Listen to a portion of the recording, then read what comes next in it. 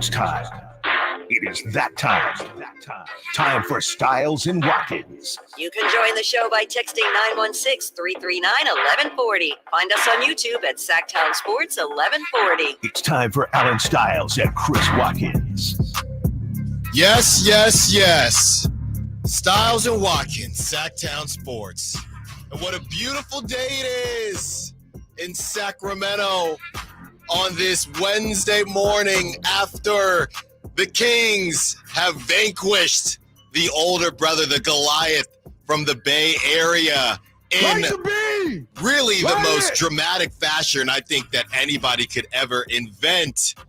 Chris Watkins, the floor is yours. Yeah, what a game, what a night, what a performance, and what a day. What a day to be alive and breathing here in Sacramento. Wow.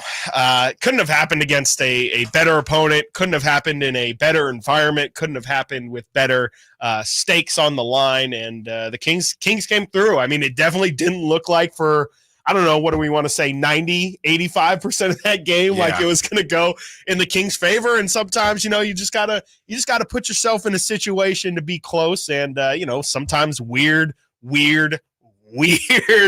strange things happen, and you got to capitalize, and that's what the Kings did. I mean, they definitely got down early in that game, but in that second half, they didn't give up. They kept it within 10, 15 points, and then, like De'Aaron's talked about after in the post game, you just got to kind of slowly chop away at that thing, turn a 15-point lead into a 10-point lead, and then get it within single digits, and then try and get it within 5 with 3 minutes to go. And sometimes you got to keep it within 5 with 1 minute to go. Yeah. And again, you just never know what's going to happen. So what a night, what a performance, and just what an incredible it was not an incredible game. I will not say it was an incredible game. It was a very frustrating game, but what an incredible event to witness yesterday. Yeah, and when you look at the box score, there's a lot of minuses everywhere, right? But it doesn't matter because you got the W. Got our guy, Nate Littlefield, hanging out with us behind the glass, so he's going to bring the heat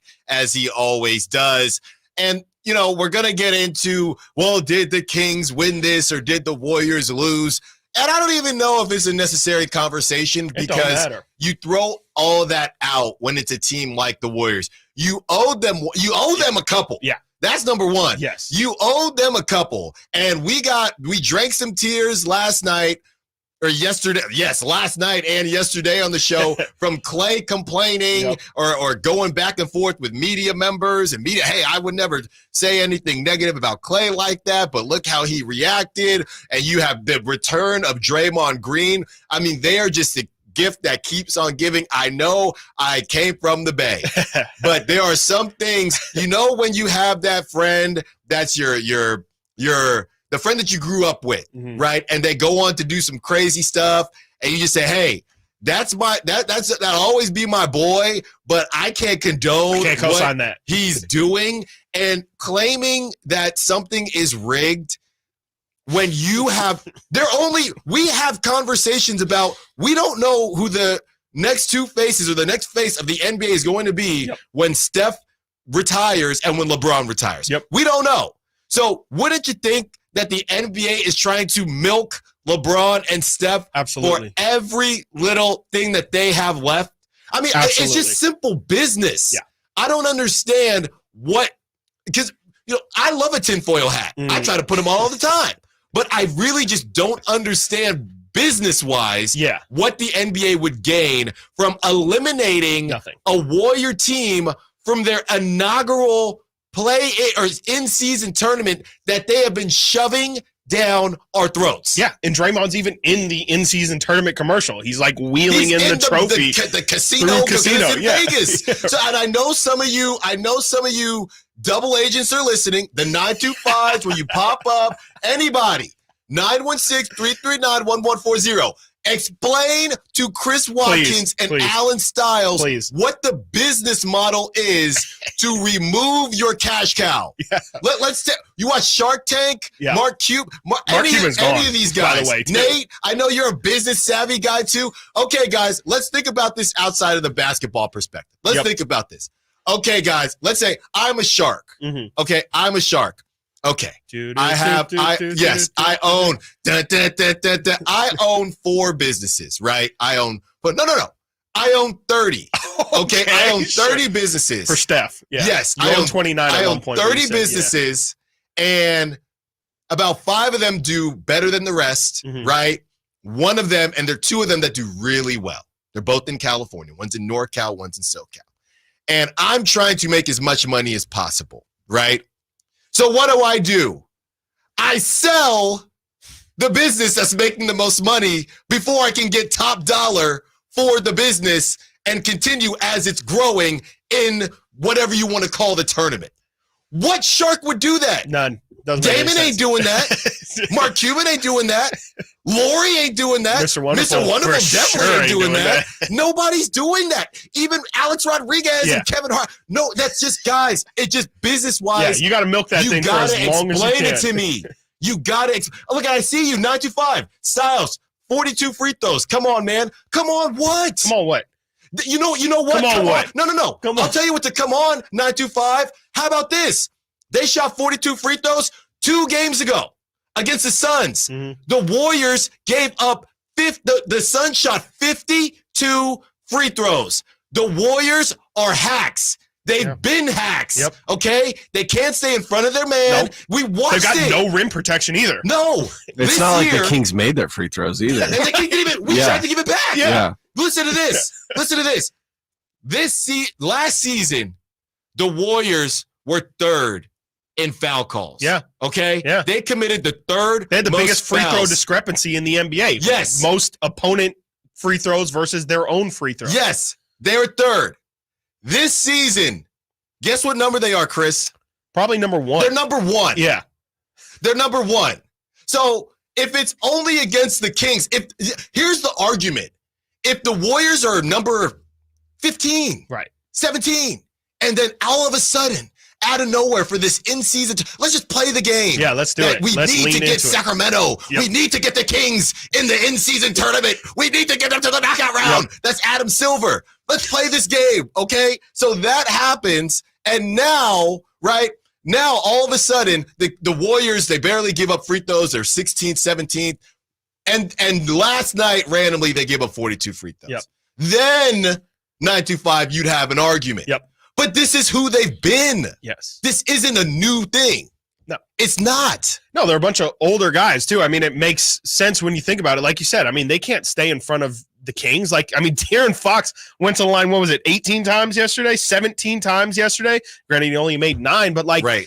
That's a sign. Like, that's a sign that you just can't guard somebody. Anthony Edwards the other night when they played the Kings, he had 17 free throws as well. Sometimes it just means you have no. You're getting option. cooked. You're just getting cooked. You're that's getting exactly cooked. what that means. Just admit that you got cooked. Yeah, you think Corey Joseph was going to stay in front of De'Aaron like after CP, and then I mean CP in the brief period he was guarding De'Aaron. Steph, like who do you think was stopping Fox? Like nobody.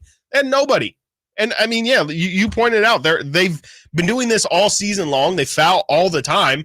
And I think if we're talking, look, by the way, I will also just say the refs in general were terrible yesterday. On both sides of you. I think if both sides are complaining and saying that the referees were selling it for the other team, that probably means that just the referees were bad in general. Mm-hmm. Like, I think everybody can agree on that because I could tell you 4 or 5 plays where the Kings got phantom calls. That's what I'm saying. Duarte was checking Steph Curry, I think, full court. He gets shoved. Duarte gets shoved and gets called for a foul. We can admit on the Wiggins turnaround on his drive where De'Aaron just literally puts his hands up and is like, go ahead, bro. Go ahead and drive. And Wiggins jumps and flies throughout the air, gets the foul call. There was like 4 or 5 of those last night.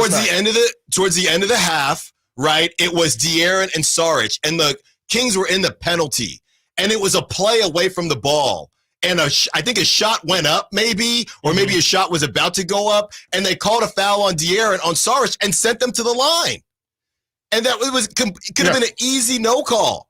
And Steph, the one where he just Fox is just running into people. They all do it. Yeah. They all do it. Don't get me started on Steph's just phantom calls either. That dude's whistle is out of control.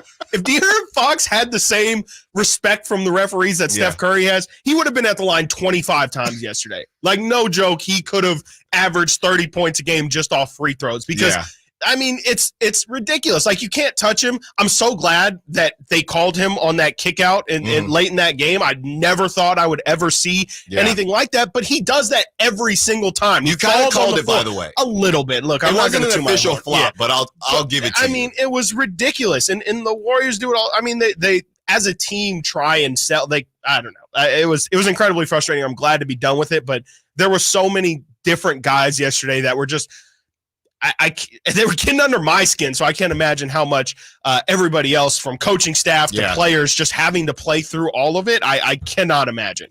Got to get to a break. When we get back, we're talking about how the Kings pulled it off. We got time for Draymond. We got time for everybody. We got time for your calls, 916-339-1140. Did the Kings win it? Did the Warriors lose it? Do you care? And like we said, we have our Kings Roundtable at 12 o'clock with our guy, Frankie Corticelli and Brendan Nunez. That's all coming up. Stiles and Watkins, Sactown Sports.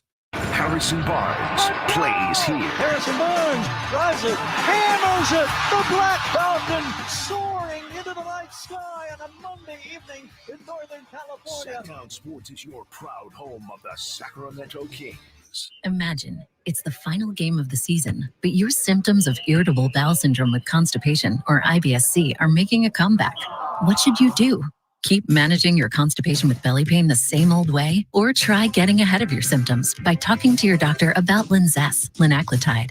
Linzess is a prescription medicine that treats IBS-C in adults. It's not a laxative. It's a once-daily pill that helps you get ahead of your symptoms. It's proven to help you have more frequent and complete bowel movements and helps relieve overall abdominal symptoms, belly pain, discomfort, and bloating. These symptoms were studied in combination, not individually. Do not give Linzess to children less than 2. It may harm them. Do not take Linzess if you have a bowel blockage. Get immediate help if you develop unusual or severe stomach pain, especially with bloody or black stools. The most common side effect is diarrhea, sometimes severe. If it's severe, stop taking Linzess and call your doctor right away. Other side effects include gas, stomach area pain, and swelling. Imagine, what could relief from IBS-C mean for you? Talk to your doctor and say yes to Linzess. Learn more at linzess.com or call 1-800-LINZESS.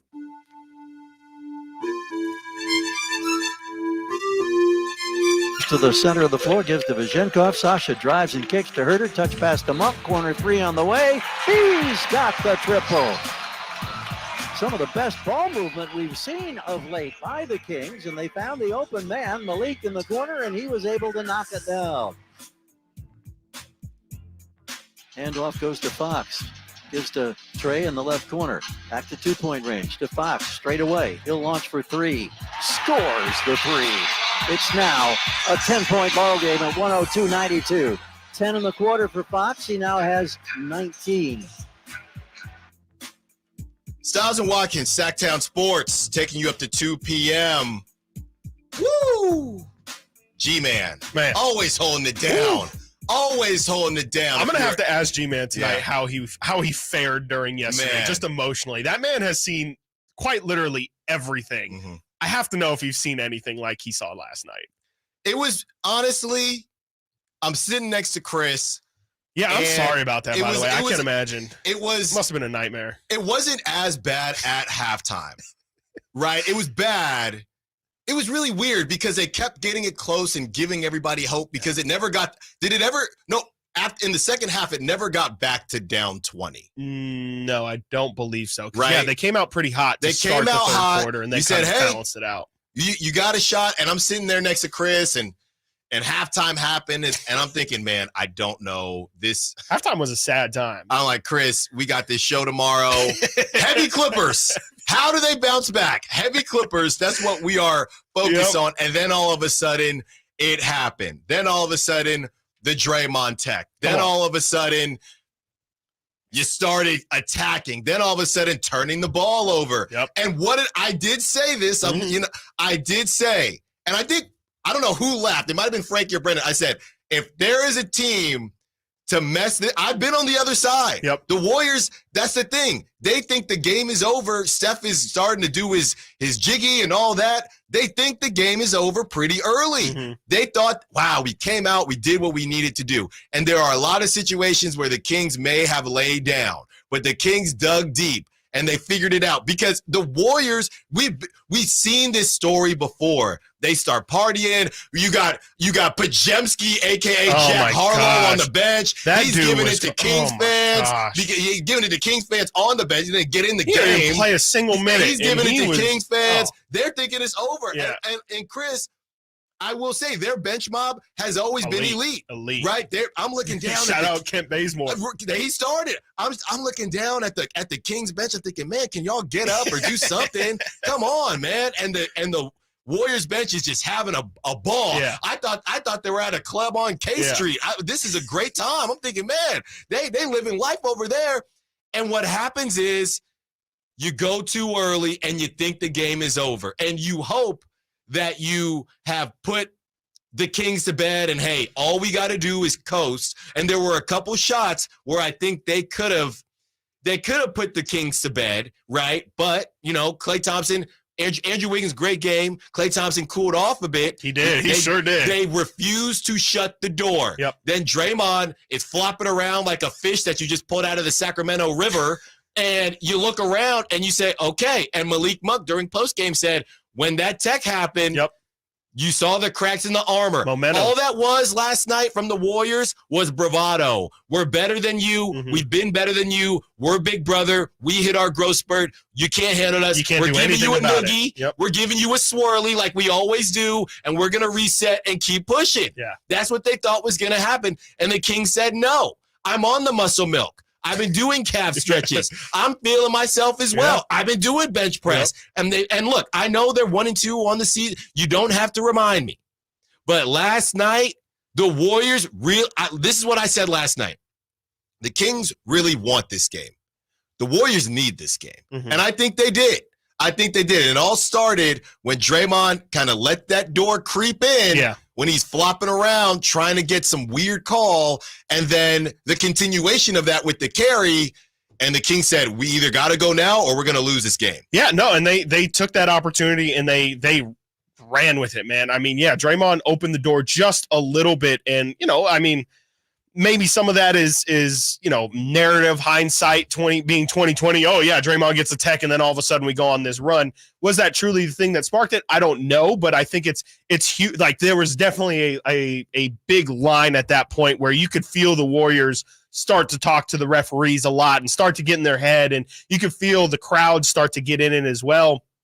And I think that's when Malik Monk really took his game to another level as well. Like shout out, just Malik Monk, the amount of big plays he made yesterday, just unreal. We talked yesterday in our dog segment, and it's so clear that the Warriors have zero answer for De'Aaron and Malik Monk. They have no idea how to slow those guys down. And shout out Malik for using that. I mean, especially, that last possession wasn't awesome. No. That's not ideally how you want your game winner to look. But, even in those moments for him to go downhill with like 2 seconds left and be able to create that shot, I thought was just incredible. And it was a great performance down the stretch.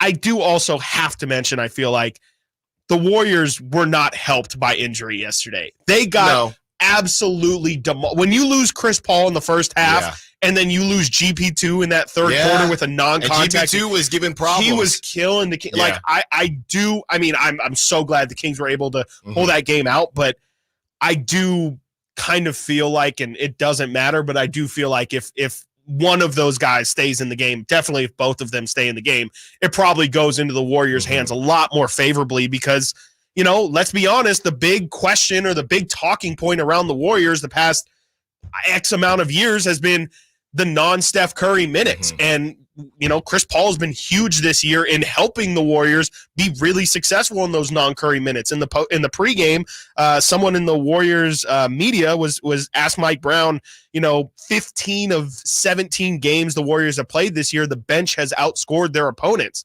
That's largely in part to Chris Paul and how he orchestrates the second unit with Dario Saric and Chris Paul himself and GP2 and Kuminga, and you saw Moody have a moment yesterday as well. I think without CP specifically, they just were never able to keep things afloat without Steph out there. You saw them check Steph in with, I think, 3 minutes left in the third, and then check him out again halfway through the fourth quarter because he just couldn't get he needed another rest. So I think that truly did play a huge factor in the Warriors just not looking like the same team in that second half. It's true. And honestly, it's offensive and defensive when it comes to GP2 because GP2 probably he's that secondary defender when his defense is when out the of Kings control, were having trouble. And we talked about, man, how often are Malik Monk and De'Aaron Fox going to play together? We saw it, I feel like, more often than we normally did because they needed that offensive punch, especially with Keegan Murray being out. Let's not forget the Kings are missing their third scoring option, or their 3A, 3B, 2A, 2B scoring option. And on top of that, you have to deal with, you have Malik Monk doing his thing, De'Aaron Fox doing his thing. I looked up, and there were times when it was Wiggins out there and GP2. I'm thinking, man, that's a tough defensive lineup. That's a tough defensive lineup for the primary scorers that the Kings had. And then when GP2 goes out, it's a little bit different. Way different. I mean, they can't really get much ball pressure. That's when you had to see Corey Joseph in there. And I mean, shout out Kojo a little bit. I mean, he's never going to light the world on fire. He had a little floater in there. He had somewhere. A little floater on Herter, and he was orchestrating the offense to an extent, I guess. That's about as well as Corey Joseph is gonna give you on a night where he probably wasn't expected to really play at all. So, yeah, I mean, good on they still took advantage of the opportunity in front of them, but definitely it is. Whatever. It doesn't even matter. I'm not even going to mention the injuries again, but it just should be mentioned. But absolutely, I think the bigger story from the game, if you want to do did the Kings win it or did the Warriors lose it? I do, they definitely played their hand in both, but I do think it did feel a little bit more like the Warriors did lose that game. Yeah, I mean, as much as I would love to give the Kings the credit that they also do deserve. If you're looking at it from a plus and minus standpoint, Andrew Wiggins was -1, Klay Thompson was a -5, Harrison Barnes was a -10. So that they had two starters in the minus, right? And the Kings had 3 in Harrison Barnes -10, Chris Duarte -10. He only played 15 minutes, right? And Sabonis really. Here, the bottom line is, if you were to tell me that Sabonis scored 9 points, De'Aaron Fox scored 29, Herter scored 21, Andrew Wiggins almost had a 30-burger in 29, Steph scored 29, and Klay Thompson had 20, who won that game? Yeah. And Moses Moody had 11 off the bench, and Sarge had 10. Yeah, I'm saying even halfway but through Malik did have 21. So Malik basically is Keegan. Right? Essentially, Essentially. So I think you would have thought it was a closer game than it was. I'll tell you that much. I probably would have thought that the Warriors would have won handily, honestly. If you would have told, that's the first time I pulled the stat. Of course, the Warriors' big talking point this year, again, has been no other player besides Steph Curry, I think 4 or 5 other occasions they've had somebody non-Steph Curry score over 20 in a game. Tonight was the first time they've had 3 guys score over 20 points in a game, and it happened halfway through the third quarter. Wiggins had 20, Klay had 20, Steph had 21. So at that point, I was like, this is literally the formula for the Warriors' success. Their big 3 has 60 combined halfway through the third quarter. This game's probably over. Unless the Warriors think it's over. That's why I think the Warriors lost it. Exactly. I think they did. I think if you're Steve Kerr and you're looking and you're saying, okay, Steph gave us 29 last night. Wiggs gave us 29 last night. We even got 20 from Klay, and we got 10 from Sarge, and like you said, 11 from Moses Moody as well. We won that game. You have to win. No, you have to win that game. You're not getting better performances out of anybody else besides Steph Curry with those numbers. And Steve Kerr is probably upset at that 11 from Moses Moody because he does not like. We don't know why. I have no idea why. But thank you. He hates that man. Okay, if the hands in it was the tech and Steve Kerr and how his disdain for Moses Moody. Got to get to a break. Strays today. We got to get to a break. When we get back, we're going to talk about it. Draymond was tripping. Stiles Watkins, Sactown Sports. Check out the Golf to Go Hour with Frank LaRosa every week on Sactown Sports. Get the latest on equipment, area courses, people who play the great game, and plenty of good conversations about golf. It's the Golf to Go Hour every week with Frank LaRosa on Sactown Sports. Golf to Go is brought to you by the Hagen Oaks Golf Super Shop, America's most awarded golf facility. Naturewood Home Furnishings, where it's all about choices and always about quality. This time of year, big box tool stores start to sell a whole bunch of not tools, from dancing Santas to plastic trees. At Northern Tool and Equipment, we'd rather sell you a 4-horsepower chainsaw fitted with a full chisel chain to cut down your own tree. And we have wood chippers come January, because mulch. We're cutting prices on your favorite brands this holiday season. Save on Milwaukee, Ingersoll Rand, and Metaltech in-store or at northerntool.com. eBay Motors is here for the ride. 120,000 miles of night drives, daily commutes, and who knows how many. Are we there yet? Through countless fixes, elbow grease, and a new radiator, you kept your ride alive. With eBay Motors, you have over 122 million parts to keep it running. And with eBay Guaranteed Fit, they'll be the perfect fit every time. Plus, at these prices, well, we're burning rubber, not cash. Keep your ride or die alive at ebaymotors.com. Eligible items only. Exclusions apply. If you or someone you know is having thoughts of suicide or experiencing a mental health or substance use crisis, 988 provides 24/7 compassionate support and connection to trained counselors. When you call, text, or chat 988, you'll be quickly connected to trained counselors who will listen to your concerns, provide support, and connect you to additional resources if needed. There is hope. The Lifeline works. You are not alone. For 24/7 support, just call, text, or chat 988. At Elk Grove Honda, we make sure every certified pre-owned Honda is one we'd buy from ourselves. At Elk Grove Honda, in addition to our lower prices, we include many benefits that a private seller just can't match. Our Honda-trained technicians only certify our Hondas if they pass a thorough 182-point inspection, and our certified pre-owned Hondas are under 5 years old, so you know you're getting the newest Hondas in prime condition. See our exceptional selection of lower-priced certified pre-owned Hondas in the Elk Grove Auto Mall or online at elkgrovehonda.com. I gotta get an Elk Grove Honda.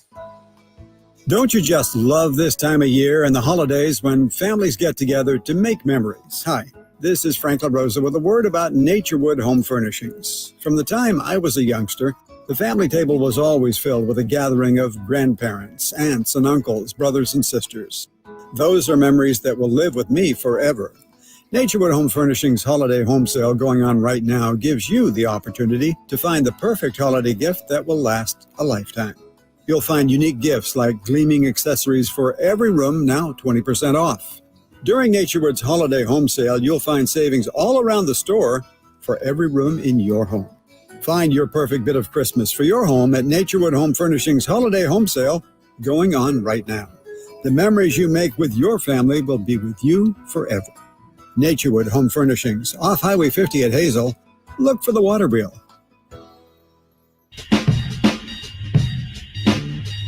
Fox gives to Monk. In attack mode. Gets into the lane. Starts left. Goes right. Feeds a pass to Vezenkov. Shovels it out to Herter. Back to Sasha. Quick release for three. Nothing but net. That one was up in the lights. Check that ball. It might have frost on it. Wow. 106-98. Sasha Vezenkov.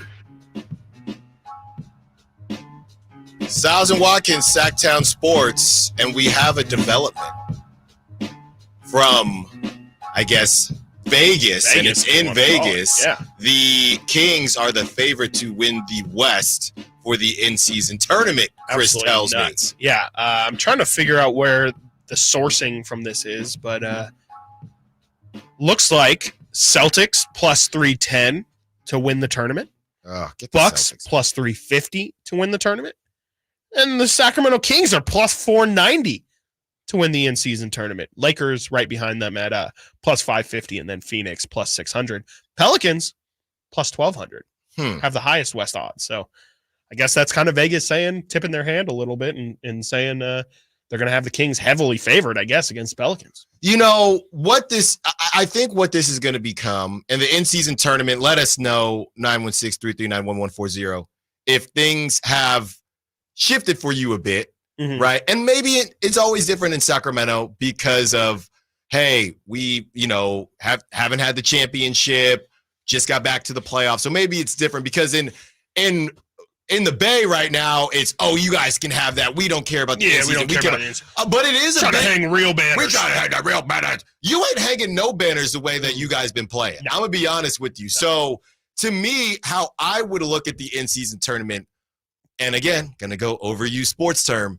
It is a measuring stick because if it's all you have. Yep. If the Kings get to Vegas and let's say they get to the finals and they get to face off against the Celtics, you're telling me that doesn't matter? Now, does the banner matter? Depends on who you ask. But you having to go up against a Celtics team who has been absolutely rolling and seeing where you match up in a high-level game, these guys got pride. They put money on the line for the less fortunate kids in the All-Star game, and everything looked completely different. Right? So they're going to put their best foot forward. Especially once they're already there. So I think it does matter, and you won't get to see your team in that high-level situation. No, I'm telling you, like, especially from I'm thinking about it more from a team-building perspective as well. Like, Monty McNair should be pushing harder than anybody because it's like, I want to see what our team looks like if we, in theory, did make the finals and have to play the Celtics. Like, that's a good I need point. to know if, okay, apparently the Celtics are just going to kill us with forward depth or something like that. And so it's clear and obvious that we need to go out there and get another forward, or maybe we should lean more into guard depth or something. You know, you can just learn a lot from that kind of environment. It does kind of suck that it is one game, so you don't want to, draw any massive conclusions out of that, but it should be able to at least give you some sort of sense of, in a big high stakes environment, what exactly is your team missing, or what are you leaning on, and what are your biggest deficiencies? I think, to me, that's the biggest reason why, from an organization, I think it's massively beneficial to get into that final, because you get to have a different perspective on your team that really nobody else except for the other team in the finals gets to have. Right. How far away are we? Do you have the dogs to get you there? Do we? And don't forget, dog segment 1:30. It's coming. Dog segment 1:30, by the way. YouTube chat is a party tonight or today, and hopefully through tonight. Got the Drive guys up next as well. Veggie Delight, Styles, a W was needed more for the team mentals. The tourney is just I agree with you. Mentals were huge. I agree with you. Yesterday, absolutely. And we were having the question yesterday, if the Kings lose by less than 13, how awkward would that have been? Because you move forward, but you lost to the Warriors again, and you could even have lost by double digits. So I completely agree with you. But I'm just saying, you do get to move forward, and you do get to experience high-level basketball. And I do think that's why Warrior fans, and I would even say some Celtics fans and probably Laker fans who are in it, are saying, yeah, that's cool and all, but we have our eyes on the prize. I get that the Celtics have been to the finals. The Lakers have been to the finals. The Warriors have been to the finals. Teams like the Kings, they can definitely use this more, but we knew that going in. Of course, we already knew that going in. I mean, I do think, funny enough, that there is still value to teams, maybe not the Lakers because they won the title in 2020, but you think about a team like the Celtics, that group hasn't accomplished anything. Like, yes, the Celtics organization has, but Jason Tatum, Jaylen Brown, those two haven't won anything. And They've the been to Lakers, the finals once. That ain't a bubble. You in Vegas. Yeah, right. That's the opposite That's of a great bubble. point. Right. That core hasn't, I mean, they had a really good run last year, but they haven't experienced, really, they got swept. I mean, they didn't have to experience what it feels like to win through that kind of environment. So I think it's really beneficial for everybody. Of course, it's obvious why it's beneficial to the Kings, but I still think that just about every unit could use that sort of camaraderie or that sort of experience and journey to fuel them the rest of this year as well. Yeah. And then once you go in the playoffs too. Right. 916-339-1140. Let's get to TC. Hey. Who wants to be a part of the conversation? What's up, TC? You're on Stiles and Watkins. Styles. Chris, what's up? What up? What's up? What you got for us? Man, just vibing, man. That last minute shot, man. You know what I'm saying? A couple weeks it went down like that when Clay hit it, man. So, you know what? I don't want to hear none of the crying about that. Everybody talking about calls and all that. What if it, like, look, bro, the Kings play. Listen, that should even be scary. I would be even worried. I'd be even more worried to say, man, the Kings played like trash last night. Couldn't hit a shot, missed a bunch of free throws, and still found a way to win the game. You get what I'm saying? So that just that show you how dangerous the Kings are, bro. So look, man, they battle tested, they ready. And hey, look, I'm with you, Styles. Hey, this in-season game tournament, this is big for the Kings. This ain't no parade, the NBA Finals, but this is huge for them, bro. To move on, beat New Orleans, and get down to the championship run and basically like win this thing. This would be big for the Kings, man. Look, I'm all for it, man. take this game tonight with the Clippers and move on. Seriously, though, man. But the boys showed up. Monk got big last night. I love him for that. Fox battled through the game. Sabonis, let's check it out. Get out your head, bro. As far as with this Looney situation, that's the only thing that we got to figure out. Everybody else, Kevin found his shot. Listen, Domas, I'm always come back to Domas. Find yourself, bro, when you play Looney and the Warriors, man. Quit curling up in a shell. No, thanks for the call, TC. Yeah. As always, a lot to take away from that game, and I think that's the best part of this because a lot of times you don't want your this is a learning situation or something that we can learn from. You want your lessons to be in wins, of course, right? Yeah. But wins that don't necessarily feel like wins, right? That last play, I don't know what was drawn up, but I'm sure it wasn't. Did Malik shoot with his other hand? I mean, would he shoot with both hands? He's driving left. No, he shot it with his right hand. He shot it with his right, but it looked weird. He looked like an elementary school kid who isn't strong enough to get the ball up in the basket because he was trying to draw that foul so hard.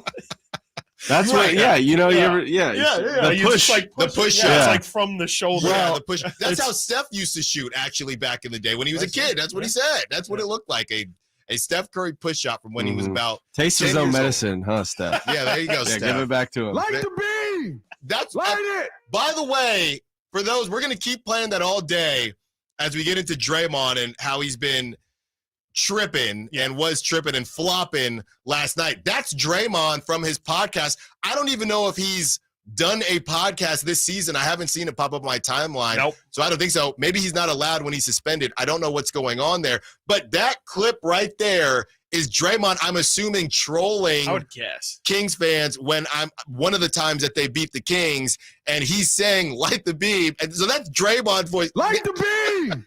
Light it! Thank you, Draymond. Appreciate it, buddy. Thank you, Draymond. I don't understand. Buddy. Pal. Buddy and thanks, Pal, bud. They can take so many different tones. So disrespectful. Yeah. We got into it a couple Nate, weeks ago with Nate. some of the older gentlemen here about that. Oh, goodness. Yeah. I just think Bud is like so condescending. So disrespectful. Especially when it's someone your age or younger. Dude, it hurts. Yeah, if somebody's towering over me, I will say bud or pal to let them know that I'm not backing down. Yeah, that's what I mean. It's not a term of endearment. It's aggression. Complex but move right there. Say it to me, it's a problem. That's what I'm saying. Yeah, don't do that. Yeah, just don't call me bud. While you're at it, just pat my head. That's just what I'm pat my head saying. while you're at Yeah, like, dude. And say good job. Dude, if someone pats my 5'10" body on the head, it's on site. It's on site. It's on site. And it was on site for Draymond last night. Chris and I, we went back and forth on what Draymond was going to show up. Yep. Was it going to be Boy Scout Draymond? Yep. And hey, I'm going to tote that line kind of perfectly, but I led know, by pettiness. Though. Led by pettiness, but I'm going to keep it chill. I thought Draymond is going to be on 1,000. Yep. And this round goes to Allen. Yeah, he got there. He got there. He started out pretty chill. Yeah. He hit a couple threes, and he actually, I said, he okay. Hit two of them, he hit two. And everybody gangster until Draymond started hitting threes. The backpack three was there. And he hit him, and the second one, he let the Kings bench know. And I thought, okay, you're getting good Draymond. And then all of a sudden, it's just a switch. Yep. And it saw happened, red. and things just went left. Yeah. It's like, I almost do feel bad for Warrior fans in that moment because it felt like Draymond, I don't want to say at his worst because I think we've seen him at worst, but that's like him operating at like a 12 at the end of that game. Like he was so upset towards the end of that. I don't even know what initially sparked it either. Like, was it the Malik carry that he was so obsessed with? I don't even know what initially set him off so much, but the second he got to that level, the second he started cranking that thing up, it just couldn't stop. And it's just, you can see him lose sight of the game, and nothing else mattered except for what Draymond felt emotionally. It didn't matter that it was a close game or that the Kings he was keeping the Kings in it. Yeah, he just saw red and nothing else mattered. And I don't think I've ever seen him be, even after he stomped on Sabonis and did the whole standing on the bench parade sentence. Like, it was even when he stomped on our center and then got on the chair and was antagonizing the crowd and didn't get a tech or anything. It didn't feel like he was that like upset. If that meant, like, he was passionate, he was fiery, but he wasn't like angry. Yesterday felt like anger. I'm gonna put the tinfoil hat back on. Yeah. It felt like something was going on. It feels like maybe a conversation was had, right? Maybe during that suspension, it was like, hey, man, we can't have this anymore. And Draymond's like, I'm going to be me. I'm always going to be me. Right. And as he said in his press conference, not post game, but he said during that suspension, he was like, I'm not sorry. I don't apologize. I don't regret anything. That's me. That's how I operate. That's how I am. And if you don't like it, then you don't like me. And something tells me, you watch Steve Kerr. You posted a video yesterday. You and I both saw Draymond getting into it on the bench, not with head coach Steve Kerr, but with some assistants. And, you know, he did have a really long conversation with Steve Kerr after he pulled him after that tech. So I got to kind of wonder, put the tinfoil hat on. Is there something going on in Golden State again? Yesterday, we read that report from Kendra Andrews about the Warriors organization being upset about Andrew Wiggins.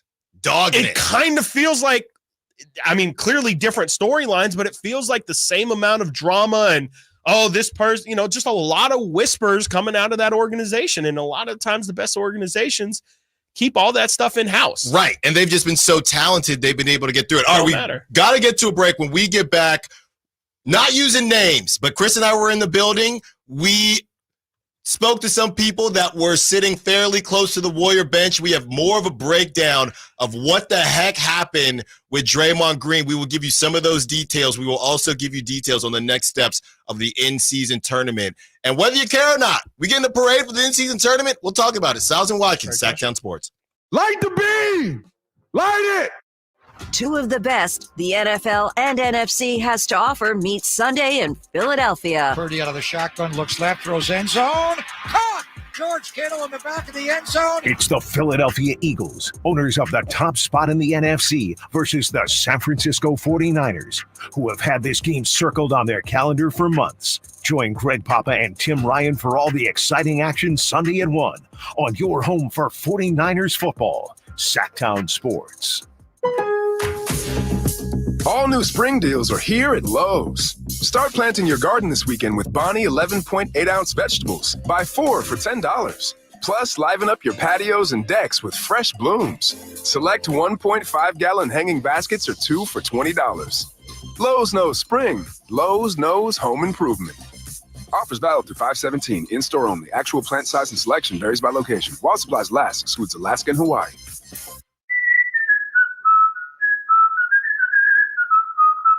Yep, 'tis the season. Hi, if you're like me, you take pride in your gift giving. Well, I've got a terrific idea for you. Gift cards from the Good Feet store. Okay, so arch supports aren't exactly what they've been hinting for, but you know they'd love them. And with the Good Feet lifetime warranty, it's a gift they'll enjoy forever. Buy a Good Feet gift card now, and Good Feet will boost its value 20%. That's a 20% gift free from the Good Feet store. If you have someone on your list who's on their feet all day, has sore feet, knee, hip, or back pain, or even plantar fasciitis, maybe needs an energy boost, or just wants to maintain their active lifestyle, a Good Feet Arch Support gift card could be the perfect gift. The Good Feet store in Sacramento, Roseville, Stockton, Modesto, and Vacaville. Online at goodfeet.com. Guys, did you know your testosterone affects everything in your system, including how you feel and perform every day? Right now, Revive Men's Health Sacramento will check your testosterone for free. Knowing your T levels is the first step in understanding if you have low T. Your testosterone level impacts your energy, libido, sleep, weight, hair loss, mood, and even ED. Maintaining an appropriate T level can change your whole life. Most men start to see changes in their hormone levels in their 30s. Experience and results matter. So what are you waiting for? Get your T levels checked today by local, experienced, and trusted men's health experts. They've helped thousands of men since 2011. They're so confident they can help you, they even guarantee it. Call Revive today and schedule your free testosterone test, free exam, and free consultation. Call Revive Men's Health at 916-277-8599. That's 916-277-8599. Or visit revivemenshealth.com. Did you know one of the worst things you can do is turn on your furnace after it's been sitting there all summer, gathering dust without giving it a thorough tune-up first? Think about it. What if your car had been sitting in the garage for 6 months without ever running?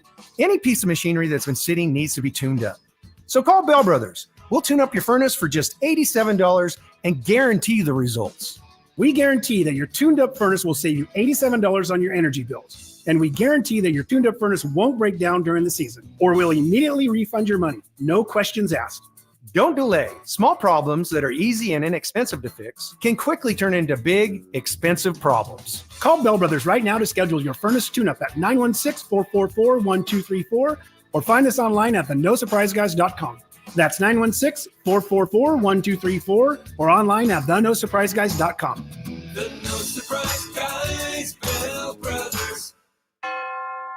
What's up? We're talking to Chad Hoblet of Hoblet Dodge Chrysler Jeep Ram in Woodland. Chad, what's happening for Chrysler's Black Friday sales events? Right now, save up to $17,500 off MSRP when you lease a new 2023 Jeep Grand Cherokee 4xE. I've been in the business my entire life, and I've never seen savings like this on one of America's favorite SUVs. Wow, almost $20,000 off MSRP. That's pretty awesome. What about those Jeep Wranglers, though? You can save over $16,000 off MSRP when you lease a new 2024 Jeep Wrangler Willys 4xE. And yes, I did say 2024s, and I did say Willys. At Hoblet, we're working to save you money on what you want, not last year's leftovers. If you want a new Jeep, there's only one place to go. Plus, get 4.99% financing only at Hoblet Dodge. Unbeatable prices, unbeatable selection. Nobody beats Hoblet, period. 17.5 total net savings on lease only after 14.5 factory rebates and 3,000 dealer discounts. 16,000 total net savings after 13 factory rebates and 3,000 dealer discounts. Rebates include 7,500 federal tax credit subject to change without notice. 5 at each net savings. Special 4.99% financing for 84 months on approved credit through Travis Credit Union. Must have 740 plus FICO score to qualify and be eligible for membership. 14.15 per thousand finance. See dealer for details.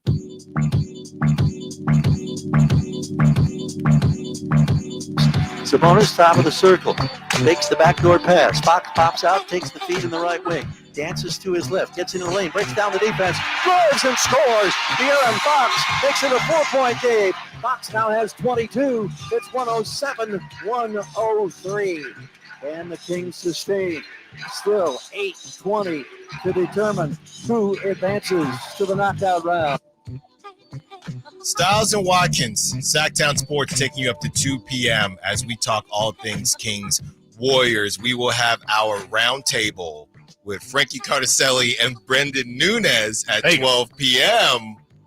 We'll check the tape on that. Yeah, we'll check the tape on that at 12 p.m.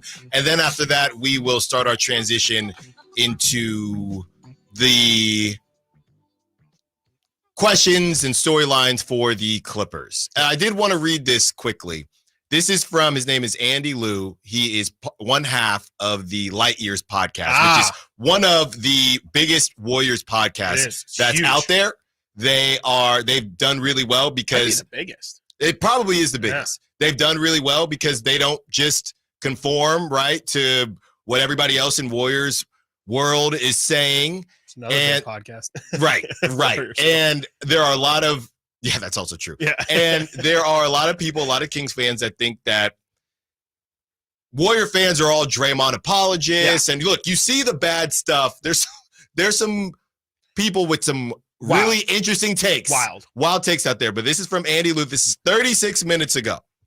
Not enough being said about Draymond. This is via X. Not enough being said about Draymond coming back from a 5-game suspension, 6 straight games out, and completely acting like a child. Yeah. And all caps. Yet again, midway through the third quarter, essentially took himself and the team out of the game right there. Yep. Bro is a grown man. Yep. That's how I feel. I mean, that's why yesterday when you asked me, like, how is he going to act? I swear, I thought he was going to act like a grown man who's 35, 36 years old and has been through this before and knows all the attention is going to be on you. And you should probably just, what do they tell you, when you're like a mafia guy and, you just did, you just robbed a place for a ton of money. What do they tell you after you get done with it? Just like lay low. Yeah. Lay low for a couple days. Just don't draw any attention to yourself. Drive the speed limit. Stop at stoplights. American Gangster, the fur coat. Don't wear the fur coat. Just lay low for a couple days. No one's saying you're not part of the game no more. Okay, you're still part of the family, but you just got to relax for a little bit, and that's it. Just don't draw attention to yourself. And what does he do day one? Send shots up in the club. Like he's firing shots and drawing attention to himself. I don't get it. Like it's selfish. It's ridiculous. I mean, I think Andy's point is totally right in saying he completely took himself and the team out of the game by just being selfish and only caring about whatever Draymond cared about in that moment in time. And it was, in the last segment I said, I can't remember what set him off. And I remembered it was the elbow. Like it was the elbow that wasn't an elbow. Right. But according to Warriors fans, it was rigged for ridiculous the Kings. Non-call. So if it was rigged for the Kings, I don't know what to tell you. I mean, check the tape. His elbow didn't touch him. Right. And he literally like that's the definition of a flop. There was contact, but it never happened with his face. I think Trey brought it over and it maybe like brushed his bicep or something, and then Draymond throws his head back and falls. I know it always looks worse slow-mo. Of course. But if it was rigged for the Kings, Draymond would have got a flopping call there. Yeah, right, exactly, because that is quintessential flop call. So, I mean, he was terrible last night, and if I were a Warrior fan, and it did get to those points, I'm always going to compare Draymond with DeMarcus Cousins because that's the most similar situation that I think Kings fans can relate to. I think people would be upset with DeMarcus if the same thing happened. Like you can't, you just have to have more awareness, especially when CP goes out and GP2 is out. You gotta read the room a little bit and understand it's okay when Draymond is hot and fiery and passionate when they're down 10 against the Timberwolves at home and they're playing a little bit dead energy. That's when it's good to have Draymond go to that 12. But when you're up 15 and you've been dominating a team that hasn't shown any signs of life, that is not the time to give them an opportunity to turn things around. And that's exactly what he did. Yeah. You had the flop on the Trey Lyles situation, which led to the tech because he was really upset that Malik Monk was carrying Steph Curry carries all the time. Entire Everybody carries. Everybody carries. But if that's what you're going down on, Draymond, that's your sword you're going down on, a carry call, and then a weird fight with the coaches, and I don't want to use the word fight and somebody say it didn't look like a fight. From what we saw, it was a heated discussion. Yes. Right? A verbal altercation. Where teammates had to get involved. Like teammates did Kuminga got involved. Draymond and Steph go back to the locker room for about a minute and a half, something like that, and come out shortly after. And like we said, we don't want to tease you too much, and we're not going to use names here, but basically people that were down there said that basically Steve Kerr, from what they gathered, Steve Kerr kind of looked at Steph and said, get your boy. I don't know. Yep. And for all these conversations, I know Draymond and Steve Kerr have had an interesting relationship. So for Steve to, hey, give him the look. You know, you got a kid, you ever give your kid the look, hey, stop embarrassing me. Yep. Right? And it was, hey, whatever I say is not going to work. That's your boy. And you know what? To take it a step deeper, Steph Curry, when he's been asked about some of these deals and signing, Steph Curry has been the one that said, we are the three amigos, we're a package deal. Yep. So maybe that's Steve Kerr saying, you wanted this. Yeah. You wanted Quite this. Literally. He's only here because you said he's essential to what's going on here. With all the things that Draymond has brought, right? If you were to ask this question in 2016, I think the answer would be different. Maybe even 2018, maybe even 2022. You have what Draymond has brought to the team this year. The question ultimately is the juice still worth the squeeze? I'll never forget I watched a documentary on Randy Moss. And Randy Moss, I think he was from either West Virginia or the country. West Virginia. Yes, the country of West Virginia. And Randy Moss told a story, or really Randy Moss's story is that I got into a lot of trouble growing up. Yep. I didn't get into any less trouble or more trouble than my friends. My friends, they're not in great places, a lot of them. Some of them are doing okay, some of them aren't. But the bottom line is I kept getting chances because of my talent, right? The juice was always worth the squeeze with Randy Moss. And it eventually happens with everybody. Mm-hmm. Is Draymond's juice still worth the squeeze? I don't know.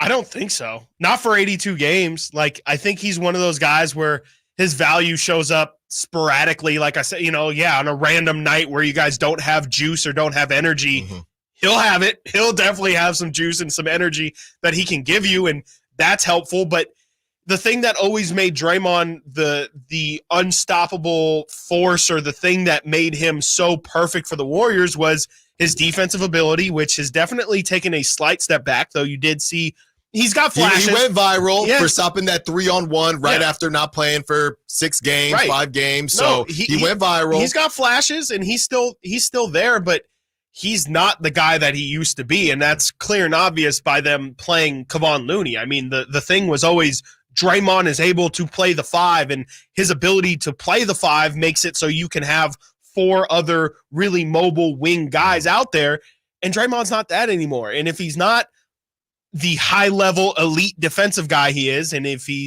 you're praying for him to hit 2 threes on a given night, and he's giving you single doubles or single singles every day, I don't think so. I don't think so. I think he's a lot more valuable emotionally than actually basketball-wise at this point. I'm not saying he doesn't have some value on the floor, but should he be playing? How many minutes did he play yesterday on his first night back? He plays 33 minutes yesterday. Should he be playing 30 plus? I don't think so. I think he's cool for 20, but I mean, that's a completely different ask for a guy who has an ego like Draymond. Draymond's not going to voluntarily take less minutes. He's definitely not going to be the one you want to put.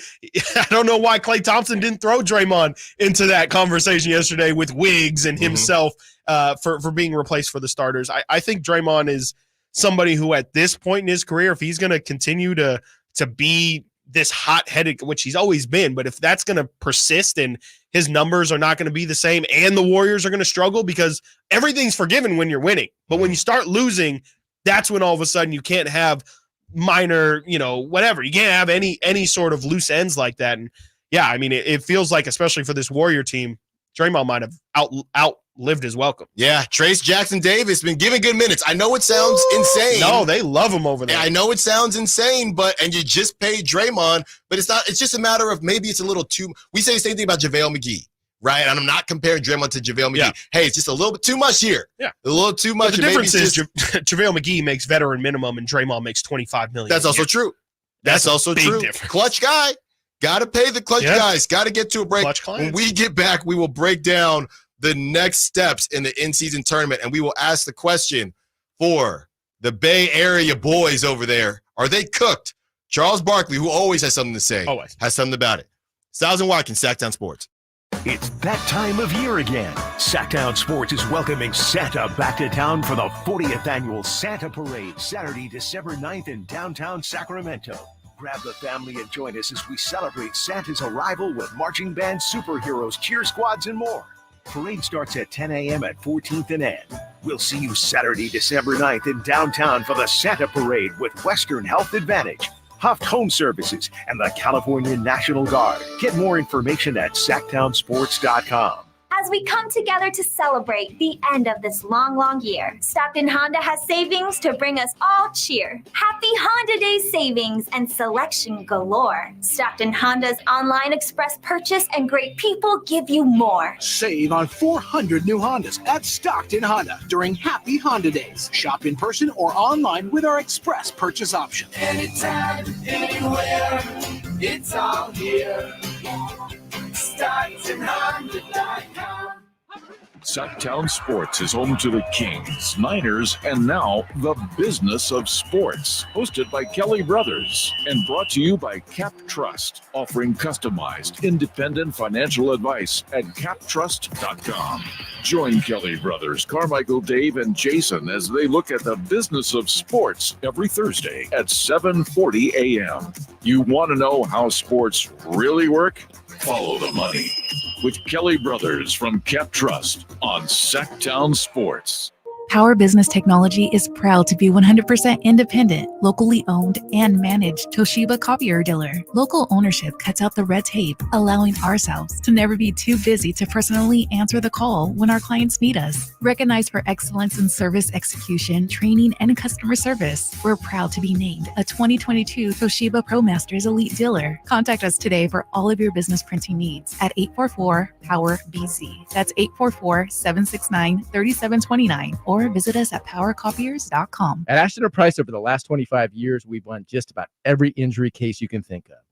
Slip and fall, falling merchandise, fell through rotted decking, we won those. Dangerous stairs, falls into holes, dog bites, won them. Injured while pedestrian or on a bicycle, auto, motorcycle, big rig, company vehicle, Uber, or Lyft accident, we've won them all. And the best news is there's no fee until you win. So no matter how you got injured, remember, for the best advice, don't think twice. Call Ashton & Price. Right now, the sewer system is probably the last thing on your mind.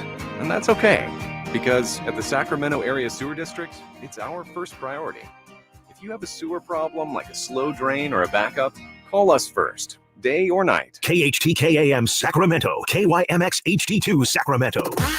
Take it on the local level. Live and local, 6 a.m. to 6 p.m., Monday through Friday. From the Power Business Technology Toshiba Studios, Sactown Sports.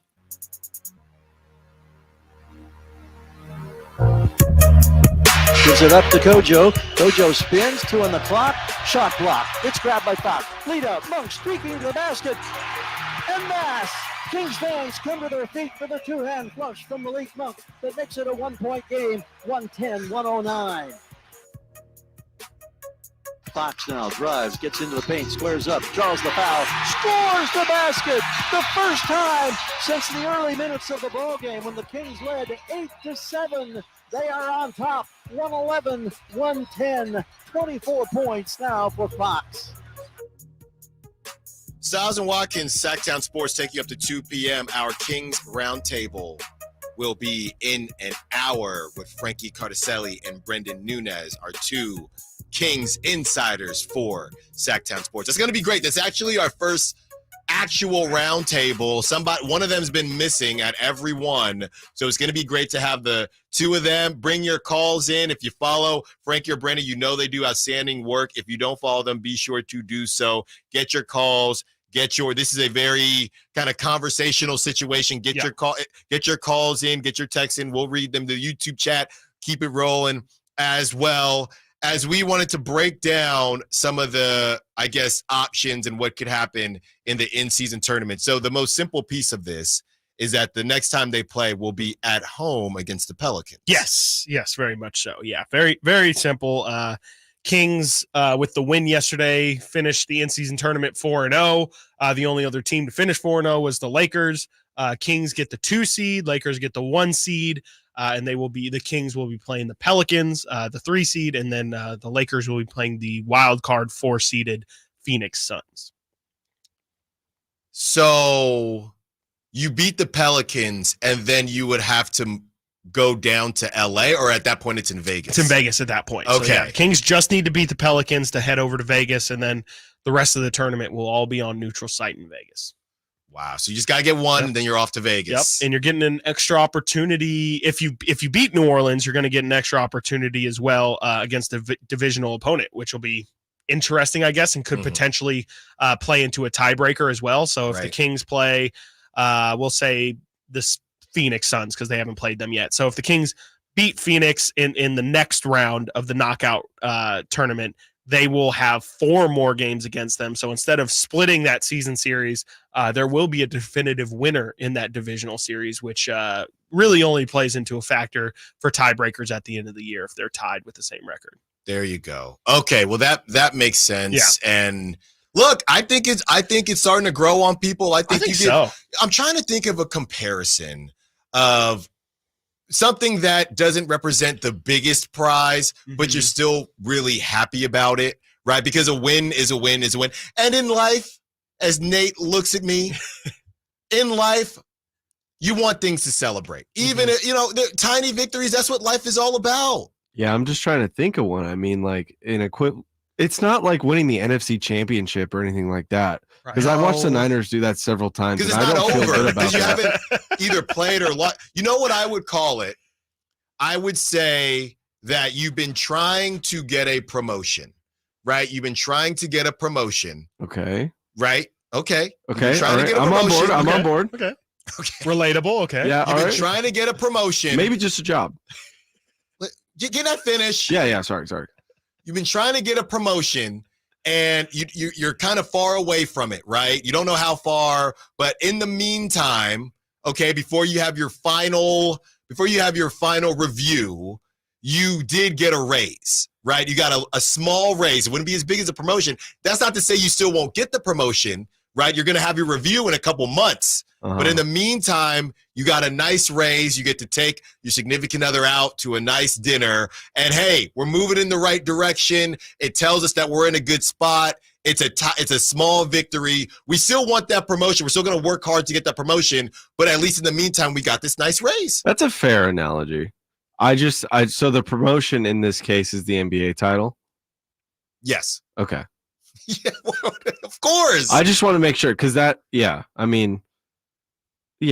on board. There you go. If you think of a better one, I'm impressed with how you just off the top of your head like that. There you go. Mine does not work like that. 916-339-1140.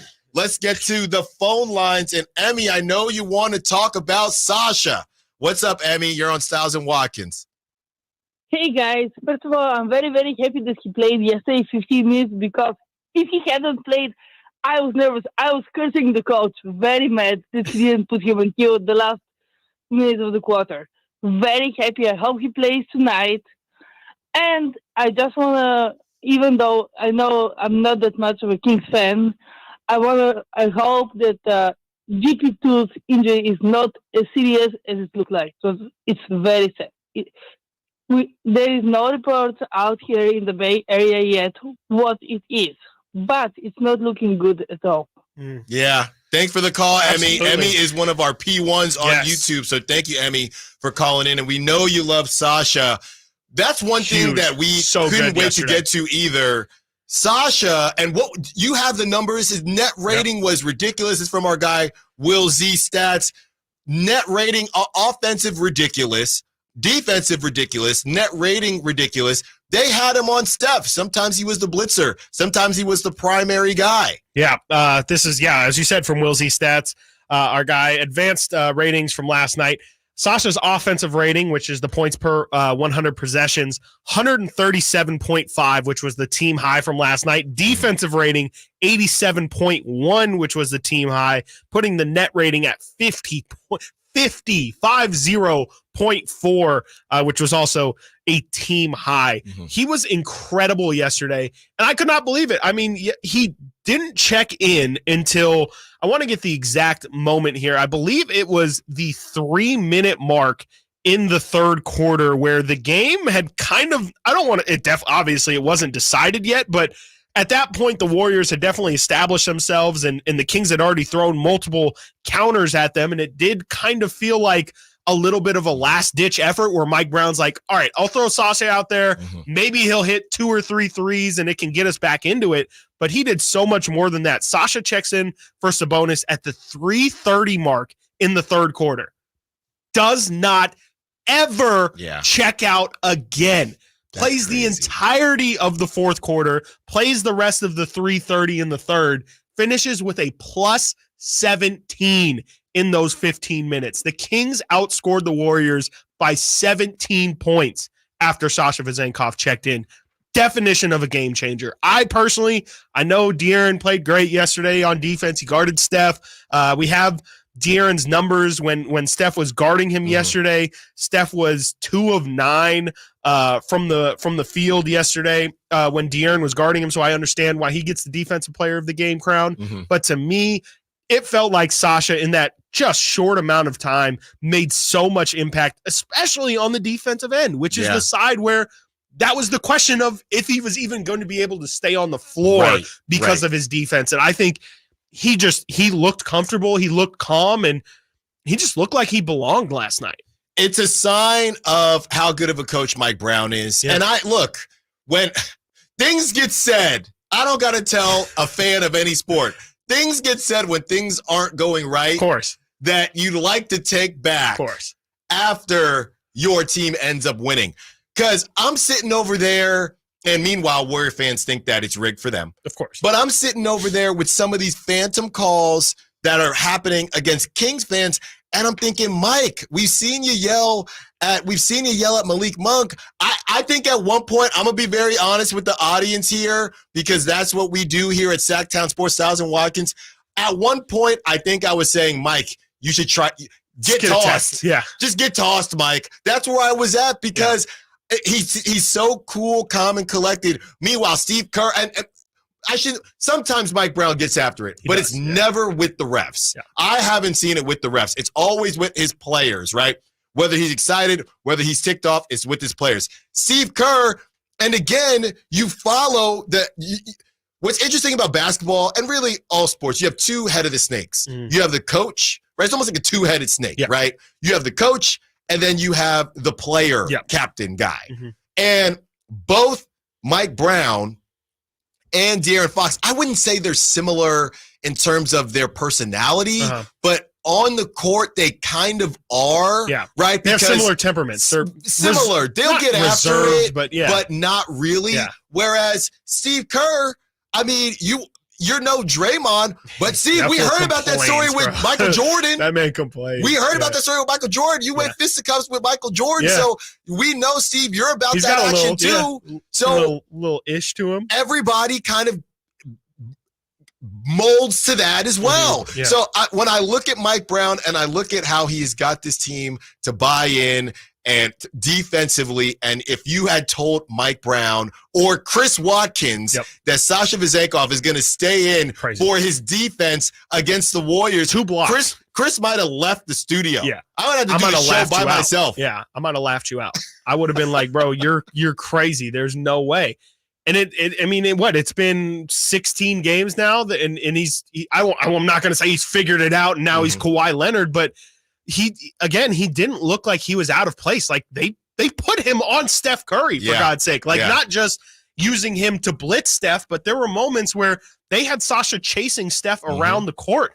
And I couldn't believe it. I thought his mobility yesterday was the thing that really, I don't know if they've been working on his body. I don't know if they've been working on his conditioning, but my vision of Sasha coming into this year, and maybe this is more so on me for assuming, but I kind of thought he was a little bit more of like a plump, not plumpy, but just not as, like a little bit more like Nemanja Bjelica body type.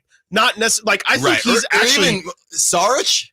Sure, just not a beacon of physical fitness. And I'm not saying Sasha is that, but he's a lot more trim and a lot more mobile, a lot less clunky moving than I would have thought. Yeah, he looks like he's got a Peloton or something, or he just cut a ton of fat. Like he looks really good and he moves really well. And I'm shocked, honestly, at how well he's able to move defensively. Got to get to a break. When we get back, talking about trimming, talking about cooking, are the Warriors cooked? We will get to that sound. And how good should the Kings feel about this win? They got a game tonight. Stiles and Watkins, Sactown Sports. What's the latest with the San Francisco 49ers? Carmichael, Dave, and Jason Ross keep you up to date on all things red and gold during the Niners at 9 every weekday at 9 a.m. on Sactown Sports at SactownSports.com. Have you Googled yourself lately? Are there negative posts from an ex-employee or from a former client? Maybe an outdated news article or sensitive personal information about your family? Search engines don't always get it right. For right or wrong, it's your reputation on the line. That's where Reputation Defender by Norton comes in. One of the most trusted names in online reputation repair. Reputation Defender has been fixing people's search results for over 15 years. Their cutting-edge approaches help you to wipe away unwanted information in your search results. They also promote the good stuff so that it rises to the top, helping you put your best foot forward. Your good name is too valuable to leave to the whims of a Google algorithm. Take control with Reputation Defender. You can start by getting your free reputation report card at reputationdefender.com or call 800-401-6681 to speak to an expert. That's 800-401-6681. Klay Thompson open. Ball stripped out of his hands by Monk. It goes to the backcourt. Save to Curry. Fires for three. Barely ripples the netting. Curry with the triple. 5-point Warriors lead. 119-114. Curry now has 24. His third made triple of the night in 9 attempts. Stiles and Watkins, Sactown Sports, taking up to 2 p.m., 45 minutes. We will have our Kings Roundtable with Frankie Cardicelli and Brendan Nunez, our Kings insiders for Sactown Sports. Get your questions in, and we'll ask them who their dogs are, who are their dogs for tonight's game, because they got a game tonight, and that is when we will start to transition over to the Clippers game. But it's hard to leave. It's hard to leave this feeling that we have beating the Warriors, and everybody is feeling good about it. When it comes to the game tonight, Chris, there is an article out about Russell Westbrook and kind of the fan situation. That'll be interesting. As we said, if Draymond can get through a game at Golden One with those fans, Russell Westbrook better not try any, well, I heard this or that. Russell, you're gonna hear Westbrook and just, just come on, just you gotta just take it, man. Yeah, you just gotta take it with a grain of salt. Just cry into just use your $100 bills for tissue. That's all you gotta do, and you'll be fine and dandy. Are the Warriors cooked? Is ultimately the question as we begin our transition away from the Warriors until the Kings see them again. Is it March? Yeah, something it like that? should be March. I mean, there's no reason for these two teams to play each other for a very It's very enough. long time. It's enough now. More than enough. Here's Charles Barkley talking about whether or not he feels like the Warriors are cooked. As I told y'all, this team is cooked. Y'all thought I was crazy. Out of way last year because Steph went crazy in Game 7. Sacramento should have beat them. They Shoulda and did. It's two different things. No, I'm saying, and with Candace's point, Steph, he gonna start slowing down too. They got an old team. Everybody slows down. Steph looks like people forgot last year. Sacramento went there. They was like they're gonna win Game 6 at home. Sacramento went in there and kicked their butt. Then I said, man, Sacramento, I picked them to win that series, but Steph went crazy. He's not gonna be able to continue to do that, because those other guys aren't the same either. They're older. This team is cooked. They're not a contender. And everybody's I was like, dude, it's nothing personal. That's like last year when Klay went crazy on me. I said, dude, I love Klay. Klay's not the same guy. Draymond's not the same guy. Wiggins has never been that guy. And then you factor in Steph has already been hurt this year. And one thing I know about old people, they just get older. They don't. Older people don't. Wait, Steph Curry is not playing anywhere that looks like he's slowing down. At all. Not even close to it. When you start getting hurt, and he's been hurt the last couple of years, that to me is when that's when you know age starts taking over. Boom. I think he's spitting facts. Like, I know Candace and Kenny don't want to hear it. They want to on Steph. I think Steph is still rolling. No, for sure. Yeah. But that's not. I don't think that was Charles's point. Like, I don't think anyone was saying that Steph is. I mean, maybe he did say that Steph has lost a step, which he definitely might have lost a step. It doesn't seem to have affected him. But I think the bigger point is that the other guys are like. Of course, we see unique special talents. They're able to keep their level of excellence up for longer than what your typical normal average humans can, but it's the normal people. Klay, I think we thought was superhuman, but I think the injuries have caught up with him, and he's just not going to be the same guy that he was in those early It is interesting Warrior runs. It is interesting though, because I do wonder as I come back from an Achilles myself, and Klay had the Achilles and the ACL, it was all about the jump shots, right? Yeah. Klay's game isn't based on highlight reel dunks. He's not Ja Morant or Derrick Rose, so Klay would be fine. I would love to have a doctor on the show to just figure out if it's just a matter of the muscle memory, if it's the Achilles getting tired. I mean, there was a video of Klay, I think, pulling a truck up a hill during the offseason. It feels like he's fully healthy. I don't think Warrior fans get as nervous anymore when you see him fall. So is it in his head? What is it? Because I don't think his game is incredibly different than it was pre-injury.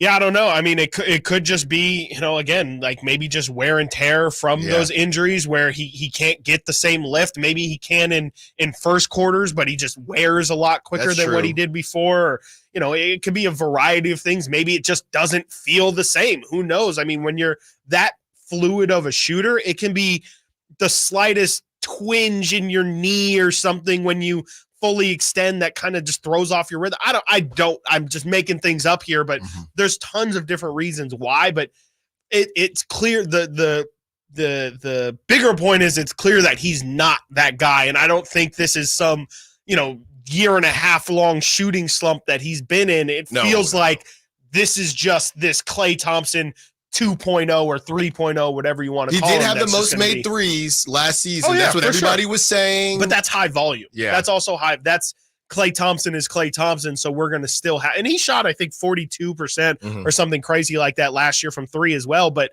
he's really just that. I think that's the problem is Klay was special because of – yes, his offense was out of control. Him Kyle Korver? No, I'm not. I'm just saying that Chris Watkins just called Klay Thompson Kyle Korver. He's a glorified Kevin Huerter. No. Yo. No, I mean. Who's got better defense right now, Klay Thompson or Kevin Huerter? Who would you take? Actually, I'm saying 916-339-1140. Who would you take on your team right now? No, we going to get. It's a Wasabi Wednesday. It is. It sure is. Who are you taking on your team right now? Yep. Kevin Huerter or Klay Thompson? Yep. Respectfully. I mean, if you factor in the fact that Kevin Huerter is significantly it's all the younger, factors, Chris. Just say it. I kind of want to say.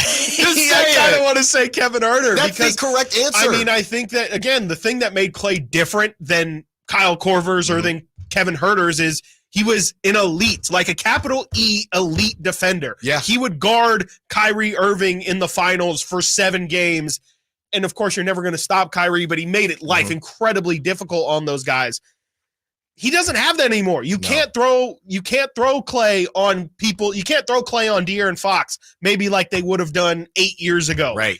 And that's huge. Like that really does, it doesn't diminish. I mean, it does diminish his value. It doesn't make him worthless. It doesn't turn him into, again, just Joe Harris, but with better PR or something.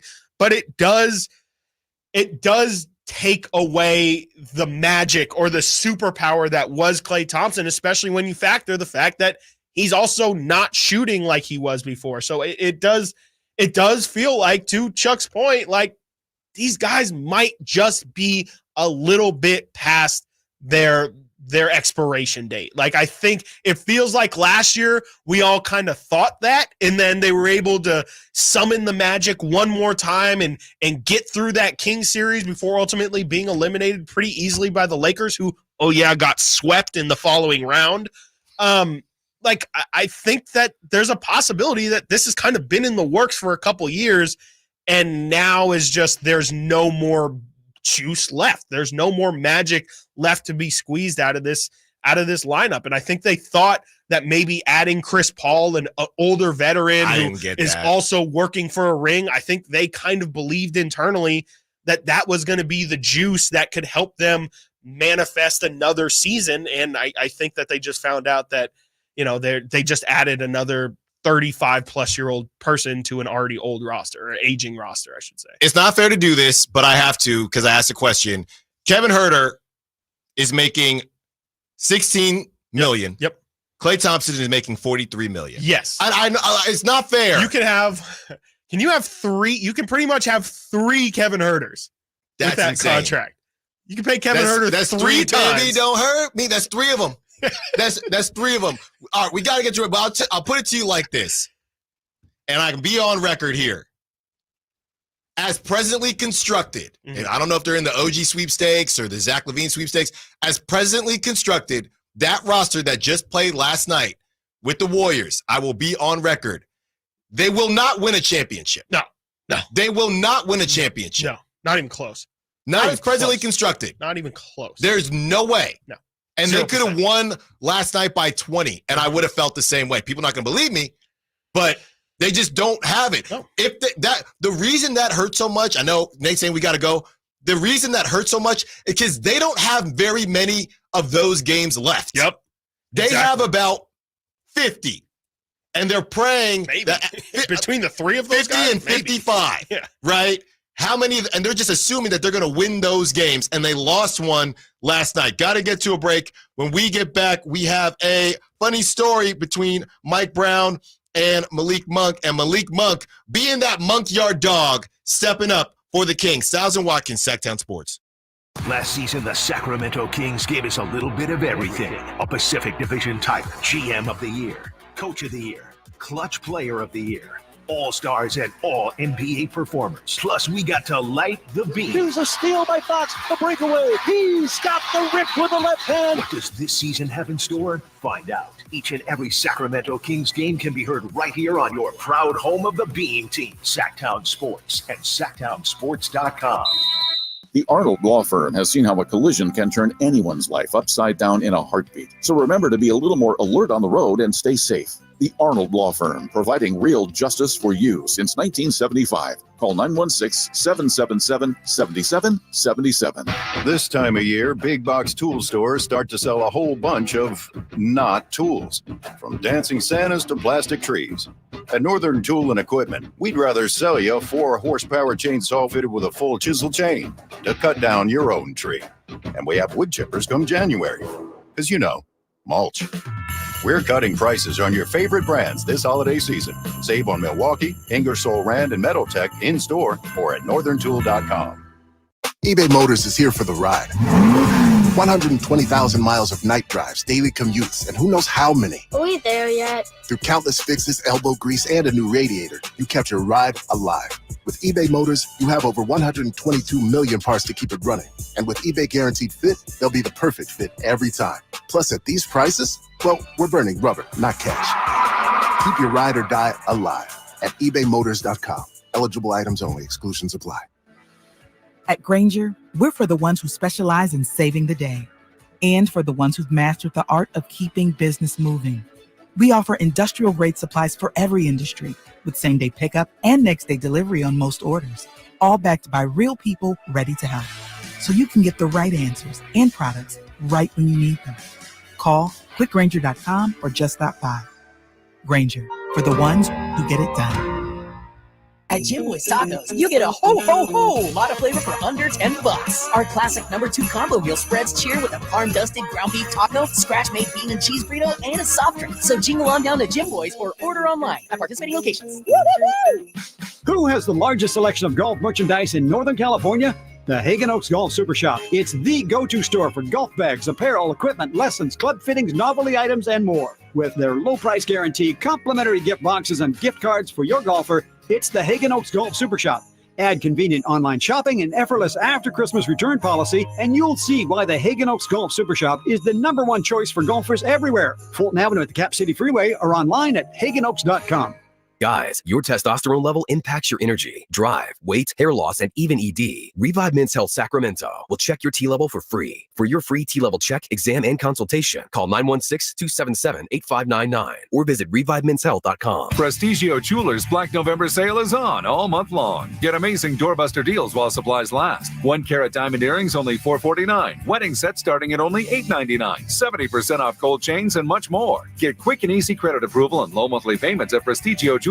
No credit, bad credit, even bankruptcy, you're approved. Prestigio Jewelers guarantees your credit up to $10,000. Shop designer brands such as Cartier, Gucci, Bulova, and Citizen. Visit us today or online at prestigiojewelers.com. See store for details. Winter is coming. I know you know that, but are you prepared to keep your family warm all season long? At American Energy Heating and Air, their goal is to exceed your expectations of the heating and air industry by valuing the customer experience and making your home comfort system as efficient as possible for the most value. So book your $49 furnace tune-up and safety inspection today. Prevent dangerous gas leaks. Extend the life of that furnace and save on your energy bills. And here's the guarantee. This isn't a sales call. They're not getting in the door so they can try to sell you a bunch of stuff. No, they're just going to do what they say they're going to do. Call today to schedule an appointment at 916-520-9990 or go to AmericanEnergyAir.com. Been serving the greater Sacramento area since 1981. A+ Better Business Bureau rating. Get your $49 furnace tune-up and safety inspection today. 916-520-9990. American Energy, making the uncomfortable comfortable.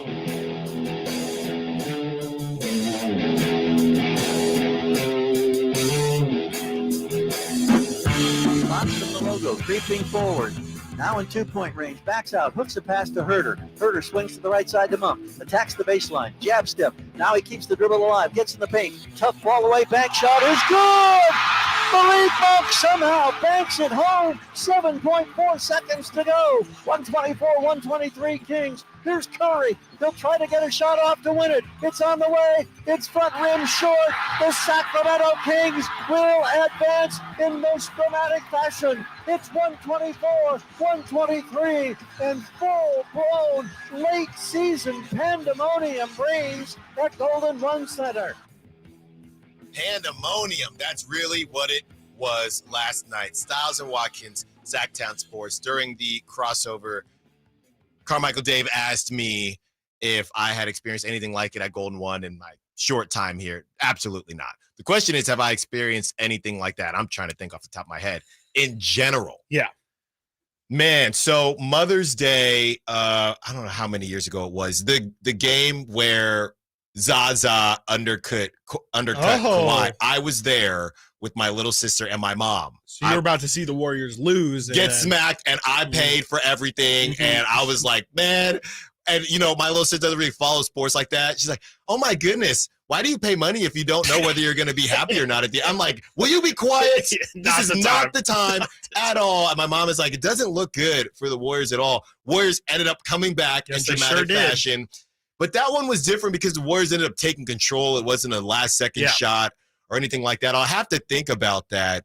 But it's definitely up there. It's definitely up there in my short time here. We asked the question before the break, 916-339-1140. Who would you rather have, Klay Thompson or Kevin Huerter, including contracts? 530 says, give me Huerter over Klay today. Ooh. It sounds like a crazy question, but I don't know if it's as crazy as everybody thinks. I mean, if you look at what Kevin Huerter has done this season, he's got on some heaters. Yeah. Right? And we're over here celebrating Klay breaking 20.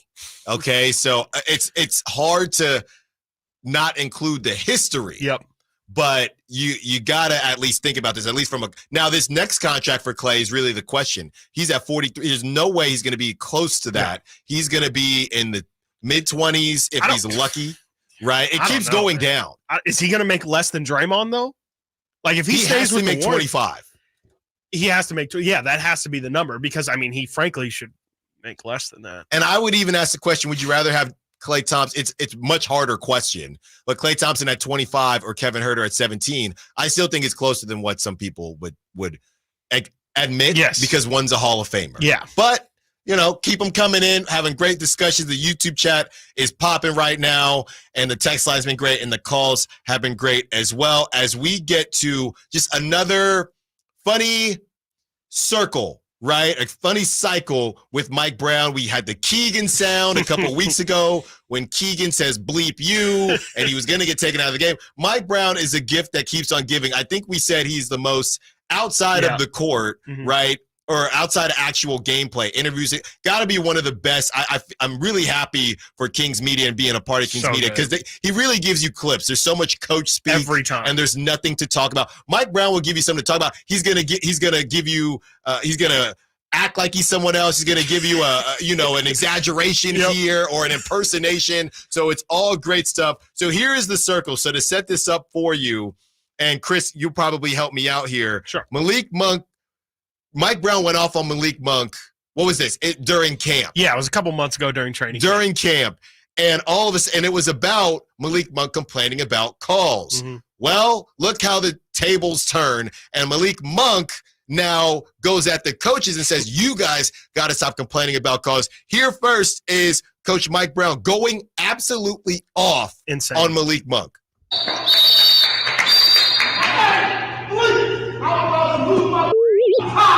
If we keep going that I don't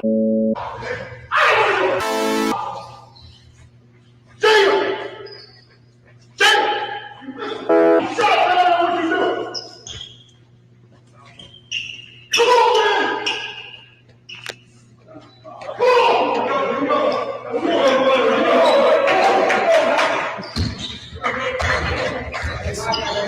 Yeah. I got to chime in on this one real quick. Please. So that's screaming, right? He's screaming, and it's obviously so uncomfortable for everyone. It's uncomfortable for me. How relatable is that when everyone's just like silent, and then they're like, "Oh, okay, guys, let's go." You know, like, let's like go. when someone gets into like a couple gets into a fight you're with, and they're screaming at each other, and then you gotta like go off and do.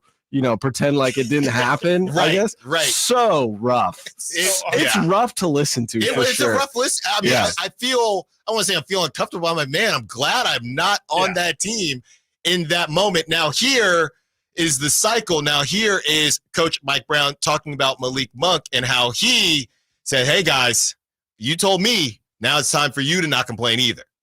We were starting to get a little carried away as a staff at the officials, and Malik came over and scolded all of us coaches. He said, hey, leave the officials alone. You guys need to be quiet. And I'm glad he did.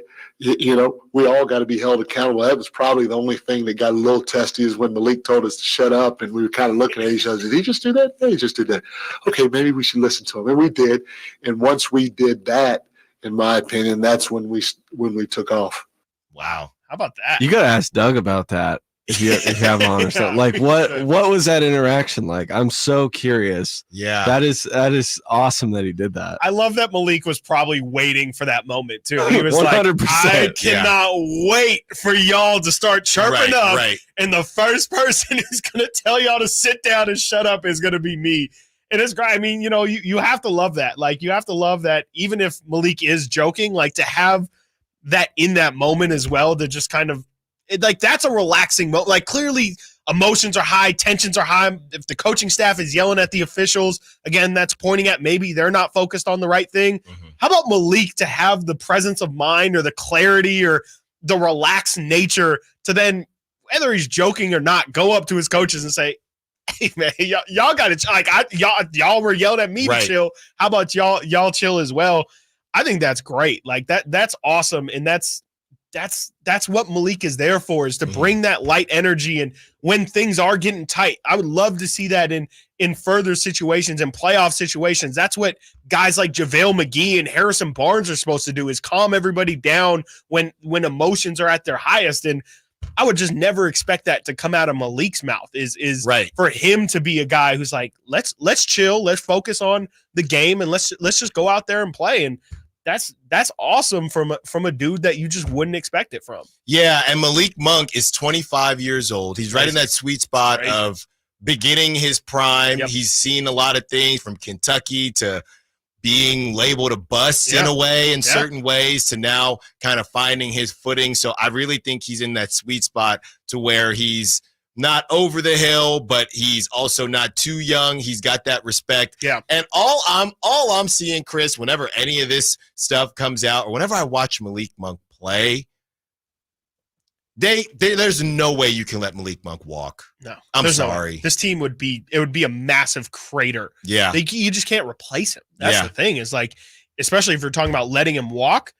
Well, what does this team look like if they don't have Malik Monk? It's a completely different squad. And so, yeah, I mean, with his upcoming free agency coming up, we talked with Biederman yesterday about his conversations with Malik about it. It seems like that should be priority number one, is to get this man locked up long term. And I don't know what those numbers are looking at. We're talking about Kevin Huerter's contract and Klay Thompson's ridiculous contract, or what his next deal might look like. Feels like Malik's going to make himself a nice, if I had to guess, like $20 million. If I had to, like, if Huerter's at 16, how realistically, if you're Malik's agent, how are you not going to say, look, we all love Kevin. Kevin's a great shooter, but you're trying to tell me that Kevin's more important or more valuable to your franchise than my client, Malik? Yeah. There's no way. I mean, the amount of reliance that the Kings have on Malik, his performance last year in the playoff series, like they can't be this Kings team that they're building towards without Malik Monk. Right. And the question becomes, does Malik, if you pay him, and if he stays in that 20 range, you don't have to start him. No. The question is, does Malik want to be a starter? Yeah.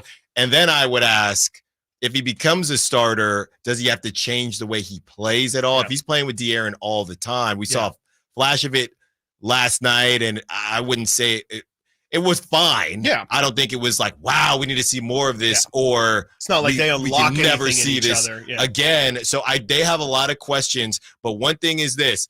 That's why y'all get paid the big bucks. Yep. Monty McNair, Mike Brown, figure it out. Yep. Because you cannot let this guy walk. If you have to convince him to continue to be the sixth man, convince him. Yep. But pay him more if that's what it takes. Like on Friday when Smokey goes, this ain't enough. Make it enough. Figure it out and get it done. All right, got to get to break. When we get back, are the Kings who they thought we were? Or who they thought we were? Stiles and Watkins, Sactown Sports.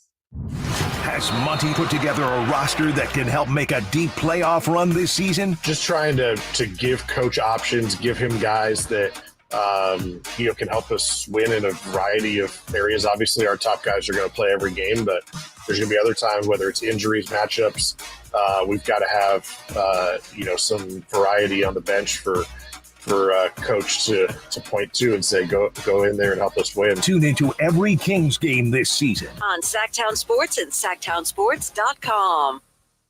At Elk Grove Honda, not only do we have a great selection of pre-owned certified cars at very fair prices, but every one of our pre-owned automobiles are treated with kid gloves with a 182-point inspection that covers everything from unibody to tires to brakes and engine filters. Then our certified cars receive a mobile oil change and fresh fill-up with full synthetic mobile oil. We know you have lots of choices of where to purchase your next car. Come to Elk Grove Honda, home of the 182-point inspection and mobile oil change. We're in the Elk Grove Auto Mall, Highway 99 at Elk Grove Boulevard. This holiday season, create a fun and joyful memory for you and your loved ones. Come light the world and help those in need through the Giving Machine in the Roseville Galleria Mall, November 16th through December 10th. And in Modesto at Valley Fair Mall, December 11th through January 2nd. Choose from local charities serving your community or from global charities worldwide. Come feel the Christmas spirit at the Giving Machine. Learn more at givingmachine.greater-sacramento-modesto.org. This is the moment you've been waiting for.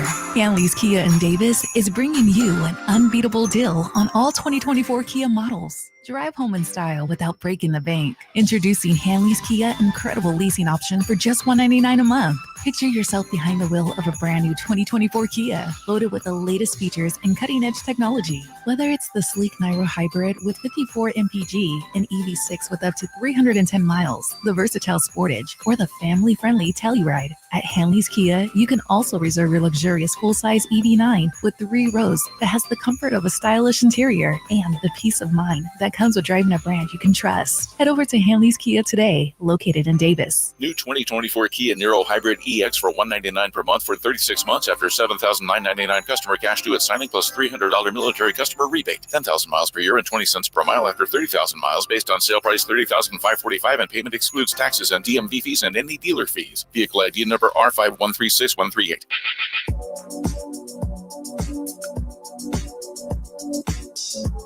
Sactown Sports. Call or text at 916-339-1140.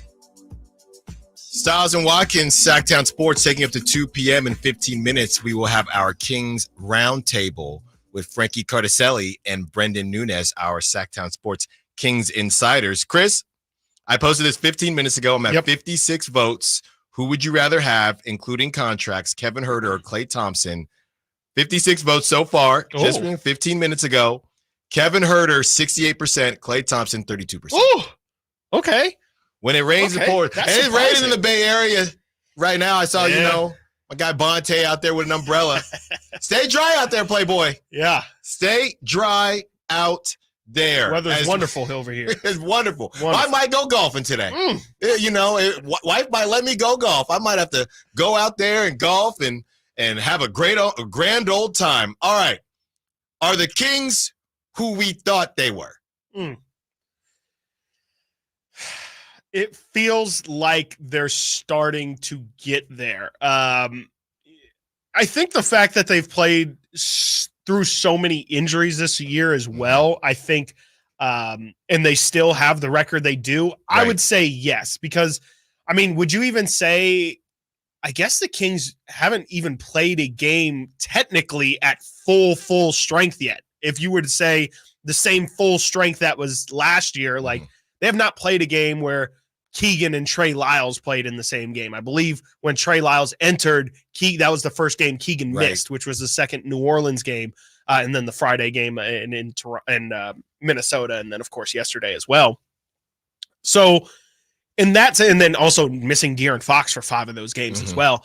I think so. I mean, of course, is this team exactly what we thought they were going to be? No, I think we kind of expected the offense to be similar as last year, if not maybe better. And I think we expected the defense to be similar to last year as well, if not just slightly better. And the offense has been worse by percentages. And I think even by eye test wise, it hasn't looked as clean or as fluid, but clearly they're making massive strides defensively. Now, that's not massive in terms of they're now a top 10 defense, but they were an absolute turnstile, terrible defense last year. And now we're seeing that it's not killing them, and they're keeping themselves in the game by playing defense. And, yesterday in the second half, they outscored the Warriors 69-51 in the second half, and largely in part because of the defensive strategies that they implemented, the blitzing Steph Curry, they played more physical. They've played more physical in general this year on defense. I would say success-wise, yes, the Kings are who we thought they were. It just hasn't looked, I think, how we expected it to look. When's the last time you looked at the defensive ratings? It's been probably about a week and a half, maybe 2 weeks. Okay, those would be a fun game. Nate, you can get in on it too. Nate, you go first. Where would you say the Kings are rated as far as defensive rating? Where are they ranked?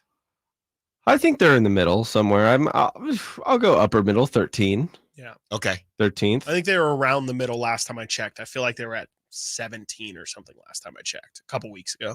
I feel like you're you're setting us up here. No, I would never do that. Alan would never do something like that. He's just asking questions. A little sneaky Styles.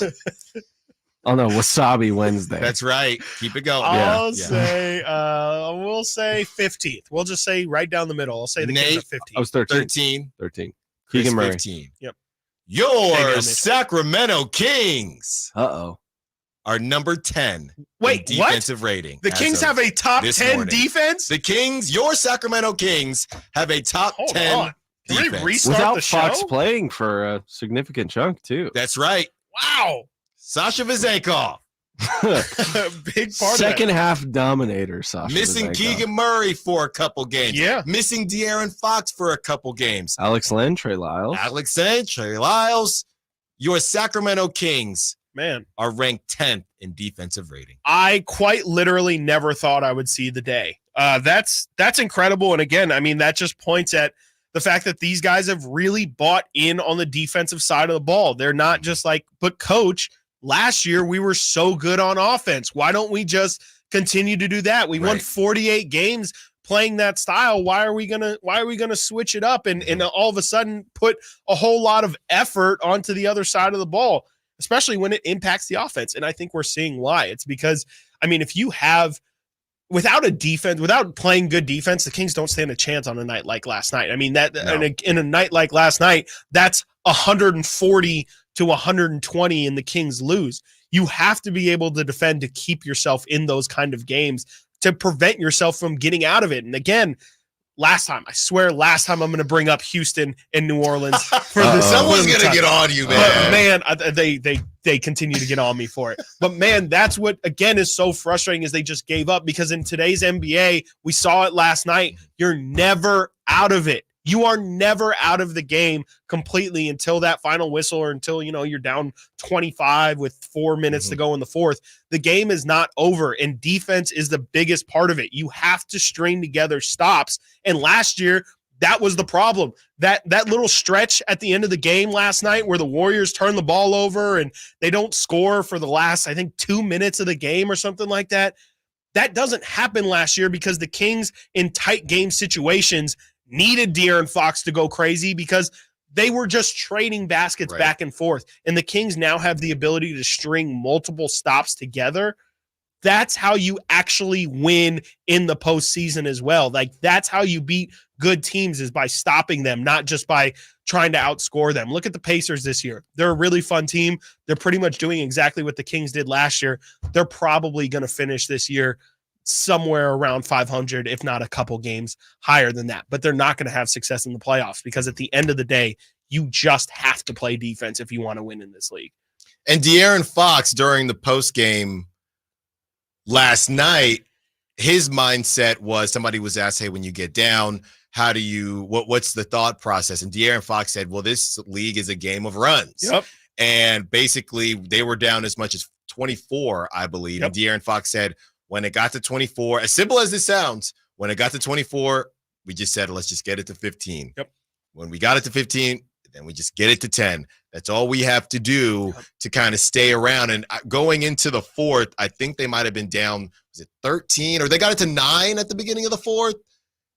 It was 2 buckets at the beginning of the fourth. And I think they might have got it to, it might have been 10 even. It might have been 10 even or 9. And I think everybody, including the Warriors, they know, because the Warriors have done it to many teams, that, hey, once you get under 10, once you get 210, you're in the danger zone. Yeah. That's a couple buckets. And shout out the Kings for I mentioned this yesterday on the live stream, but they did the Warriors thing against the Warriors. That third quarter is normally the Warriors quarter, right? That's where they make the halftime adjustments and they take off, and that's where the game becomes out of reach. Kings scored 40 points in that third quarter and outscored Golden State by, I believe, 11 points in that third quarter to bring that game close. Like, they were great last night in that second half, and it was obviously it was the reason why they were able to excuse me, to get the result last night. And it was massive, and the defense was a huge part of it.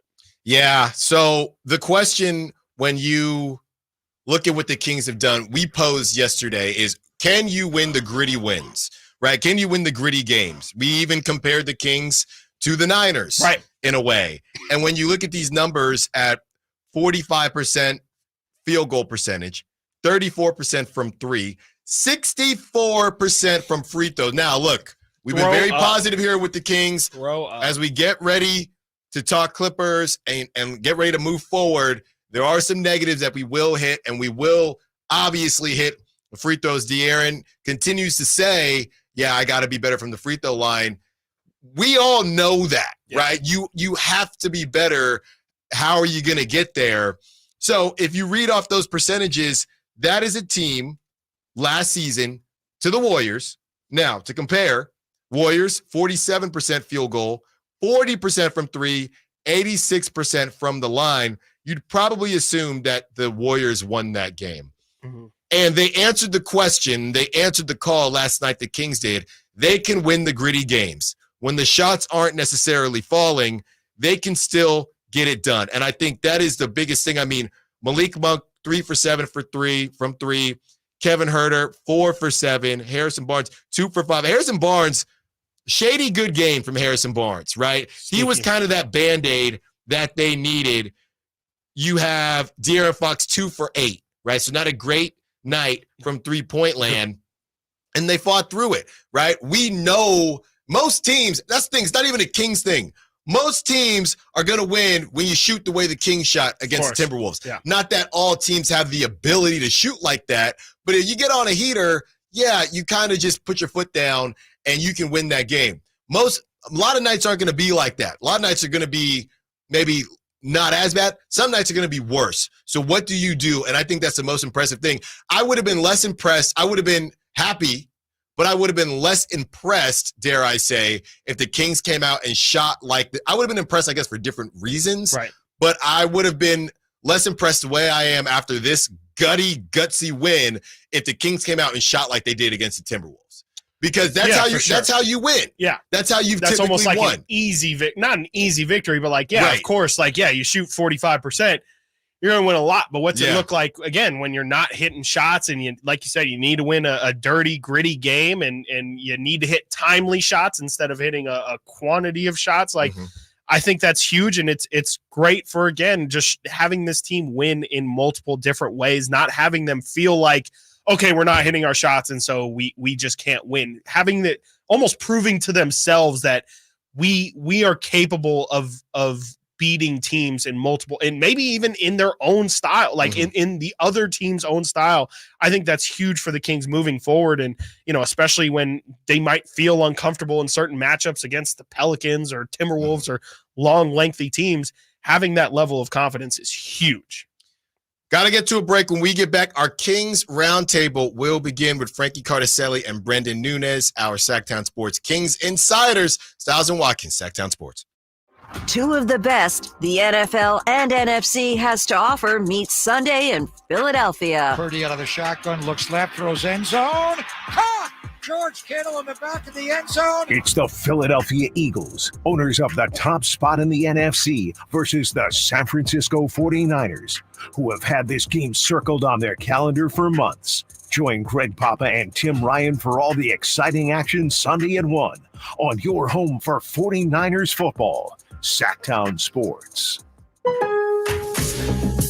All new spring deals are here at Lowe's. Start planting your garden this weekend with Bonnie 11.8-ounce vegetables. Buy 4 for $10. Plus, liven up your patios and decks with fresh blooms.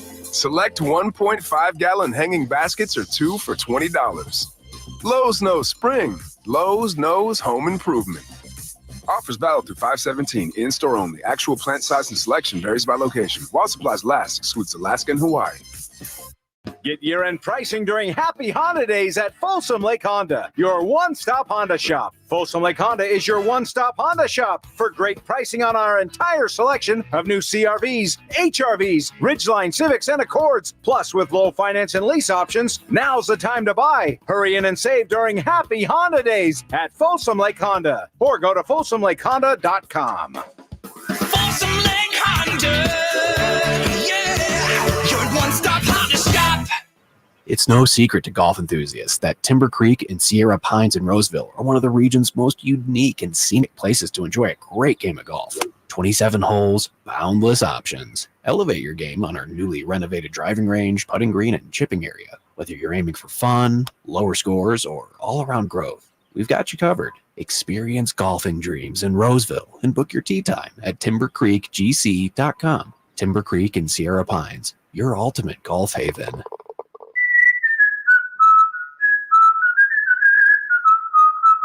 Yep, 'tis the season. Hi, if you're like me, you take pride in your gift giving. Well, I've got a terrific idea for you. Gift cards from the Good Feet store. Okay, so arch supports aren't exactly what they've been hinting for, but you know they'd love them. And with the Good Feet lifetime warranty, it's a gift they'll enjoy forever. Buy a Good Feet gift card now, and Good Feet will boost its value 20%. That's a 20% gift free from the Good Feet store. If you have someone on your list who's on their feet all day, has sore feet, knee, hip, or back pain, or even plantar fasciitis, maybe needs an energy boost, or just wants to maintain their active lifestyle, a Good Feet Arch Support gift card could be the perfect gift.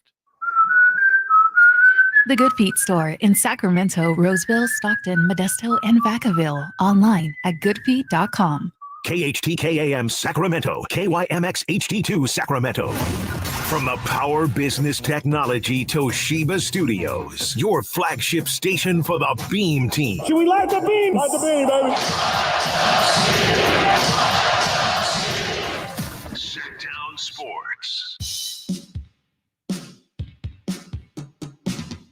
Live and local. Live and local. This is Sactown Sports. Stiles and Watkins, Sactown Sports. It is time for our Kings Roundtable with Frankie Cardicelli and Brendan Nunes, who will be joining us every Wednesday. Let's keep it rolling. Yeah, today is Wednesday. We've had the triangle. Yep. Okay, and we finally have the roundtable, and we're excited to have you guys. How's it going? You were in the building last night. Just give us your initial feelings. We all were in the building last night. It was a nice night, fellas. I mean, it was good to be back at Golden One Center. First time in 2 weeks, which I know that Brendan and I we talk about it a lot. How much we dislike the road trips. We like to be in the mix on everything. But it was a fun night. It turned out to be a fun night, but not really fun at the beginning. But end result, good. Dislike the road trips, but I will happily make a road trip to Vegas. So yes, it was a good night. It was a There good you night. go. Can't complain. There you go. You guys had a good time? Everybody Great time. internally is fighting with the powers that be here at Sactown. Who's gonna get to go to Vegas? All right, well, maybe just pick out of a hat. We should. Right, just what's one of each. One insider, one host.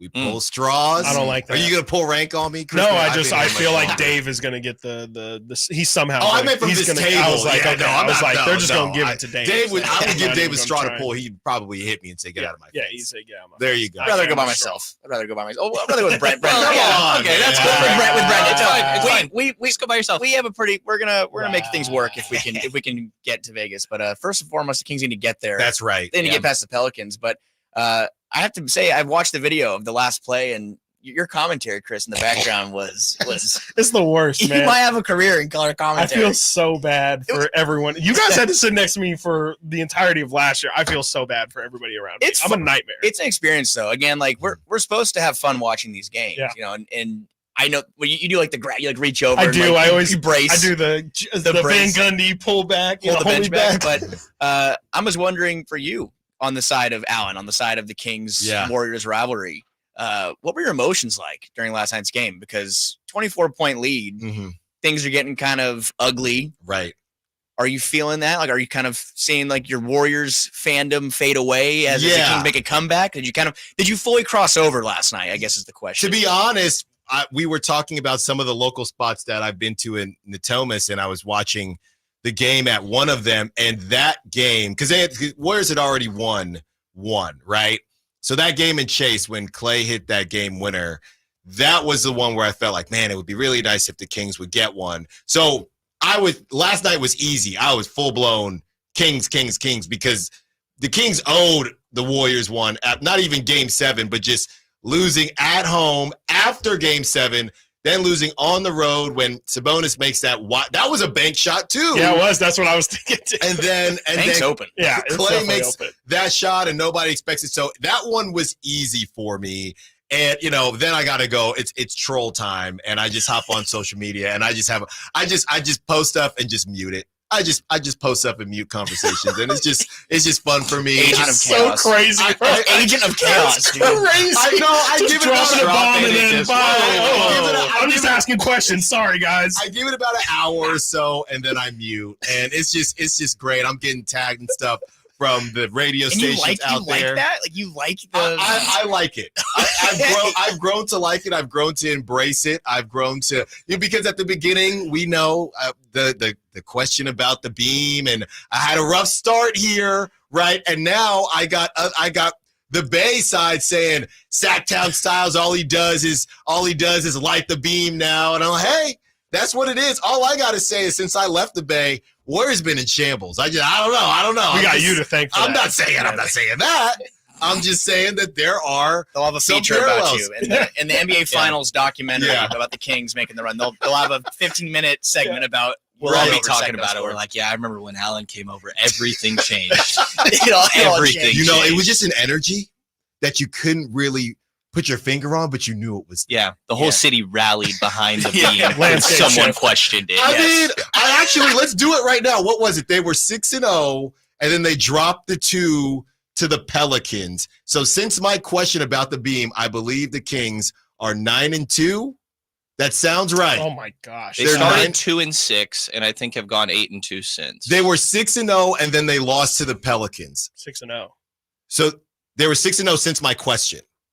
Then they lost to the since my question. I had a counter. I had a counter going. Then they lost to the Pelicans twice. Gotcha. And then they beat Minnesota and then won last night, so 8-2. They're 8-2 since my question about the beam.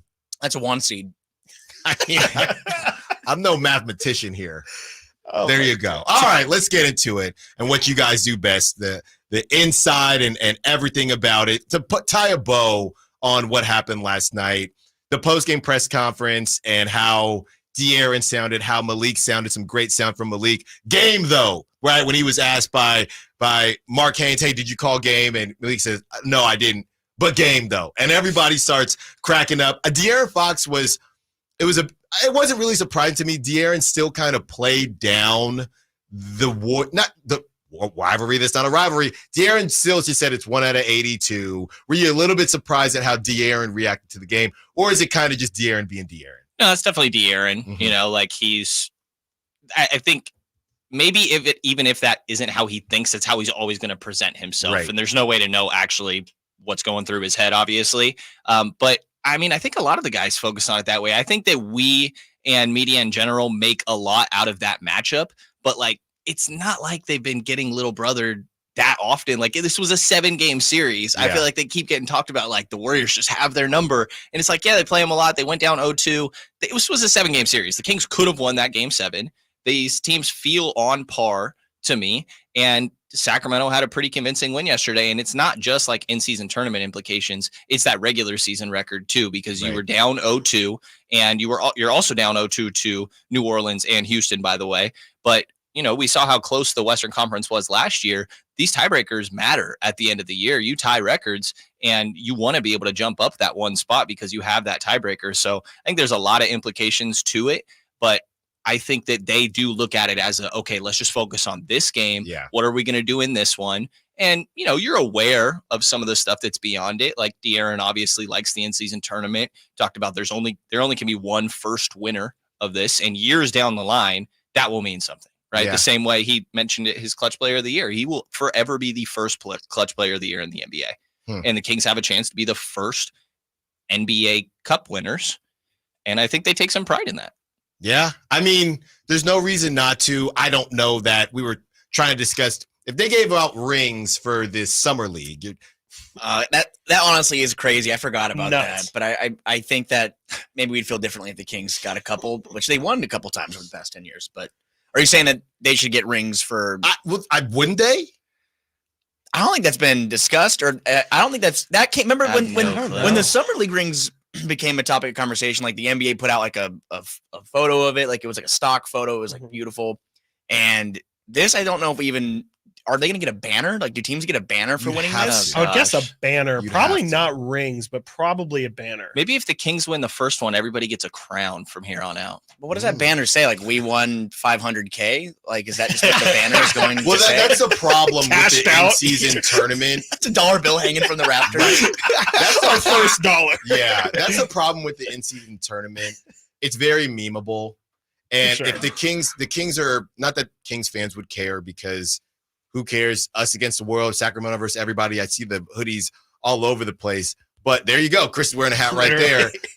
Because if you do win, Warrior fans, everyone, Laker fans, oh, good job. You won the JV Cup or whatever you want to call it. So I think that's the struggle that the NBA is going to have, and why I feel like they have to maybe give out rings to make it feel like you really did win something. Because if you don't, it's not. I just don't see it going well if you're the team that keeps winning gets $500K and is.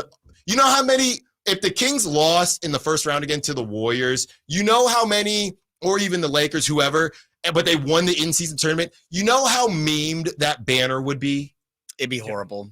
It'd be a bad reality. I don't think I want to. So I don't know how the NBA navigates that. I really don't.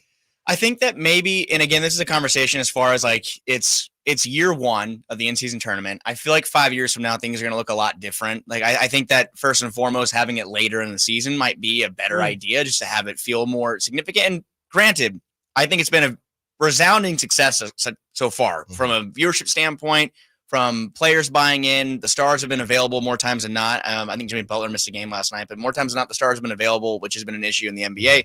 But maybe that will make it feel a little less embarrassing. Maybe it'll be a little, like, if they do hand out rings, maybe it's not automatically throw that in the bedside drawer and don't look at it again, collect dust. Maybe it actually has a little more meaning if it's later in the year. But I think the point is right now it's like building blocks for the future. The in-season tournament's been a success. We're not even to Vegas yet. We're not even to the single elimination basketball portion, which I think is going to be electric.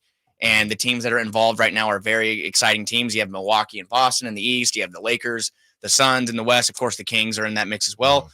But I think it's been a success and it's going to look a lot different. So maybe at some point the rings aren't as a memeable thing or a banner, what have you. But so far, year one, it's been pretty fun. I don't know how you guys feel, but I think it's been pretty fun.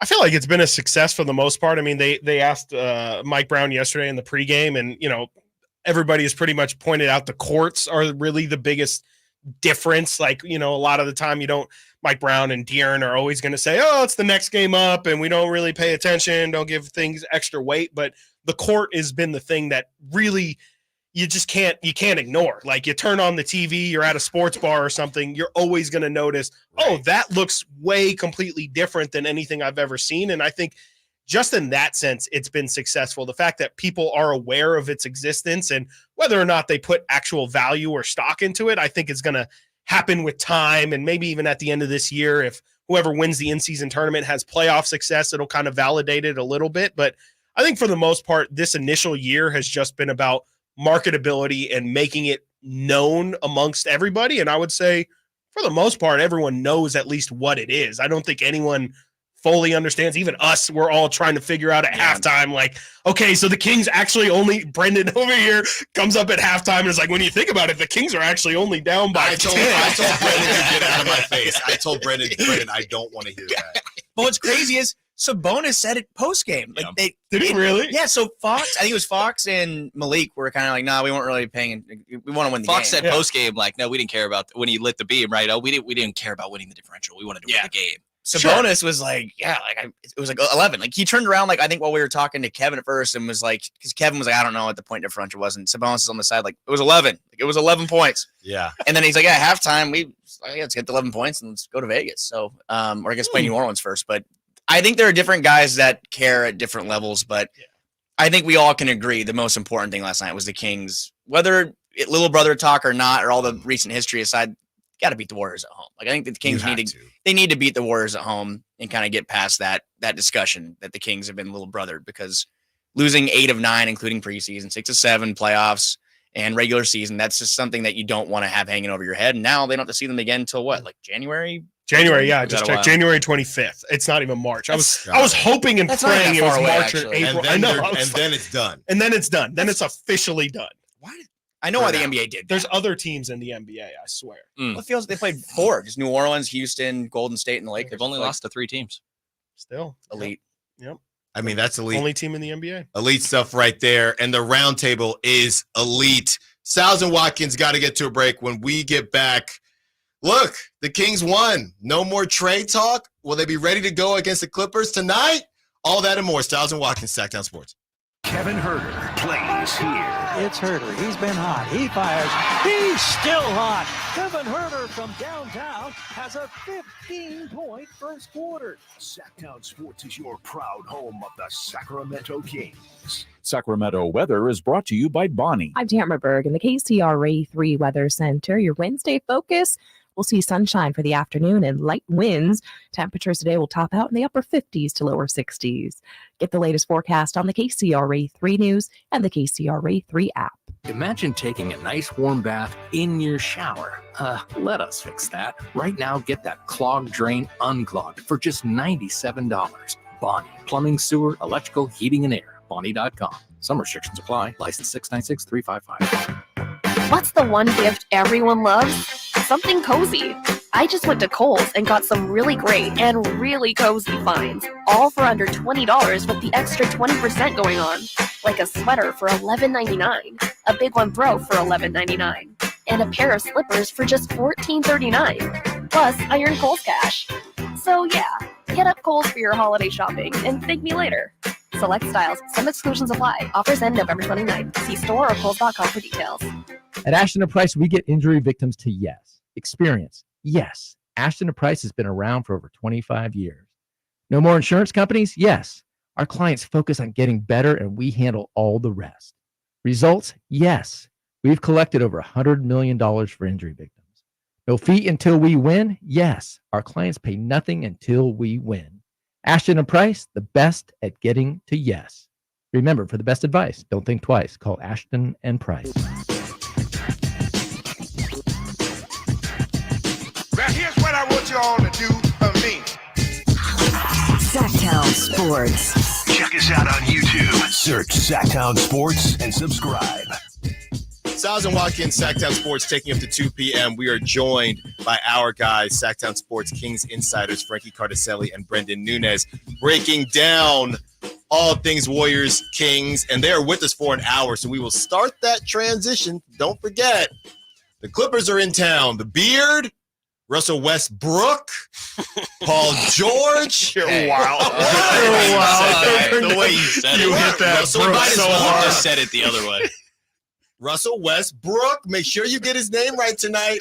And Golden One, do not replace the two O's and add an ICK. What was the sound they played It was, when he was in the building? Oh, that he got mad about? You're cold as ice. Cold as ice. You got That's mad at right. that? Yeah. He got really The NBA. What do you mean? He tries to get complained? people kicked out for that. It's Yeah. insane. The NBA sent the Kings a memo the next day. It was like So stupid. every time you miss a shot, it's like you're cold as ice. Like you play like the song, And the Yeah. next day the NBA got the NBA sent a memo to the Kings saying you can't do that anymore. When Which was is this? tough. This was last year. Yeah. Well, and That's right so before that, they were doing bad. like a bing bong player of the game where every time they would That was miss, they bad. do the bing bong. It was so and they did bad. it against Brunson. And then Brunson went off and he like tweeted about it in a joking, fun Right. way. Like a normal few. Yeah, Well, they won, right? He said Yeah. tweeted the Mavericks won, and then he said "Bing Bong." That's right. That's right. He's like he said "Bing Bong." You all could lean caps. into it and have fun, or you could just Haven't they forced King's Twitter to really like chill too the past couple of years? Because their whole thing was being trolls, right? For a while. You mean like the Kings' actual social page? Yes, yeah. I think that has more to do with just turnover Turnover, at yeah. the position. Interesting. Yeah. They Okay. were like really kind of aggressive with it for a while. Yeah, that was when the Kings were like at their worst. Yes, Right. and, It was like- they're bad. The Kings Yeah. are bad, but their social media team was at its best. Best Right. in the Well, league. you They know, still do great work. Well, by you the have way. to get It's great. creative at that Great point. work. Right. Yeah, It's hard. exactly. It's hard to do both, and we're glad that the Kings are now turning it around, and it seems like they're in a good spot. And hopefully, hey, we were talking about the in-season tournament. We don't know if they're going to be rings. Could you have a maybe a mini parade? Can you do? Oh no. Okay. Well, no, that was my last question. No. I think you can have like an brunch? event outside of Doak, like outside of Golden One Center, but it can't be like a full-on parade. Right. Have You a can't brunch. like march the streets. No, but no, like you no. can have like a ceremony, Just if down you a will, block, just you know? one block. One You get cart, block. one cart, just throwing out those like mini basketballs. Yeah. We did it. It's not even the whole team. From the 707, thank you for appreciating all that Malik Monk brings. I agree. We can't let him go. He's my sixth man of the year. Yeah. Mine too, 707. And the backbone of this team. Malik Monk, as we decide whether we're going to dust off this trade machine or not. And Chris and I earlier in the show had a interesting kind of take on everything. Because these are two teams in the Warriors and the Kings that both have some decisions to make. And the winner of this game could sit here and feel like, hey, we're definitely contenders. We can rock and roll with what we have. It can't just be one game, but I'm going to ask you anyway, both of you, a game like last night, not having Keegan Murray, does it change your mind on the conversations about trades? Does it make you feel like maybe we have enough, or have you not moved on whatever your stance was at all?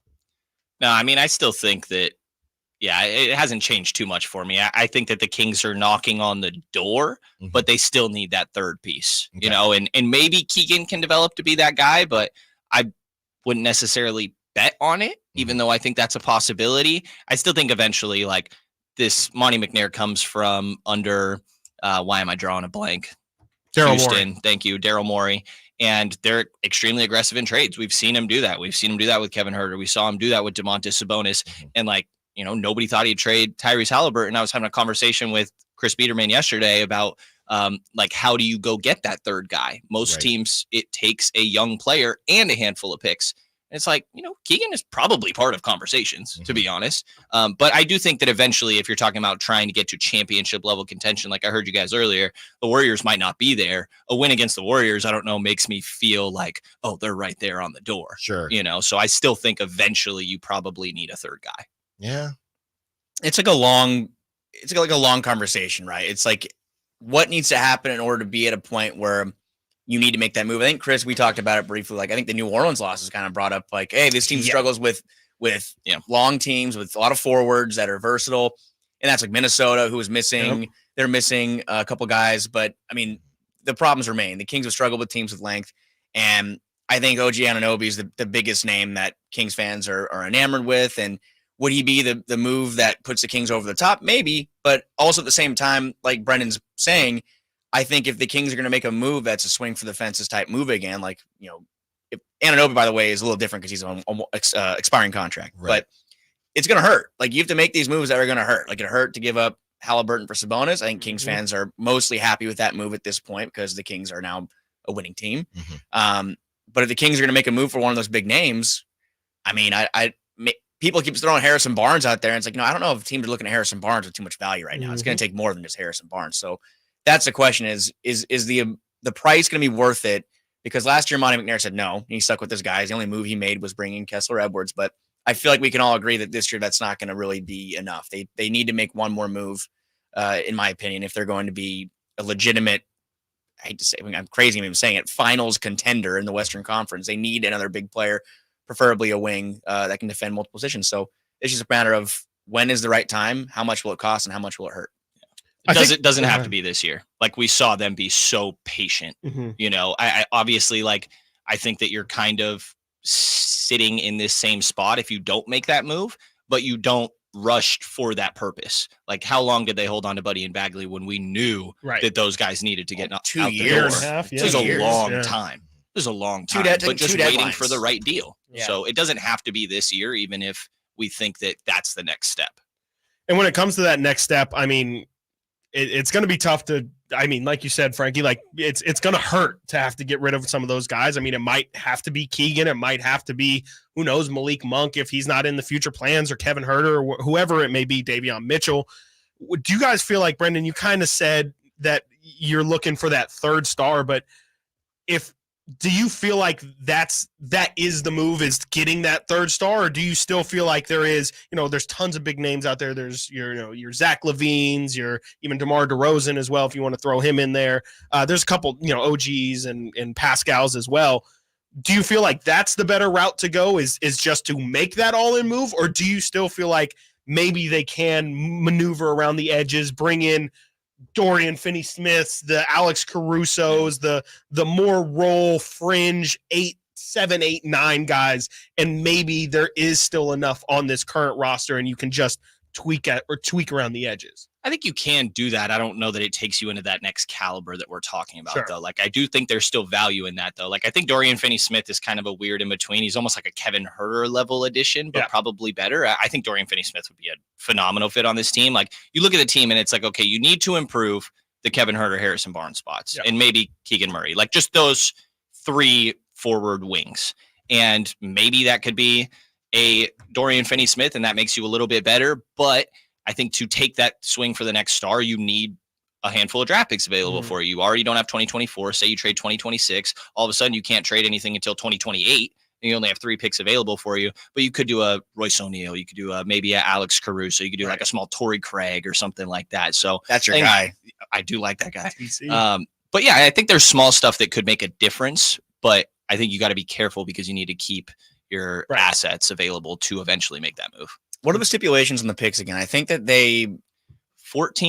top 14 protected this year, top 12 the year after, and then top 10, and then it changes into 2 seconds. But they're in all likelihood that will be done after this year. Yeah. So then that's why, I guess to your point, they don't have to right now, because next year they can get very aggressive if they want. They can trade multiple first round picks. I don't want to say the Paul George Oklahoma City Thunder trade, which I see that you guys probably see that on NBA Twitter like every day that pops up, how they gave up 7 first round picks for Paul George. 7 total. Yeah. Yeah. I wouldn't say that to that point, but they have the assets to get something big done. It's just a matter of, is it now or in the future? Got to get to a break. When we get back, Stiles and Watkins continuing with the Kings roundtable, continuing with the trade talk. We will start to preview the Los Angeles Clippers. Stiles and Watkins, Sactown Sports. On the move? Got somewhere to be? Take Sacramento Kings basketball with you. The Sactown Sports app will let you stay connected to your passion. Never miss a moment of Sacramento Kings basketball with the Sactown Sports app.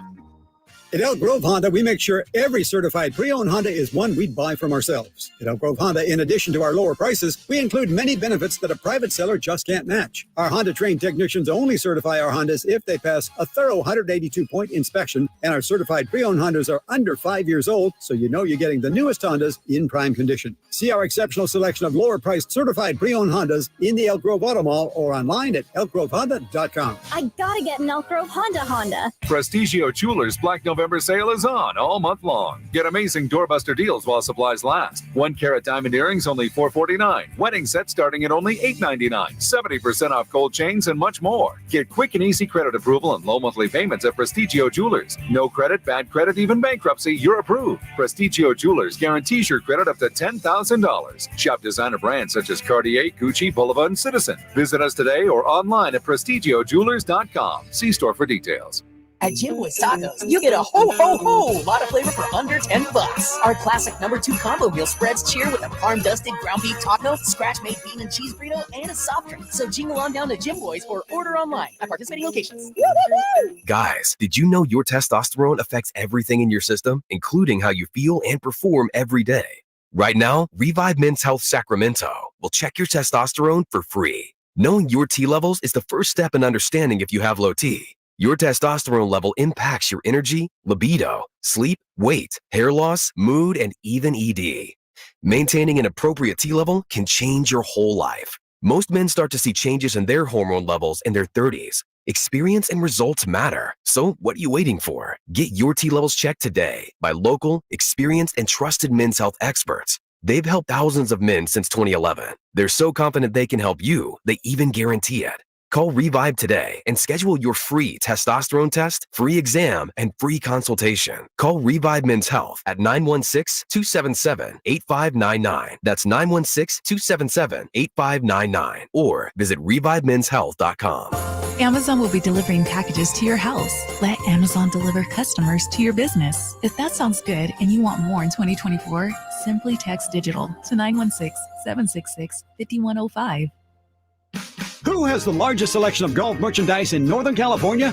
The Hagen Oaks Golf Super Shop. It's the go-to store for golf bags, apparel, equipment, lessons, club fittings, novelty items, and more. With their low price guarantee, complimentary gift boxes, and gift cards for your golfer, it's the Hagen Oaks Golf Super Shop.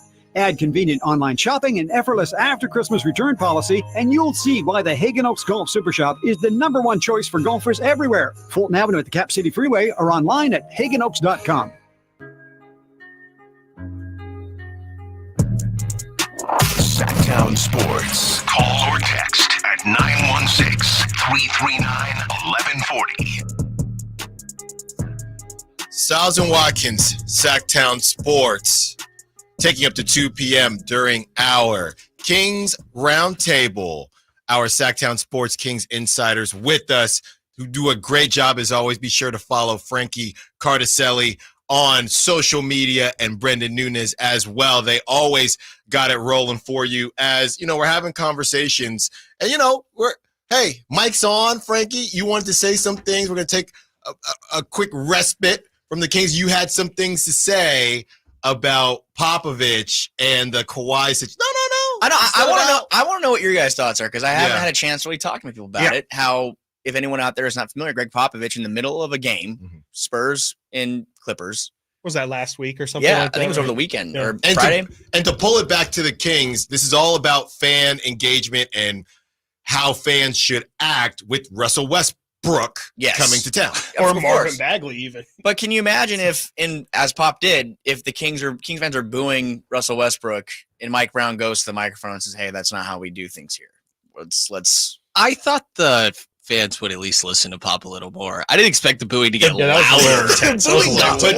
But the difference is what wasn't clear, because on social media everything flies. It was specifically with Kawhi, because Kawhi helped bring them championship, Finals MVP, Finals MVP. So Westbrook, it would not be the same. No, not at all. But to the point what we were talking about was, I can't believe though Kawhi Leonard, who by the way again shooting free throws, Greg Popovich stops the game, grabs the PA microphone, and says, "Guys, we're better than this. We're better than this. Like, let's stop. Stop the booing." When Kawhi's at the line, Kawhi Leonard pushed his way out of San Antonio Yeah. Am I missing something? No, I think even to add, he sat out. Like he was healthy, but just sat out as a Spur. Clear discourse. Yeah. And I love Greg Popovich, but I just am wondering what would happen at Golden One Center if something similar would transpire. Like if Buddy Hield shooting free throws and Mike Brown takes the mic. Vivek takes the mic and says, "Hey, let's not boo him." Like it's ridiculous. It reminds me. I think I was talking with one of you about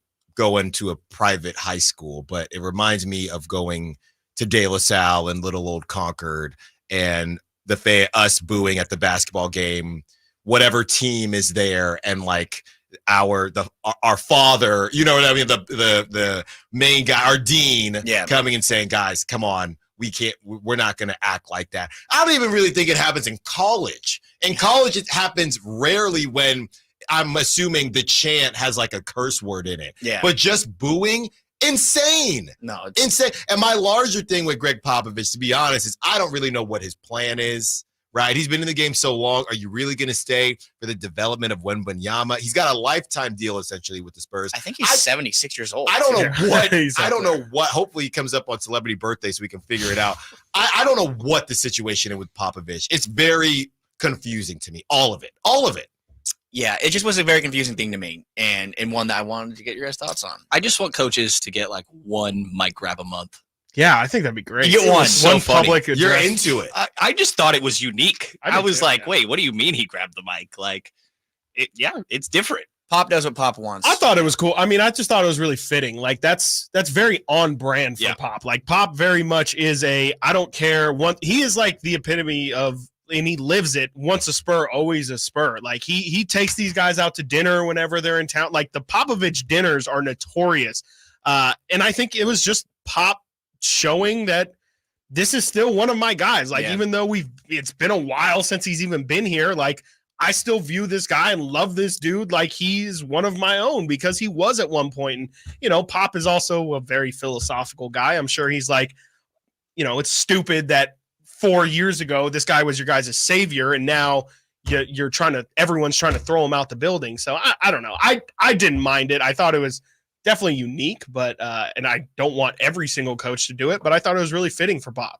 Tie a bow on it. I guess my question is, did they boo Kawhi? Because normally what happens is, and I don't know if they played. I don't think it's Kawhi's first time back in San Antonio, but. Normally what happens, which also makes this bizarre, but normally what happens is you cheer when they announce your name, right, for the other team, and then it's on. Yeah. Right? So maybe they booed the whole time and Pop thought it's just bizarre situation, and Pop is just one of the, I guess, we were talking about how polarizing Mike Brown is as a coach, and you guys are always in the post-game press conferences. He gives you good bites, right? Pop is up there for kind of different reasons as far as like you're going to get something interesting from Greg Popovich, whether you want it or not. So, yeah, I don't know, man.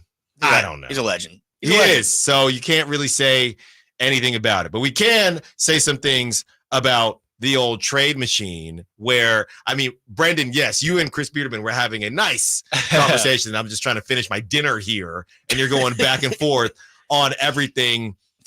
I think there are a lot of fans that probably say, no, put it away. We don't need it. We just beat Big Brother because the Warriors might be on more of a pedestal out here. When in reality, and we spent probably the first hour on the Warriors are in shambles. That team as presently constructed is not doing anything. Not in my opinion. I don't think they're doing much. They got to move somebody, some way, somehow. Real quick, guys, and I'll get the poll results that I have rolling as well. As presently constructed, contracts, right? Klay Thompson or Kevin Huerter? It's Klay Thompson. I think you guys are crazy. Why is it Klay Thompson? Because the shot is going to go down. Is it? Yes. Are we sure? Yes. Are we sure? I talked to you yesterday. I did say to you say yesterday, like for the first time, I reached a point where I don't have the same confidence, but like it does not make sense that it won't. It doesn't make sense. Wait, are we talking like? Are you talking trade machine? Who is the better player? Oh, Who are you taking right now? Yes. Yeah. I think just what Klay can bring on the defensive end, he still is a better defender, a plus defender I don't know above about Kevin that. Huerter. I mean, it's a lot more slim of a margin than it was before, like 2-3 years ago, for sure before the injuries. But I feel like are we taking it for the Kings, like, or just in general? Like, that's the question. It's a hard question to answer. You're making a top 50 player list. Who is ranked higher? Yeah. If today. If at it's 12:33. If it's today, it's probably Kevin Huerter. Thank you. I think so. After the last couple of years, if it's careers, we know what the answer is. Right. Yeah. Brendan, it's respectfully done. Respectfully. Well, yeah, if you say respectfully, then you're good. Respectfully. I will say Clay's shooting percentage is 42. This is since coming back from the knee and then the Achilles. The last 3 seasons, 42% from the field, 38 from 3. Last season, he was 43% from the field, 41% from 3 on 10 attempts, which is insane. This season, 13 attempts per game, shooting 40% from the field, 36% from 3, which is a career low on 7.6 attempts. It's not bad. It's not bad. It's fine. okay. Like, it's going to come back around. He's a good 3-point shooter. He keeps the ball moving. The ball doesn't really stick with Clay. He's forcing for sure. He's definitely forcing some shots, but that was always Klay Thompson. No? Right. Like a tough shot maker. And they're going to go down, guys. Okay. Like, did we forget about Kevin Huerter's start to the season? No, definitely not. You know what I mean? We did not. No, we did not. These guys go through these ups and downs. I have no doubt that Klay Thompson is going to figure things out. I'm just wondering if he's at this point, where he is at this point in his career right now. Do you think he's on the? I mean, he's 34. Clay's 33. He's definitely on the back. He's 33, about to be 34 in like a month, and then you have Kevin Huerter, who's what, 25? Yeah. And I just think, like, if you put him on a team, here's the question: what can Klay Thompson on both sides? What can Klay Thompson do that Kevin Huerter can't, and what can Kevin Huerter do that Klay Thompson can't? Well, I think Klay Thompson has better size, and I do think he's better defensively. It's a low bar. Does he have better size? It's a low bar. Yeah, I think like strength and like physicality. Physicality is what there we'll you go. say, There like, you go. rather than straight size. Like muscle. Yeah, like Kevin is still 6'7", but For sure. Clay will fight more, I feel like, defensively. Would Mike Brown trust Klay Thompson on Steph Curry? Would he consider? Because I mean, that's Talk really to him. like I'm saying. Kings round table. We can Talk say to him. whatever we want to say about Kevin Huerter's defense. Mike Brown believes, for better or worse, that Kevin Huerter is one of the best defenders, individual defenders that they can put on Steph Curry. Kevin Huerter? That's what he said. He's like, we've seen Kevin Huerter guard Steph Curry, and that's the matchup that we like the most besides Keegan. He said it. I didn't say it. Like I said, we can have our own opinions. That clip. I'm just telling you what Mike Brown has said in the past. You made me lose my train of thought. Remember here, though, this man grew up in the Bay Area. Whoa, relax. So what? Putting you on a blast. That was actually when he was growing up. That was the last time Clay was. Monte Ellis is better than both these guys. Was at one Current point, day. for sure. Andres Biedrins. Yeah. I mean, it's just an interesting question. And if you throw the contracts in play, it's no question. Clay is making $43 million. That was my thing. That as well. If we're taking contracts and all that, that's what my biggest thing was. If we're going to sheer basketball skills, it's a different conversation. But if we're taking in contract and Age, everything, all that. it's his offseason conversation is going to be really interesting. Yeah. Clay's. Yeah. I just can't see more than 25. Oh, he's not getting a max like he wants. I don't think he's getting less than 25 though. There's no way he's making less than Draymond. The only question we need to know is how much cap space do the Lakers have? That's the only thing that's going to matter, because that has been linked for a decade now. I think even during the Warriors title run, like during like a struggle in the early season of like 2016 or 17, it's like, oh, could the Warriors trade Clay like to the Lakers? Like, that's been the conversation for now. Feels ever. like a great time for Clay to go to the Lakers. So he's like washed and if you're the Lakers, cooked. would you rather have Klay Thompson or Kevin Huerter? If you're the Lakers. I mean, the Lakers, with their name brand sake, would rather have Clay, but I would. I mean, I would. They want a Buddy Hield. Yeah, right. I mean, if you know ball, I would just say that again. I just don't think that there's many things today that Kevin Huerter can't do that Clay can do.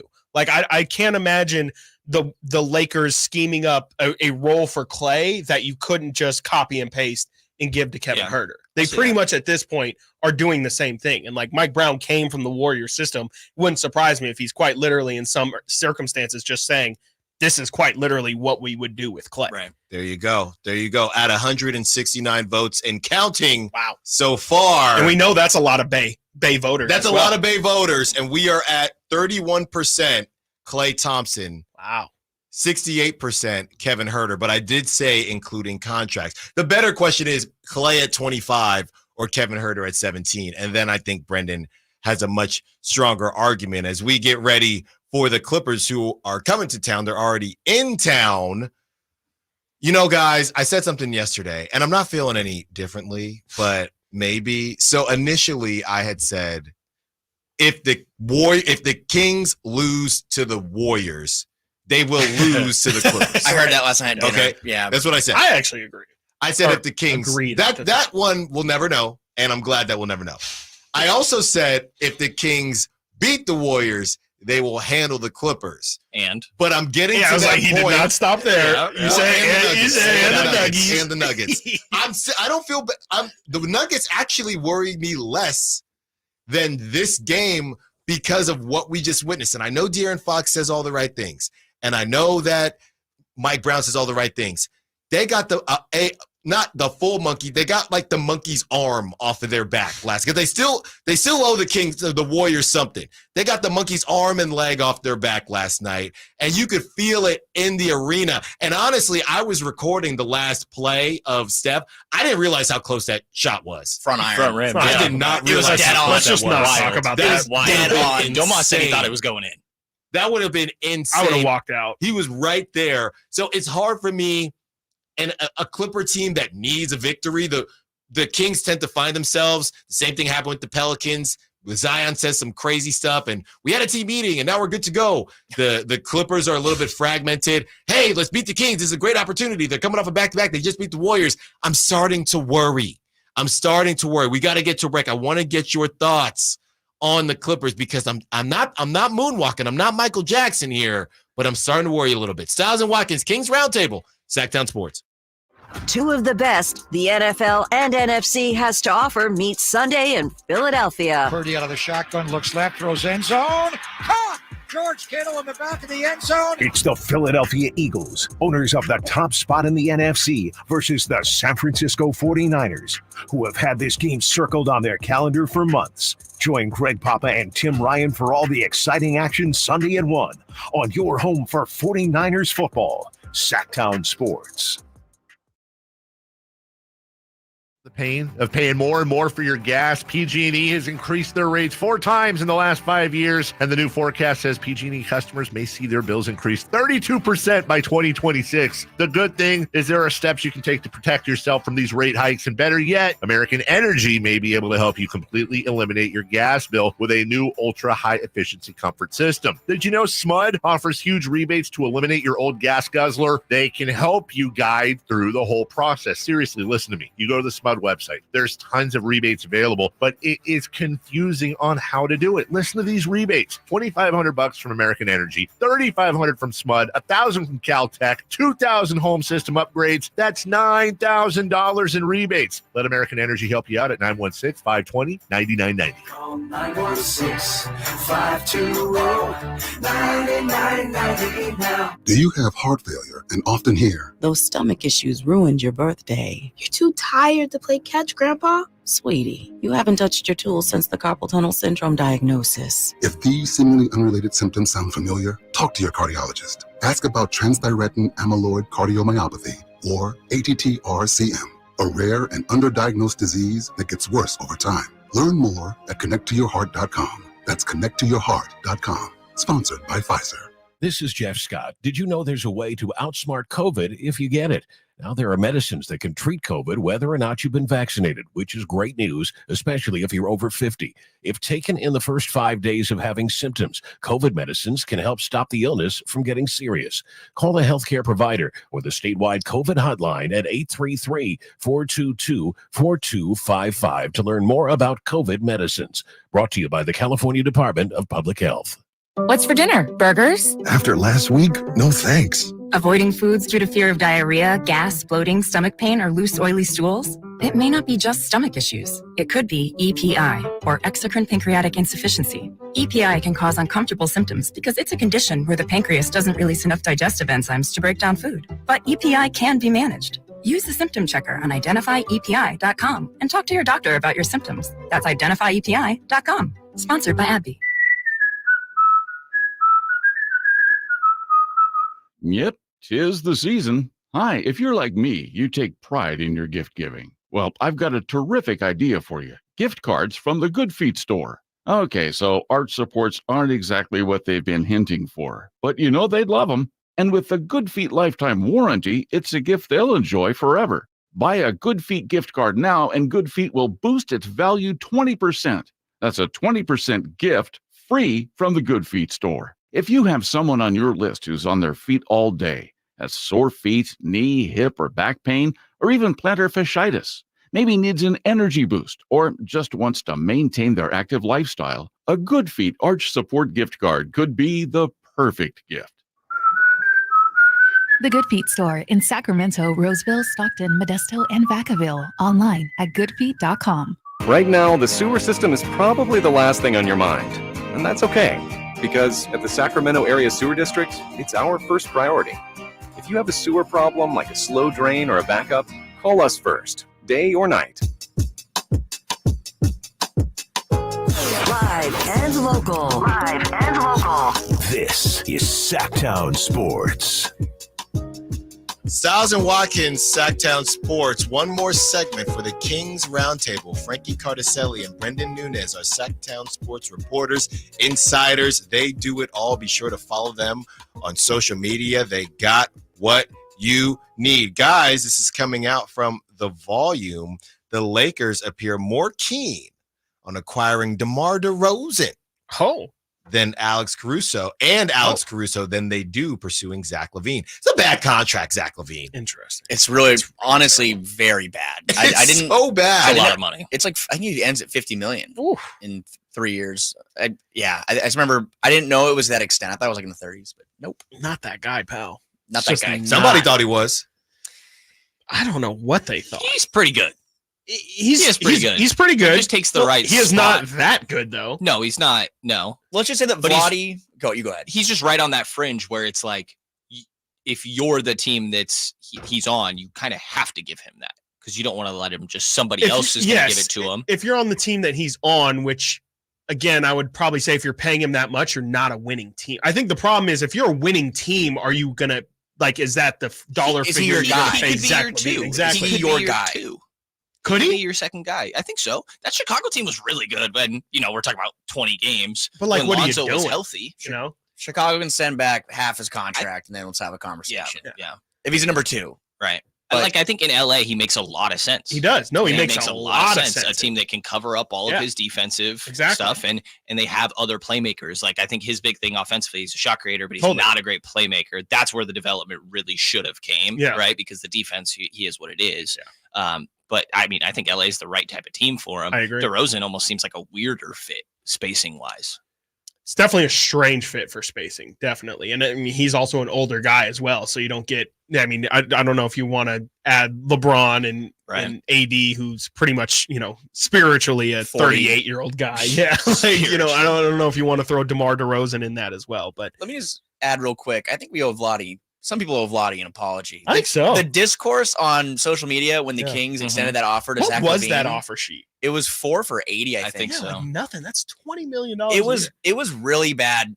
People were very, very upset, and I think that was a total miss on their part because if the Kings could have gotten him on that contract, and I'm assuming he would still be in Sacramento, that would be pretty crazy. Yeah, you know what? Vlade was a great GM. Hey, he's hey Nate, can you cut that? Can you cut that? Real quick, he's at every game almost. Did you see him after Steph missed the shot? Yes. He met with Vivek. He was at the game yesterday. High five. He's like at a lot of games. He's at a lot of games. And does that mean he was a great GM because he's at games now? No. I just think it's confused. My question is is he back in the organization? Because I think he traveled to China and helped them light the beam over there too. Like he's doing a lot of different things with the organization. With the Pope too. No, I'm kidding. He was the one that gave the Pope. He set all that up as we. It was a Marvin Bagley jersey. There you go. As we get ready for Clippers Kings. So guys, like I was saying before the break, originally I felt like the Kings would be able to keep that momentum, and I hope that I am right. But now I'm starting to wonder if maybe they're going to be, last night took a lot out of us emotionally, even if we don't want to admit it, especially because it wasn't a blowout. it's not that they just beat the Warriors. It's also the way they beat. It took a lot of effort. It took a lot of effort. So besides the whole Warrior thing, just physically, you were playing from behind the whole game, and you got that shot, and you're able to get the W. So I don't know. How are you feeling about tonight's game? I will throw in also, we saw how this team played in New Orleans. And now, granted, they had to travel for that, but I mean, they didn't play the entire, like De'Aaron Fox Sabonis did not play that entire fourth quarter in Dallas, and they showed up that flat that Monday in New Orleans. So. Right, yeah, you're talking second night of a back-to-back. Yeah, I mean, De'Aaron played 40 minutes last night. Domas played 37. Like, these guys played heavy minutes, and they're a team that's physical and fast, and that wears you down just as much as it wears down your opponent. So, you know, you're probably just going to lean on the bench a little more. You need more from some of these bench pieces. Chris Duarte played 14 minutes. You know, Sasha played 15. If you want to look at Davion or Keon, 9 minutes, 6 minutes. Malik played 26. You could roll with him more. Same with Harrison. Like, you know, your star's still going to have to produce, obviously, but I think that back-to-backs you lean more towards into your bench, and the depth's okay on certain nights. Yeah, maybe a Kessler cameo too, with them going up against Paul George and Kawhi. I think that's what Mike did last year, and he also did it with Minnesota. He goes with Kessler against Anthony Edwards more times than not. But I think also it's a scenario where if the Kings do, I mean, again, like knock on wood, if they were to fall down early second half, they're down by 20 plus. I think we could see a quick hook for some of those guys with two off days in a row. Then you have Monday, or Saturday against Denver, which that's gonna be a tough game. And then obviously Monday's now very important. So I think that this will be a good test for these guys to see how they can respond. And back-to-backs have been tough for the Kings so far this year. There's only been a couple, but the Clippers are they're a very interesting matchup because I don't think anyone really knows what they are right now. So you're feeling afraid though, Alan. Well, it's more of just, is this in the category of a scheduled loss, right? If you take away what the Clippers have been and you say, hey, Kings are going to give back. Let's not forget the road trip wasn't too far removed, right? And obviously we don't know. Keegan, is he out again? Well, we do not know.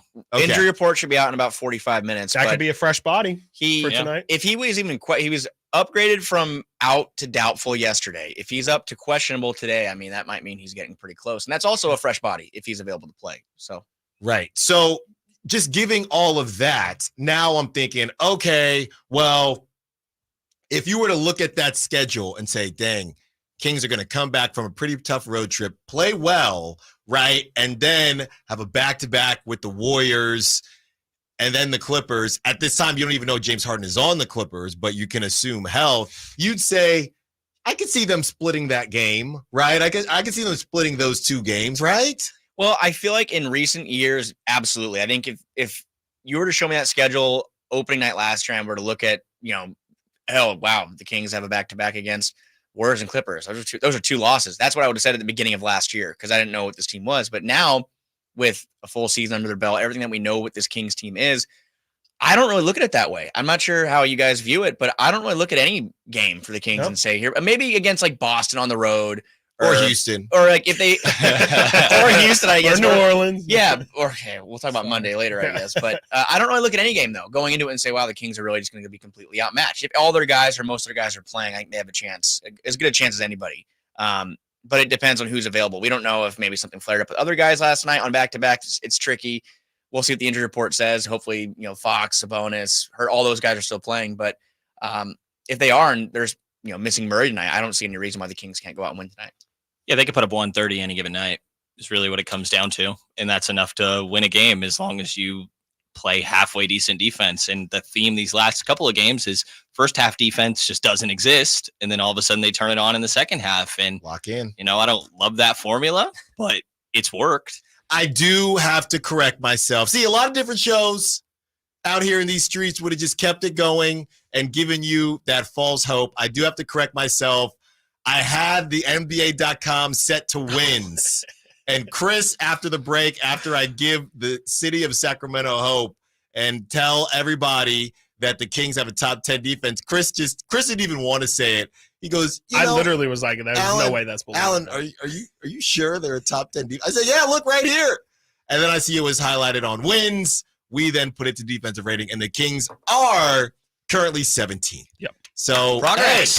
It's still progress. It's still progress. That's a big jump. Hate to pull the old switcheroo on you, but they're not top 10 yet. Not yet. That was me just being clairvoyant and seeing the future. Yes, not yet. There you go. Brendan, I'm curious real quick, though. You last year would always say the Kings offense is good enough to win every night. They're also bad enough to lose any night. Do you still feel that way? Yeah, the defense is still bad enough to lose any night. Yeah, pretty much. Like, yeah, I feel better about, you have moments of locking up. Like, I think there's a handful of options, right? Like, Keegan has made a lot of progress. I think De'Aaron has made progress. I think Domas has been better this year. Like, notably better. The verticality that they're just so in love with. And, you can throw Keegan Murray on someone, and then you can put Chris Duarte on him, and then you could throw Kessler Edward at him, or maybe you could throw Davion Mitchell or Keon Ellis. Like, you have more optionality, I feel like, later in games. Like, I don't feel horrible about De'Aaron guarding Steph at the end of yesterday's game, and kind of switching it up. So I do still feel that way, but I feel like there's been defensive progress. But for sure, they could still give up the same way they could score 130. They could give up 130 any night. Right.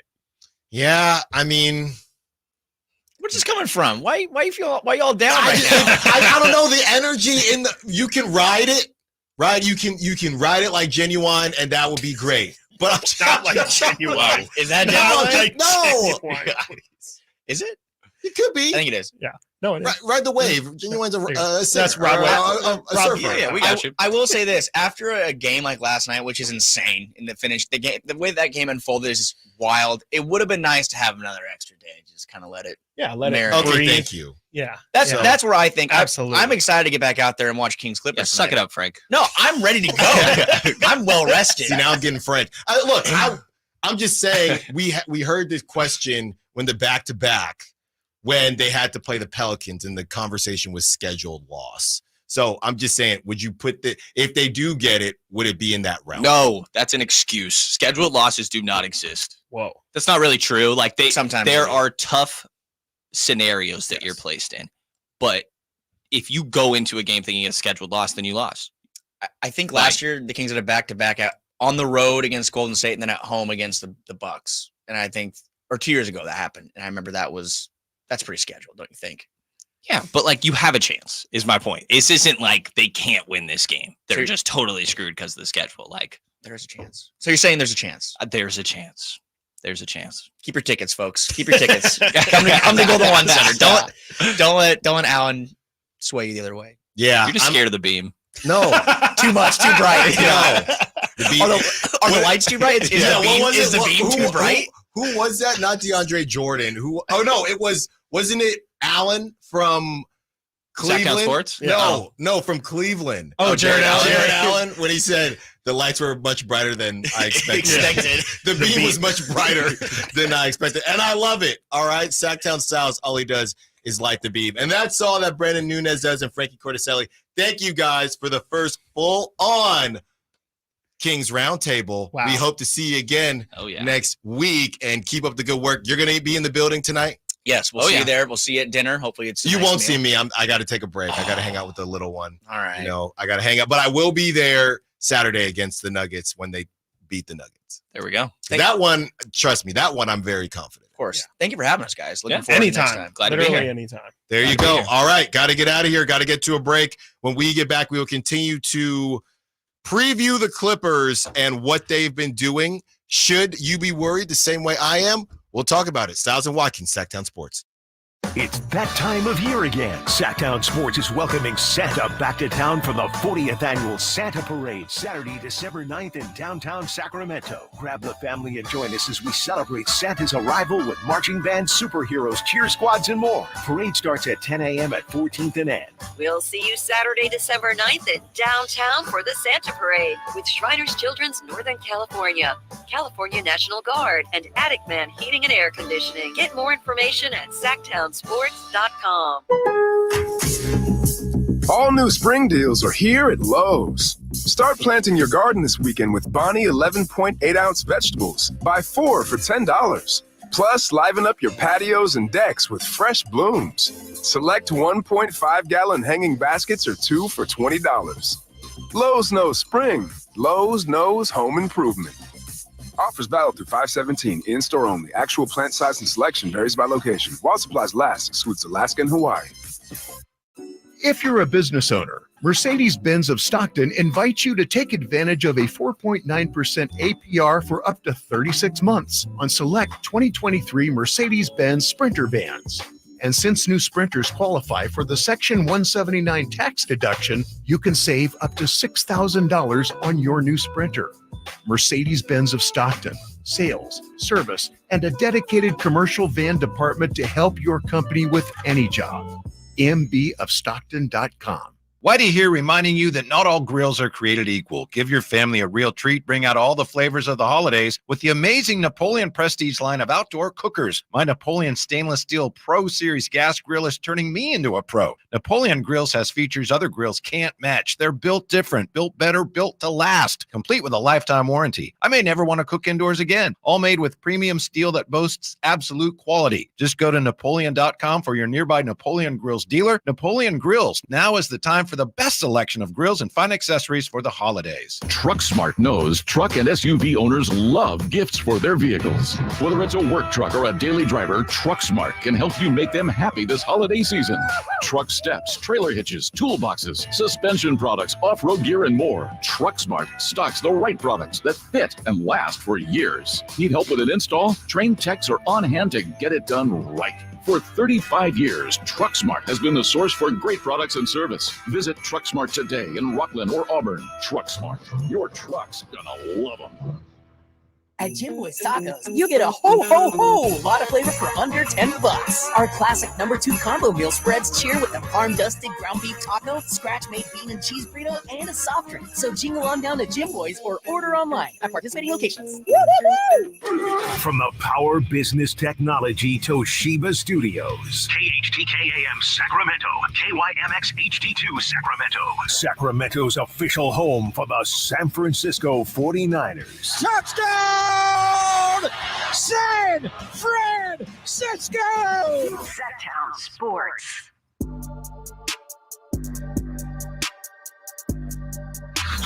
Sactown Sports. Check us out on YouTube. Search Sactown Sports and subscribe.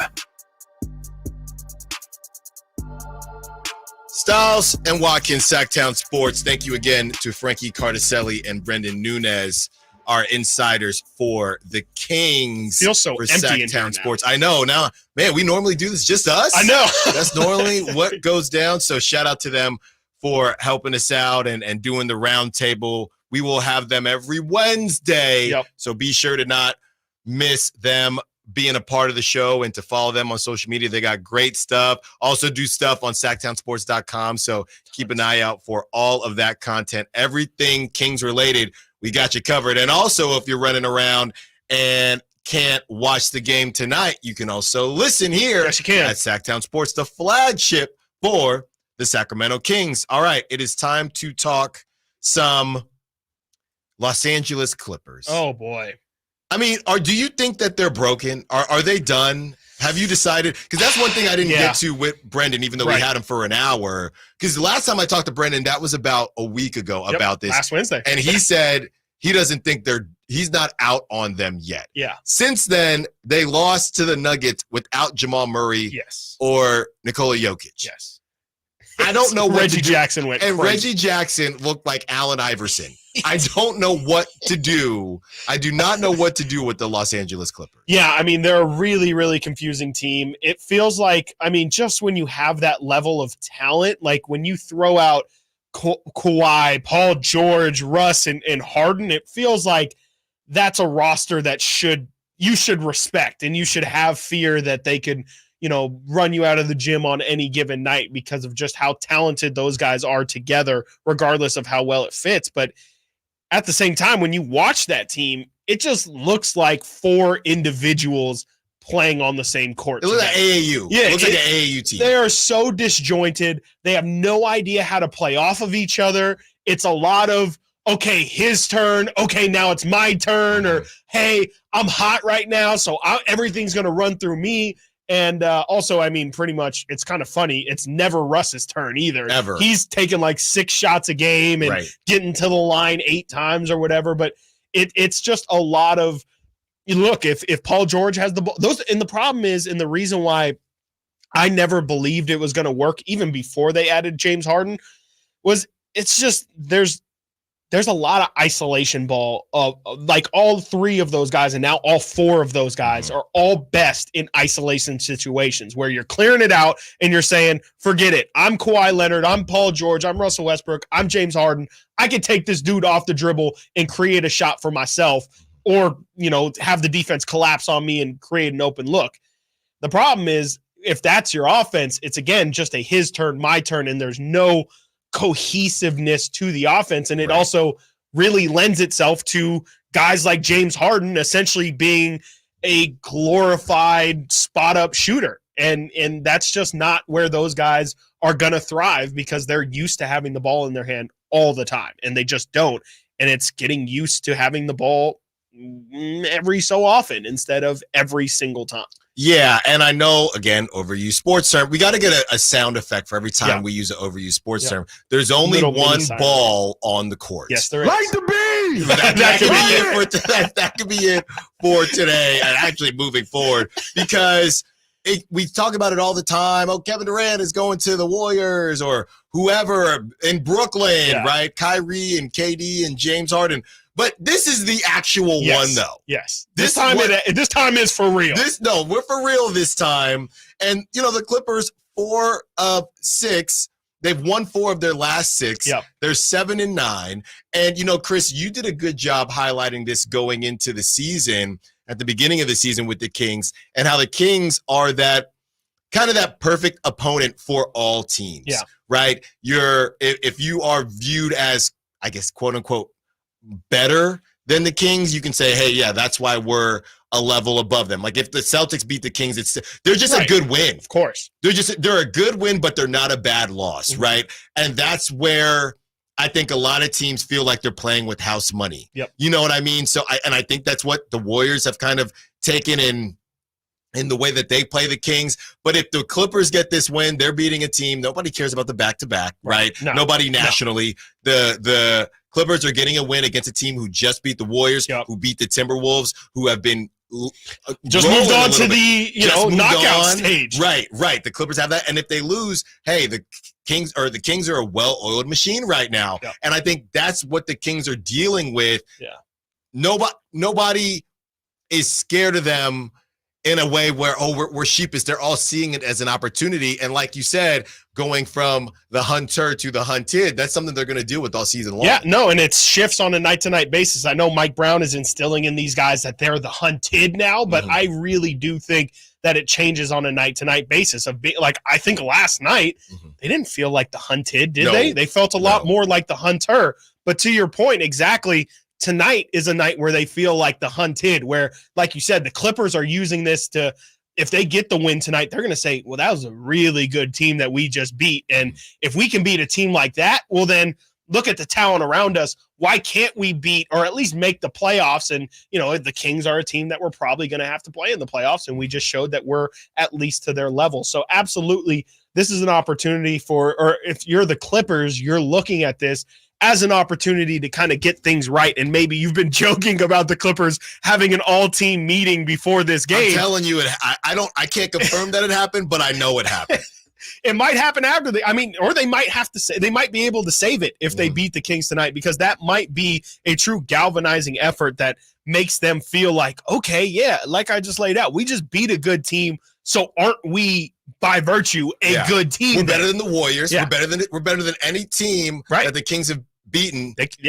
So they're not better than the Rockets. No, but I mean, they, like you said too, their record's a little confusing, but they're on a nice little hot streak right now. They've won 4 of 6. If you can turn that to 5 of 7, and like you said, beating some quality opponents along the way. Of course, had a little bit of a stumbling block against the Nuggets, but you can still look back and convince yourself that, hey, like we said with the Kings road trip, sometimes you can't get lost in the minutia of the game to game and how it looked. Sometimes you just got to look back and say, we were 5 and 7 during this stretch. Let's take that and run with it. And that's what the Kings have to try and avoid. This Clipper team is playing better right now. They're probably feeling about as good as they're going to feel. You could argue this is probably the worst time to be playing them right now this season. The Kings have to meet this challenge as well. They can't just think, oh, this is a 7 and 9 Clipper team. they're not really much of a challenge. We just played Golden State yesterday. They're not going to be as big of a challenge as Golden State. It's a different challenge, and it's still a fresh opportunity. And the Clippers were in town yesterday. They're well aware. They were definitely watching the Kings game yesterday. They know those guys are tired. They know they just put maximum effort to get the result last night. They're going to try and put it on them today. Oh, yeah. 100%. Oh, they have to. They're going to try to do exactly what the Warriors did. Blitz them early. Blitz them early, and then just try to hang on for the duration of the game. I'm looking right here. The Clippers are 20th, and I promise you I'm they are actually, I'll double check. They are 20th in offensive efficiency. Yeah. And they are 6th right now in defensive rating. Well, if you think about it, Paul George was a guy who was up there with Kawhi as some of the best two-way players, and they're both on the same team. Right.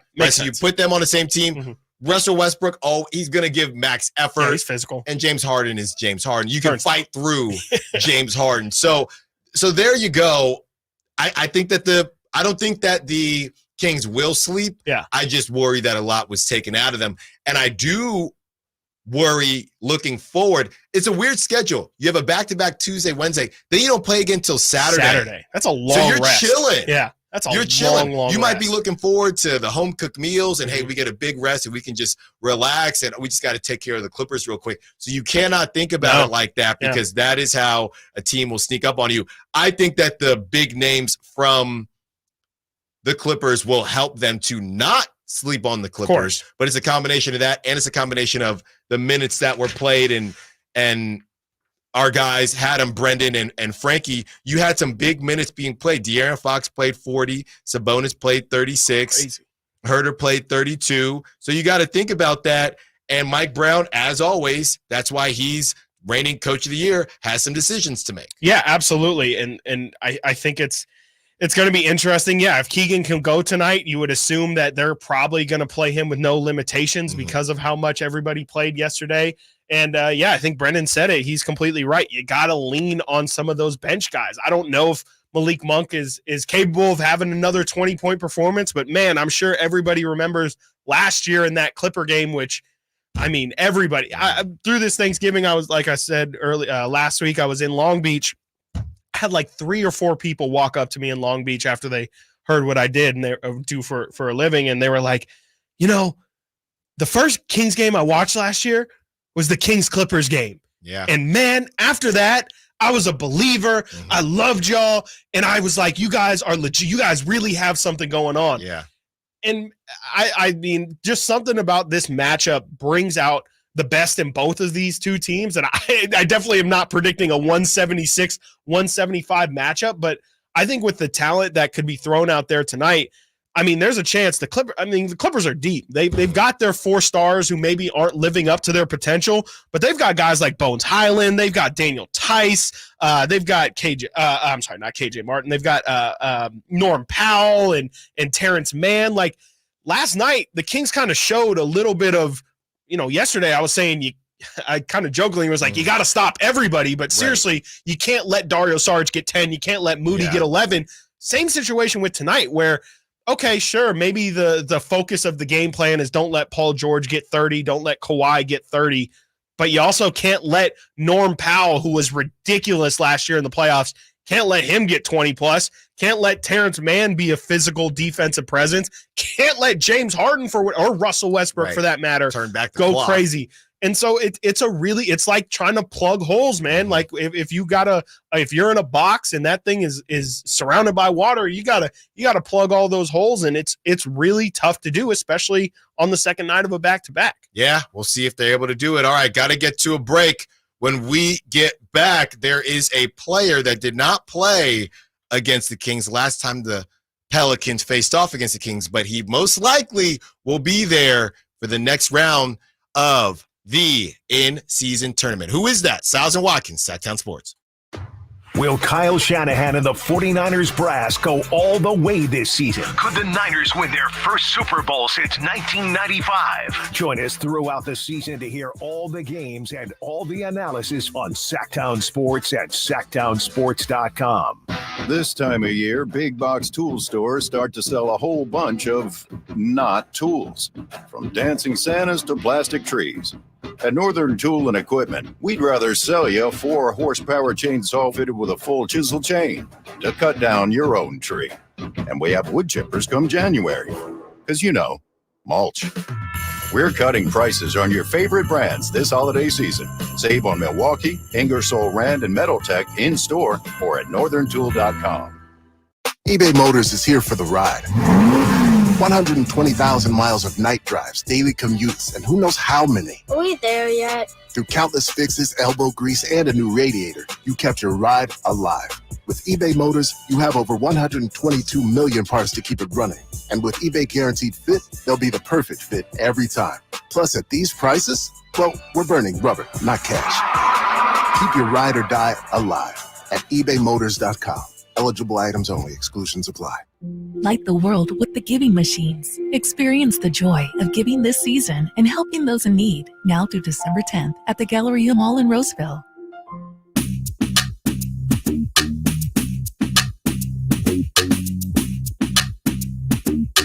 Sactown Sports. Call or text at 916-339-1140. Stiles and Watkins, Sactown Sports, taking you up to 2 p.m. Thank you for rocking with us. If you've been rocking with us, you're just now joining, thank you for joining us. We should have rocked Bay Area music all That's such a good call. long. They blew the whistle all night. Oh. This was the song of the night. They blew the whistle. Gucci Mane blowing the whistle. Something tough. That man had a quota to hit last night. But it was both teams. Both sides. Totally both sides. It was both teams. Can we stop with that? Yeah. I don't want to hear it. I definitely think, I listed, 3 or 4 different specific Kings plays that I would say didn't go in their favor. And Warrior fans, sure, whatever. If you want to post some clips, I'm sure there was a call or two that didn't go in your favor either. But light the beam! At the end of the night, that's what matters. But it just didn't feel like either side got a great whistle. But, of course, in my opinion, I think the Kings got the much worse end of the whistle. Yeah, the free throws, I get the disparity, but like I said, and like we've been saying, this is not something out of the norm for the Warriors. It's actually kind of out of the norm for the Warriors to get that many calls. Right. They foul. In their favor. They hack. That's what they've done these last couple years, and that's probably what they're continuing to do unless they make some, I don't want to say foundational changes, but it's possible because it's not Draymond, and I don't really think it's Looney. It's those guards will cook you. We sat there and we said, look, I love when Malik Monk makes threes, and he did take a decent bit last night, but you can get to the cup whenever you want. Whenever. There's nobody. There's nobody. They are giving maximum effort on De'Aaron, but Malik, they don't have enough to guard both of you, right? And based on you being on with the second team or whatever it is, and let me be fair, like you said earlier, GP2 going down helped defensively, but they will even last season, they had no answer for Malik. None. The whole time they were going back and forth. So I don't think that the Warriors are going to blow it up because I just think that there's too much pride there. Yep, exactly. And I think that's going to work to the benefit of the rest of the Western Everybody Conference. else, it's going to be the death of them for sure. Pride is absolutely the continuity, the fact that, Steph was very open that we can't let Draymond We're go. a package deal. Last year they pretty much made the decision. I think that there's one universe out there where they choose Jordan Poole over Draymond Green and kind of try and usher in a new, I personally, I feel like if I were a GM, that's probably the route I would have suggested going. Well, I had a conspiracy because I always have conspiracy. Oh, yeah, tinfoil time. I had a conspiracy with Jordan Poole and Klay Thompson as far as the punch. And my theory, and I don't even know if it's a crazy theory, basically what it was that, they extended Jordan Poole, right? And what I think happened was that they extended Jordan Poole. They were fresh off that championship, and it was basically a tryout between Jordan Poole and Klay Thompson to see who they would keep. Because you can't pay that type of money to 3 guards. And the whole organization knew that. And I think that it was essentially a tryout between Klay Thompson and Jordan Poole on who they would keep. And once Draymond punched Jordan Poole, and I'm not saying that's why Jordan Poole didn't try out over. We know who we have to move off of because we ain't moving off of Draymond. Right. And because of how Jordan Poole ended up playing, we can kind of hide behind that. Sure. Scapegoat big time. Yeah, I don't know what Jordan Poole is going to be. He's young. He has no direction. That's where Harrison Barnes could go to Washington. Somebody use needs some Jordan suits. Poole to wear a suit. Somebody needs to tell Jordan Poole. Please tell Kyle Kuzma to wear a suit. Please tell Kyle. Because man, I cannot with these. But I will miss the fits memes are crazy. if that's what happens. Yeah. 916-339-1140. Let's go to Greg, who's in Sac, who wants to talk Kings. What's up, Greg? You're on Stiles Watkins. What you got for us? Hey, man, I just wanted to say I was there last night, and it was unbelievably bad to start, unbelievably amazing at the end of the game, and to watch all those Warrior fans have to pack up and them be silent. But I was reflecting and wanted to share with you guys that incredible game last year against the Clippers. By far, if not the best game I've ever watched, one of the best, and it was Monk again on display. I feel like that was a game where he showed how absolutely incredible he is, and you guys have nailed it, the two-headed monster of him and Fox. I think the thing I take from the game that I love the most is it was a bad game on our part, but we found a way to win, and that's what you have to do to be a champion, right? That's right, Greg. That's right. And it was a complete team effort. Everybody was down in the dumps. I'm glad you were there because of the end of the game. The beginning of the game, it was rough. And when it was so tough. When we actually, you got a tweet off early at halftime. I said, man, it's not even old takes exposed because it was facts at the time. I said at some point the Kings are going to have to overcome this. Yes. And they did in the second half. They I did sure not think did. it would be last night. I did not even know what we were going to it was going to be if the Kings had lost last night. Yeah. I'm telling you, to all the Sactown sports listeners, you would know the plus minuses for Russell Westbrook and James Harden. For the last 7 games, it would have been a deep dive into the Clippers. We would not have even talked about it. No, I would have tried to avoid last night's game like the plague. It would have been, you want to talk about a toilet game or whatever, one you flushed down, I blacked out of my memory. It was ready. It was ready to be filed away completely. That was it. All right, let's get to the phone lines again. We have Steven who wants to be a part of the conversation. What's up, Steven? You're on Stiles Watkins. What you got for us? Good morning, boys. How you guys doing? Great, Steven. Good. How What you you doing? got for us? Man, chilling. I really just wanted to give Chris some flowers. Alan, I'd love to give you some flowers, but you're still a little new around Come here. on, okay. Come on, talk to me nice, Steven. You want me to talk to you nice? Please. Your rise to where you are at currently, dude, has been one of the greatest things that I have ever gotten to personally witness. Stop. Your pod, you started out on the pod. You were doing the Kings Roundtable on the pod. That was probably my favorite episode to look forward to. Now you're on the radio, and now you're bringing the homies on to your radio show now. And it's just, I just wanted to give you some flowers, man. I feel like you've been busting your behind to get to where you're at right now. And the fact that you're doing it with all the homies and all your friends and stuff like that, and you're able to do your Kings Roundtable dude, just watching your growth from being from the pod to being on 1140 now, dude, has literally been hands down one of the best things that I've ever gotten to see. And I just wanted to call in, give you your flowers like I always do, bro. I always give y'all guys flowers. So, but yeah, that was my little shout out to you, man. That's all. Great game last night. I definitely checked out about the second half, but first half. Before the first half, I was kind of like Brandon, man. I was like, I'm just gonna hop in the shower, just clean myself off of all this filth right now. But man, I'm glad that we came away with that win. But at the end of the day, man, I'm calling for you to give you flowers, baby. So enjoy them. I hope they're beautiful. Appreciate it, man. They're wonderful and they're blossoming right now. Absolutely appreciate it, Steven.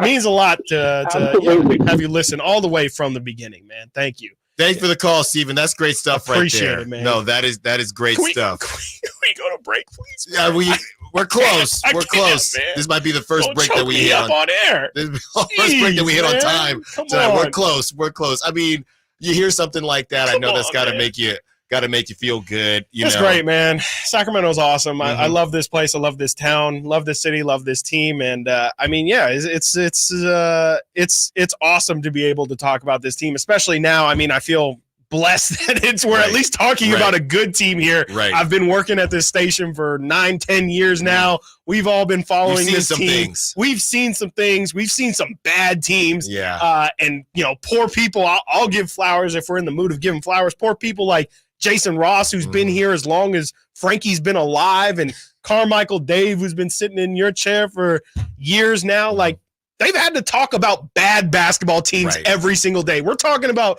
we were going to throw away that Warriors loss yesterday. That was going to be like 3-4 years ago. It didn't matter if the Kings lost by 20. We had to talk about that. So I got to also give flowers to our guys, Jason Ross, Carmichael Dave, everyone who's had to deal with talking about this team through the bad times. Because I'm going to be honest with you, Alan, I don't think you'll mind me peeling back the curtain. Sure. It's a whole lot easier to do this job when Kings win basketball games, y'all. It is significantly. The show almost writes itself when the Kings win, or at least in the winning spirit. So, man, yeah, shout out Steven. And I'm really glad you asked me before. Is Steven the one who always gives you a hard time? You're thinking of JR. Right. Thank you, Steven, for not being JR. There you go. And here's the question, though. Steven always feels like this, right? He's always felt like this. But does he call in? And the vibes are so good right now from the W. Does he call in and give you flowers if that shot goes in from Steph? Exactly. I don't know. I don't think so. I love you, Steven, but I don't think so. We'll never know. We'll never have to know. Great stuff, Steven. The call of the Appreciate day. it. And don't forget 1:30, your dog of the day. We got that for you as well. Got to get to a break. When we get back, we have sound. Jamal Murray, the Kings still got that bugaboo, how teams like to figure out stuff right before they play the Kings. You got the Clippers tonight, and Jamal Murray, he'll be back on the court, that gruesome twosome, on Saturday for the Nuggets. Stiles and Watkins, Sactown Sports. Trying to find out where to catch your favorite team's games? Are you a fan of the Kings, Niners, and the NFL? Well, Sactown Sports has you covered. Touchdown! San Francisco!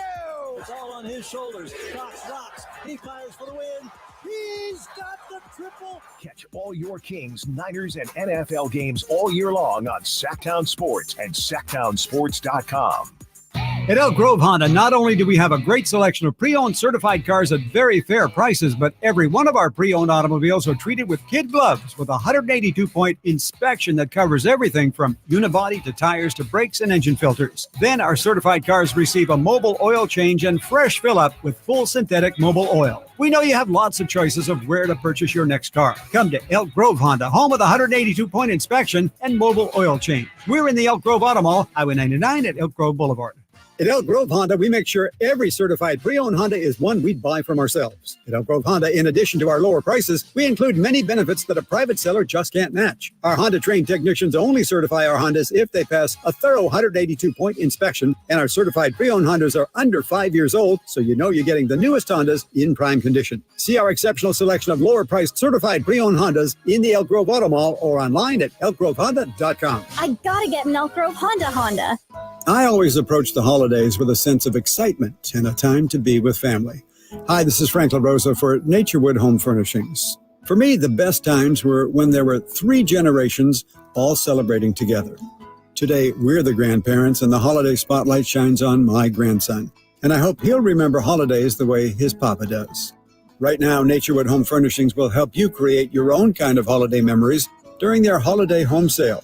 Unique gifts found only at Naturewood, like hall trees, curios, chairside tables, and more, are available at savings of 20% off.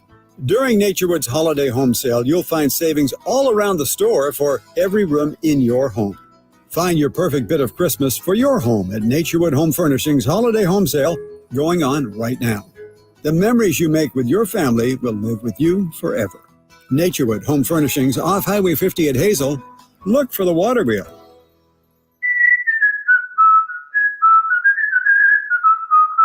Yep, 'tis the season. Hi, if you're like me, you take pride in your gift giving. Well, I've got a terrific idea for you. Gift cards from the Good Feet store. Okay, so arch supports aren't exactly what they've been hinting for, but you know they'd love them. And with the Good Feet lifetime warranty, it's a gift they'll enjoy forever. Buy a Good Feet gift card now, and Good Feet will boost its value 20%.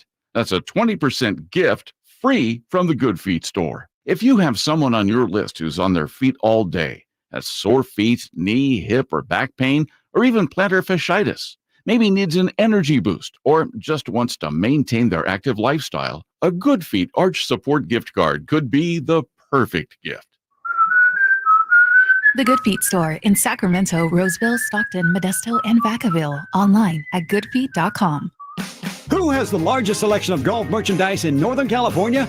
The Hagen Oaks Golf Super Shop. It's the go-to store for golf bags, apparel, equipment, lessons, club fittings, novelty items, and more. With their low price guarantee, complimentary gift boxes, and gift cards for your golfer, it's the Hagen Oaks Golf Super Shop. Add convenient online shopping and effortless after-Christmas return policy, and you'll see why the Hagen Oaks Golf Super Shop is the #1 choice for golfers everywhere. Fulton Avenue at the Cap City Freeway or online at hagenoaks.com.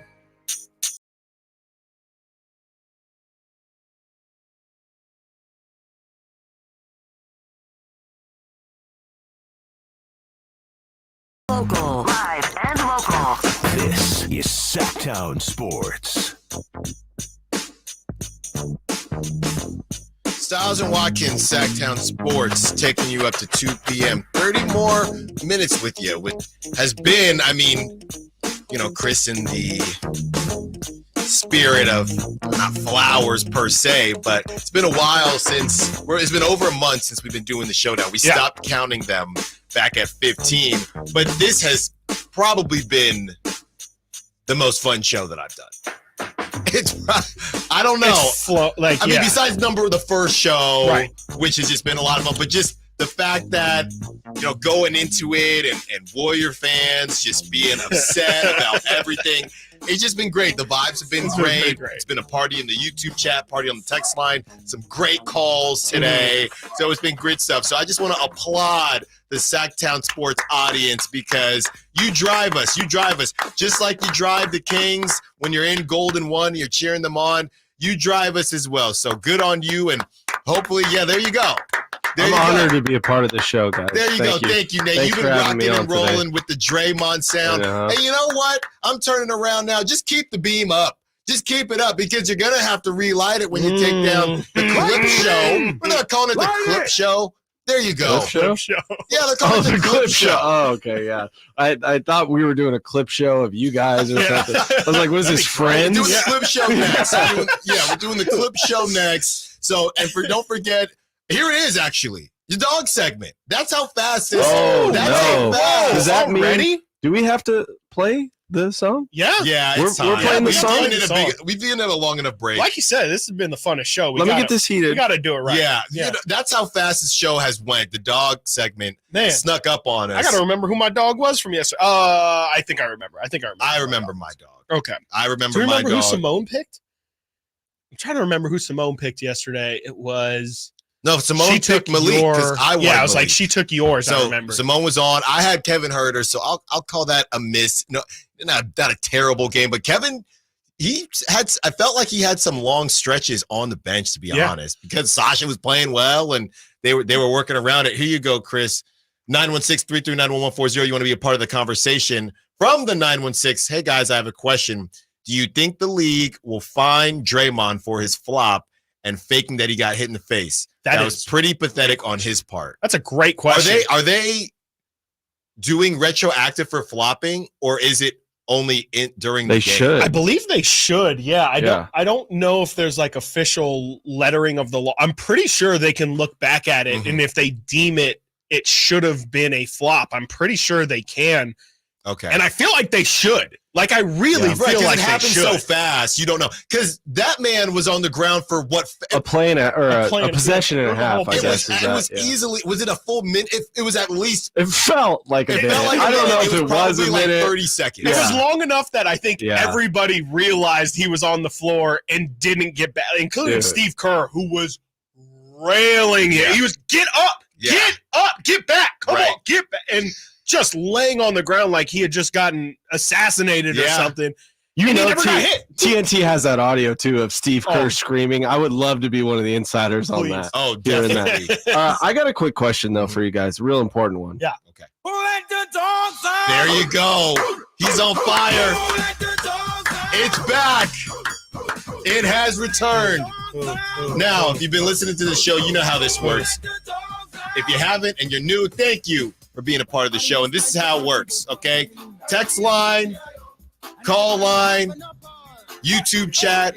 We pick our dogs of the game, okay? And when the dogs win, or when the Kings win, when the dogs win, we baby, play a dog song. When the dogs win, the Kings come out. When a combo day like this happens, to where we're reacting to a W, and also the Kings have a game tonight, we react to the dogs that we picked, and we also pick our dogs for the next game. So I will start. I don't think I've ever started before. No. So I will start.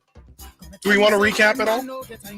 Yeah, We're starting with your recap. I'm going to Gotcha. recap. I'm going to recap. So my recap, I had Kevin Herter, not a full-blown hit, right, for the dog of the game. Decent, oh, though. dude, he kept him in the game for the first half. Yeah, he had 21 like he prevented. points. Yeah. I think he really did prevent it becoming out of control. That's true. Because if that 24 points gets to 32 or something, I know it's 6 points in the NBA, but still, I think he was incredibly important in the first half. Yeah. Well, you know what? You guys make a good point, because every shot he took in the first half, I think I said to Chris, I said, need it like water in a desert. Yeah. We need that has to go in. So, all right, I'll take that one. Yeah. And we'll do that first, because I know, Nate, it was Simone yesterday, so you didn't have a dog. So, Chris, we'll go to the dog. We know that Simone hit because she had Malik. Yeah, Malik. Who did you have again? I went with Trey Lyles, who had an okay game. I don't know if we want to do Did it you like see on what a he curve. did to Draymond Green, dude?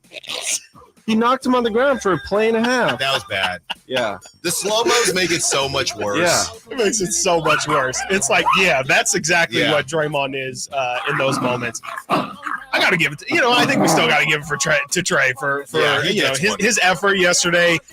He had a ton of rebounds. You only finished with 2 rebounds? Is that right? Oh, that's first half. Okay. I was like, felt like Trey was really good on the boards yesterday. He was excellent at getting to the line. I think he got to the line 9 times last night, which is incredible coming off the bench. Rigged. Got according 6 to Warrior fans. boards. Warrior fans were pulling Trey Lyles. Nuts. This is how broken they are. Yep. They were pulling Trey Lyles last 8 games. Trey Lyles has only shot 9 free throws in his last 8 games. He shot 9 last time. Did you hack in, bro? Y'all are foul. Stop Trey hacking. got 3 offensive rebounds last night. Stop it. This is like when you're really rich and you just get bored of being rich. Like you're that far. They're that far gone. They had are so many chances. They are coping hard. I have no idea They what are reality Copenhagen right now. They are coping extremely hard. All right, let's go through. We see you on the text line. WC209 says Herter was an absolute full-blown dog with his numbers 21, 9, and 5. That's correct. So I'll take my hit. Yeah. I'll take my hit. Let's get him in. Let's line him up. Nate, who is your dog for tonight's game? Coming off a back-to-back. This could get dicey. Okay, well, real quick, what do you guys think about Sabonis' performance last night? I feel like there hasn't been a ton of Sabonis talk today from you guys. Well, I think that tells you all you need. Okay, I will say 10 assists. Like, a lot of people talk about Sabonis struggling against the Warriors. To me, the biggest thing the Warriors took away from him last year was his passing ability in the playoffs. For him to get 10 assists last night, to me, no slouch. I think he averaged 5 or 6 assists last year in the playoffs against the Warriors. Some of that is because everybody and their mom was cold from 3, but the fact that he was able to kind of get other guys going is, at least a step in the right direction. It's a moral victory. What it's a baby victory. Of course, you want him to finish with more than 9 points. When Kevon Looney is on him, that man loses. He just leaves his bag at home. How many? The Kings, it felt like, had a decent amount of offensive rebounds, though. Tons. They had 12. There was several possessions where they had like 3. Yep. I could 2 at least I can think of. But Kevon Looney didn't have a monster game. He looked all right. So with all that said, Sabonis is going to be my dog. Bounce back, maybe something to prove. This is the second time the producer has taken my dog pick. but it's a great pick. Yeah, I mean, I'm sorry. I didn't do it on purpose. Yeah, no. I will say, I believe also Mason Plumlee is out tonight, and so we'll get a lot of Zubac and Daniel Tice. There you go. Yeah, I mean, and I'm not. No, that's not supposed to scare you. I'm not scared of those dudes. It shouldn't. It shouldn't. From the 916, talking about last night, gotta give Sasha a dog. Hit some huge shots, got some huge rebounds, had a couple of blocks. Really made a great contribution on his part. So true. 916, and the advanced analytics. Sasha's rating was out of this world. He really did some things. He competed defensively. He still, he's going to pull offensively. Still had 8 points. So just outstanding stuff from Sasha. Who do you have for tonight, Chris? I'm going with Sasha. I believe think he's going back to back. I think he's going back to back. Brendan talked about how the Kings need their bench to step up on the second night of a back-to-back.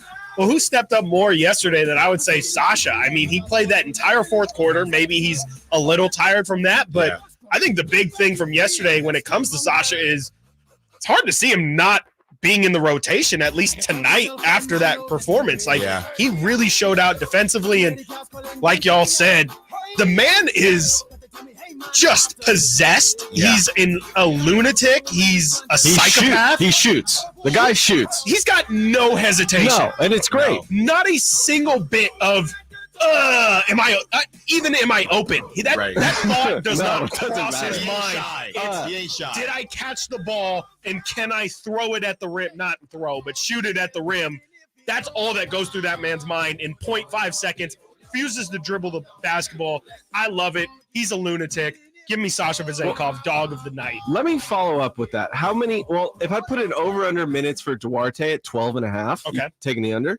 I would probably take over. I think he got 15 last night. It kind of He depends got if Keegan 15, plays, though. if Keegan plays, maybe under. Yeah, okay, that's a big – I'm saying Keegan doesn't play. Because you think Sasha just eats up his minutes with what happened last night, right? Or you think Mike Brown makes such a – not a drastic change, but changes based on that one game? It could. I mean, Duarte, it depends how Mike Brown feels about Duarte defensively. I don't know if that's why he took him out yesterday, but he's just so foul happy. I would guess that with the talent that the Clippers have, you could use Duarte, be physical with Paul George or be physical with James Harden. And I think Duarte's minutes kind of all depend on A, how many fouls he gets, and B, if he's hitting his 3-point shot. So it's kind of an impossible thing to guess. Duarte on Harden, though, is like 80 fouls a minute. That is a lot. That is, especially with that that's foul not merchant. a good, because that's probably the matchup. Yeah. Like, for the most, I don't know. I don't know. I mean, every time I look, Harden's on the bench, right? Yeah. I think they're still trying to figure out their rotations. And when it comes to Sasha Vezenkov, he's that friend that you have, or that guy that you know, or that person that you know that takes things very literally. So when Mike Brown says, if you're open, shoot it, Sasha says, okay. Or else I'm going to pull you. I will shoot every time there is any daylight. So that's a good call on Sasha. He's been balling. And I think I see what's going on here. All the guys, Sabonis with a kind of a down night, and guys that maybe have more left in the tank. You go, Sasha. I think I'm going Trey Lyles here. Love it. He's still making up for lost time, having missed those games at the beginning of the season. So I'm going Trey Lyles. And for a second, I thought he'd never miss another three-pointer, and he finally did last night. So I'm excited to see Trey Lyles do some dirty work down low and hit some threes, some Trays as well for the Trey base. There you go. Come on. Got to get to a break. When we get back, more Kings, more Clippers, and maybe we'll drink some more Warriors tears. Stiles Watkins, Sactown Sports. The Sacramento Kings play here. He's got the triple. Sacramento takes the lead. Outstanding ball movement by Sacramento. Every triple, every jam, every Kings win. Sabonis with the jam over the Joker. He's got the 3-point shot. Get your Kings fix all season long. Right here on your home of the Sacramento Kings. Here's a steal by Fox, the breakaway. He's got the rip with the left hand. Sactown Sports at SactownSports.com. With RT Painting, our name says it all. We are a reliable and trusted commercial and residential painting company serving the Sacramento area since 1998. Employee-owned, our attention to detail is second to none. Put our decades of experience serving our community to use for you. Get a free quote today. Call us at 916-900-8112. That's 916-900-8112. or go online to rtpainting.com. That's rtpainting.com. RT Painting, your trusted and reliable painting contractor of choice. Guys, did you know your testosterone level impacts your energy, libido, sleep, weight, hair loss, mood, and even ED? And right now, Revive Men's Health Sacramento will check your testosterone for free. They've helped thousands of men since 2011 feel and perform better. They're so confident they can help you, they even guarantee it. Schedule your free testosterone test, exam, and consultation today. Call 916-277-8599. That's 916-277-8599. Or visit ReviveMen'sHealth.com. Carmichael Dave here for Jiffy Lube, your proud sponsor of the Drive of the Game. Now listen to every Kings game for Gary Gerald's Drive of the Game call. Then listen to Jason and myself the next morning for a chance to win a $100 Jiffy Lube certificate, courtesy of all the Jiffy Lube locations in the greater Sacramento area. Get your vehicle ready for the holiday driving season at Jiffy Lube today. Oil changes, wiper blades, tire rotations, and more. For more information, go to jiffylube.com. It's the season of performance event at Acura of Stockton. Elevate your driving experience with a vehicle that's built to impress. Lease a new Acura RDX or MDX. Acura of Stockton has a great selection of new Acuras and customer service that will exceed your expectations. Take luxury to a whole new level in a new Acura from Acura of Stockton or AcuraofStockton.com, where precision-crafted performance is at your fingertips. At Jim with Tacos, you get a ho-ho-ho lot of flavor for under $10. Our classic #2 combo meal spreads cheer with a farm-dusted ground beef taco, scratch-made bean and cheese burrito, and a soft drink. So jingle on down to Jim Boys or order online at participating locations. Woo-hoo-hoo! Want the best movie experience in town? Join Sactown Sports' IMAX Pass by visiting SactownSports.com and sign up today. You can win tickets to see this week's film at the Esquire IMAX Theater.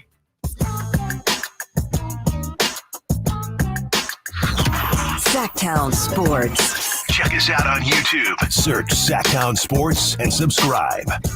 Stiles and Watkins, Sactown Sports, taking up to 2 p.m., 15 more minutes with you, where we hand it over to the high flyer, Henry Turner and Kyle Draper, with the Drive guys who are on location, getting you ready for Kings Clippers. And will the Clippers figure it out tonight? It's tonight the night. 1-4 out of their last 6. Not sure about that. The Kings do have this ability or propensity to fire up teams. Mm-hmm. They are a good win. They are a good win without being a bad loss. And that allows teams to feel very comfortable and just say, we're going to give it our all without necessarily being kind of scared and hands getting sweaty. So continuing with that theme, as we look forward a little bit, Jamal Murray will be back now for Saturday's game in Sacramento. And that doesn't worry me too much. I think Jamal Murray's going to have to get his legs back under him. I know the Denver Nuggets are a very good team, but here's the audio as far as Jamal Murray being back. So I'm told Jamal Murray will not return tonight against the Clippers. Oh, so we're close, though. We're close. That's something. But after tonight, it's going to be a day-by-day process. They're going to see how he feels over the coming days. He could return this week. He could return as soon as Wednesday at home against the Rockets or on the road Friday against the Suns. They're going to just see how he feels literally day by day. But the fact that they're at the point now where it's every single day you see how he's feeling. Denver's just 5-5 without him this season. And he's one of the game's, to me, one of the game's great competitors. He's a guy that always turns it up come playoff time. That's what you need.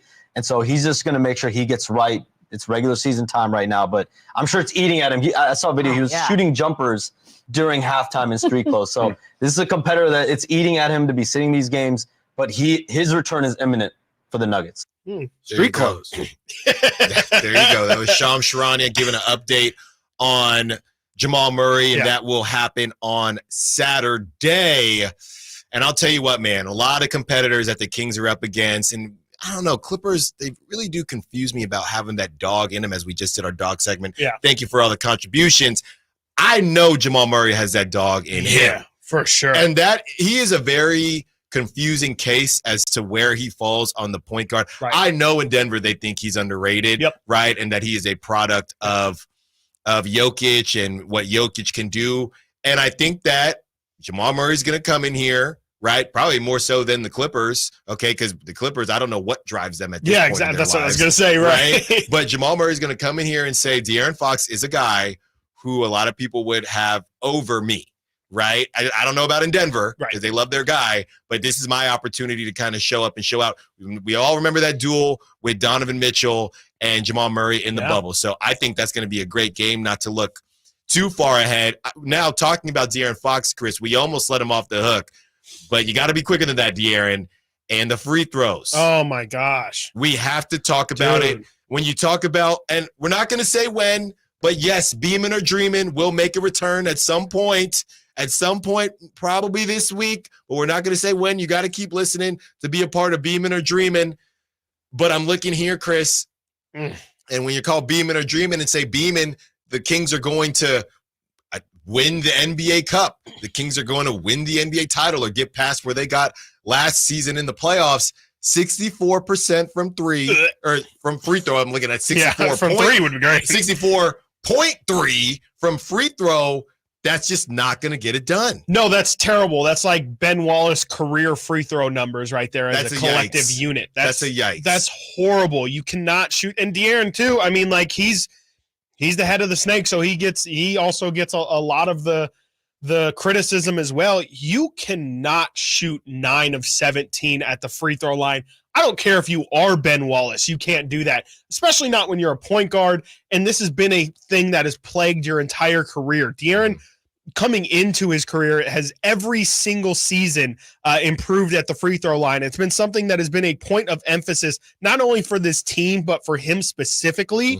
And so for him to, I mean, for sure, was he, I'm sure he did not intentionally miss any of those. Like, it's not his fault that his shot didn't fall, but for him to fall to 52% on that night, last night, it's just terrible. Like, that's the exact kind of thing that can cost you a game. Like, if just De'Aaron, we're not even saying Trey Lyles hits his 3, we're not saying Sabonis knocks down that one that he missed, just if De'Aaron makes 5 of his 8 free throws that he missed. This game is handled so much easier. It's a lot more calm of a finish than what it was. And the Kings, realistically, you should lose every single game where you give up. You just leave 15 points on the board. Easy. They just missed 15 free throws. Yeah, like you said, the Warriors gave it to them. They were like, we're fouling like crazy. Kings were like, we don't even need it. That shouldn't be the case. And I hate to get upset about it, but I've been talking about it after every single game, it feels like on the live stream, at some point, that free throw number is going to bite the Kings in the butt, and they're probably going to lose multiple games this year simply because they miss free throws. And it worries me on a game like tonight when your legs might be a little bit more tired. Totally. Absolutely. Right? You already are kind of thinking about it because it's fresh in your mind, even though you got the W. Yeah. I mean, you were doing the post game, and it sounded great. Once I got out, I left the post game a little bit early, trying to beat traffic and all that jazz. So I caught your YouTube, of course, on Sactown Sports. You can catch Chris after every game. It was a party in there. It was great stuff. It was huge last night. When I'm in the post game press conference with De'Aaron, you could tell that he was not somebody. I think it was actually Brendan asked, "Were you happy with your performance?" And De'Aaron did the De'Aaron thing, and he said, "Hey, I could be better." He talked about the free throw line. Right. But you could tell he wasn't extremely happy, and it's one of those things, man. Look, if you can make a shot from 3-point, you can make a free throw. It's really up here, and if you're driving right now, I'm pointing to my head. It's really mental. T for Temple. T for Temple. T for Temple. We're a mess right now. Don't get me started on that. So I don't know what De'Aaron can do. Yeah. But all I know is this: right now he is shooting 71.3% from free throw. That you are getting close. I mean, Russell Westbrook right now is shooting 66% from free throw. Right? That's terrible. You're De'Aaron's career far. low is 70. At 70.5 is De'Aaron's career low. So he's just above his career low right now. And let's talk about it. Let's do it like this, Chris. When we're talking about De'Aaron in the MVP conversation, right? And leaving points. So last night, De'Aaron had 29 points, right? He had 29 points. Yep. That's how much he's averaging on the season. Okay, so De'Aaron had 29 points. We know it was a a nationally televised game.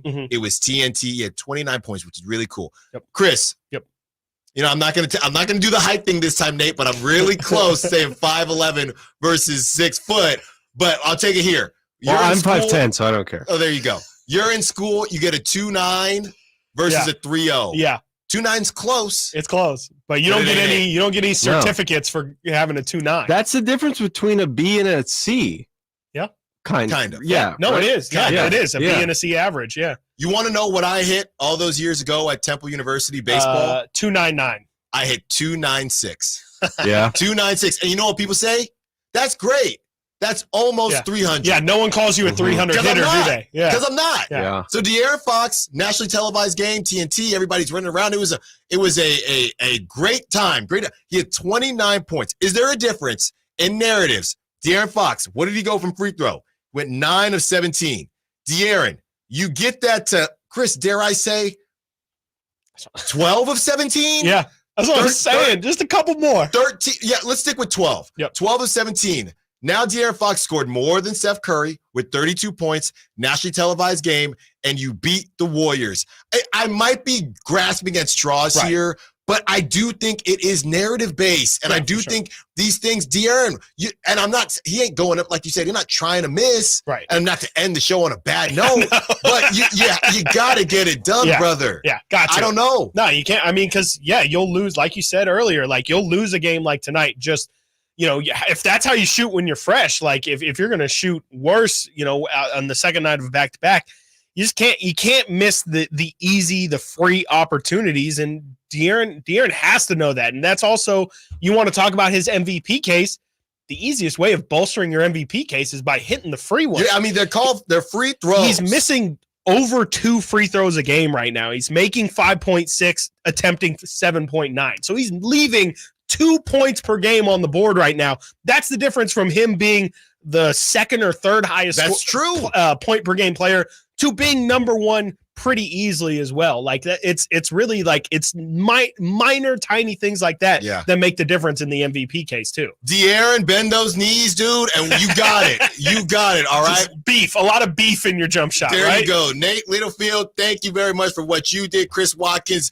Always doing it. The rise of Chris Watkins is upon us. Alan Stiles, we got you. Be sure to listen to the Drive Guys up next with the high flyer, Henry Turner, and our guy, Kyle Draper. Until tomorrow, secure the bag, light the beam. Light the beam! Light it! Check out the Golf to Go Hour with Frank LaRosa every week on Sactown Sports. Get the latest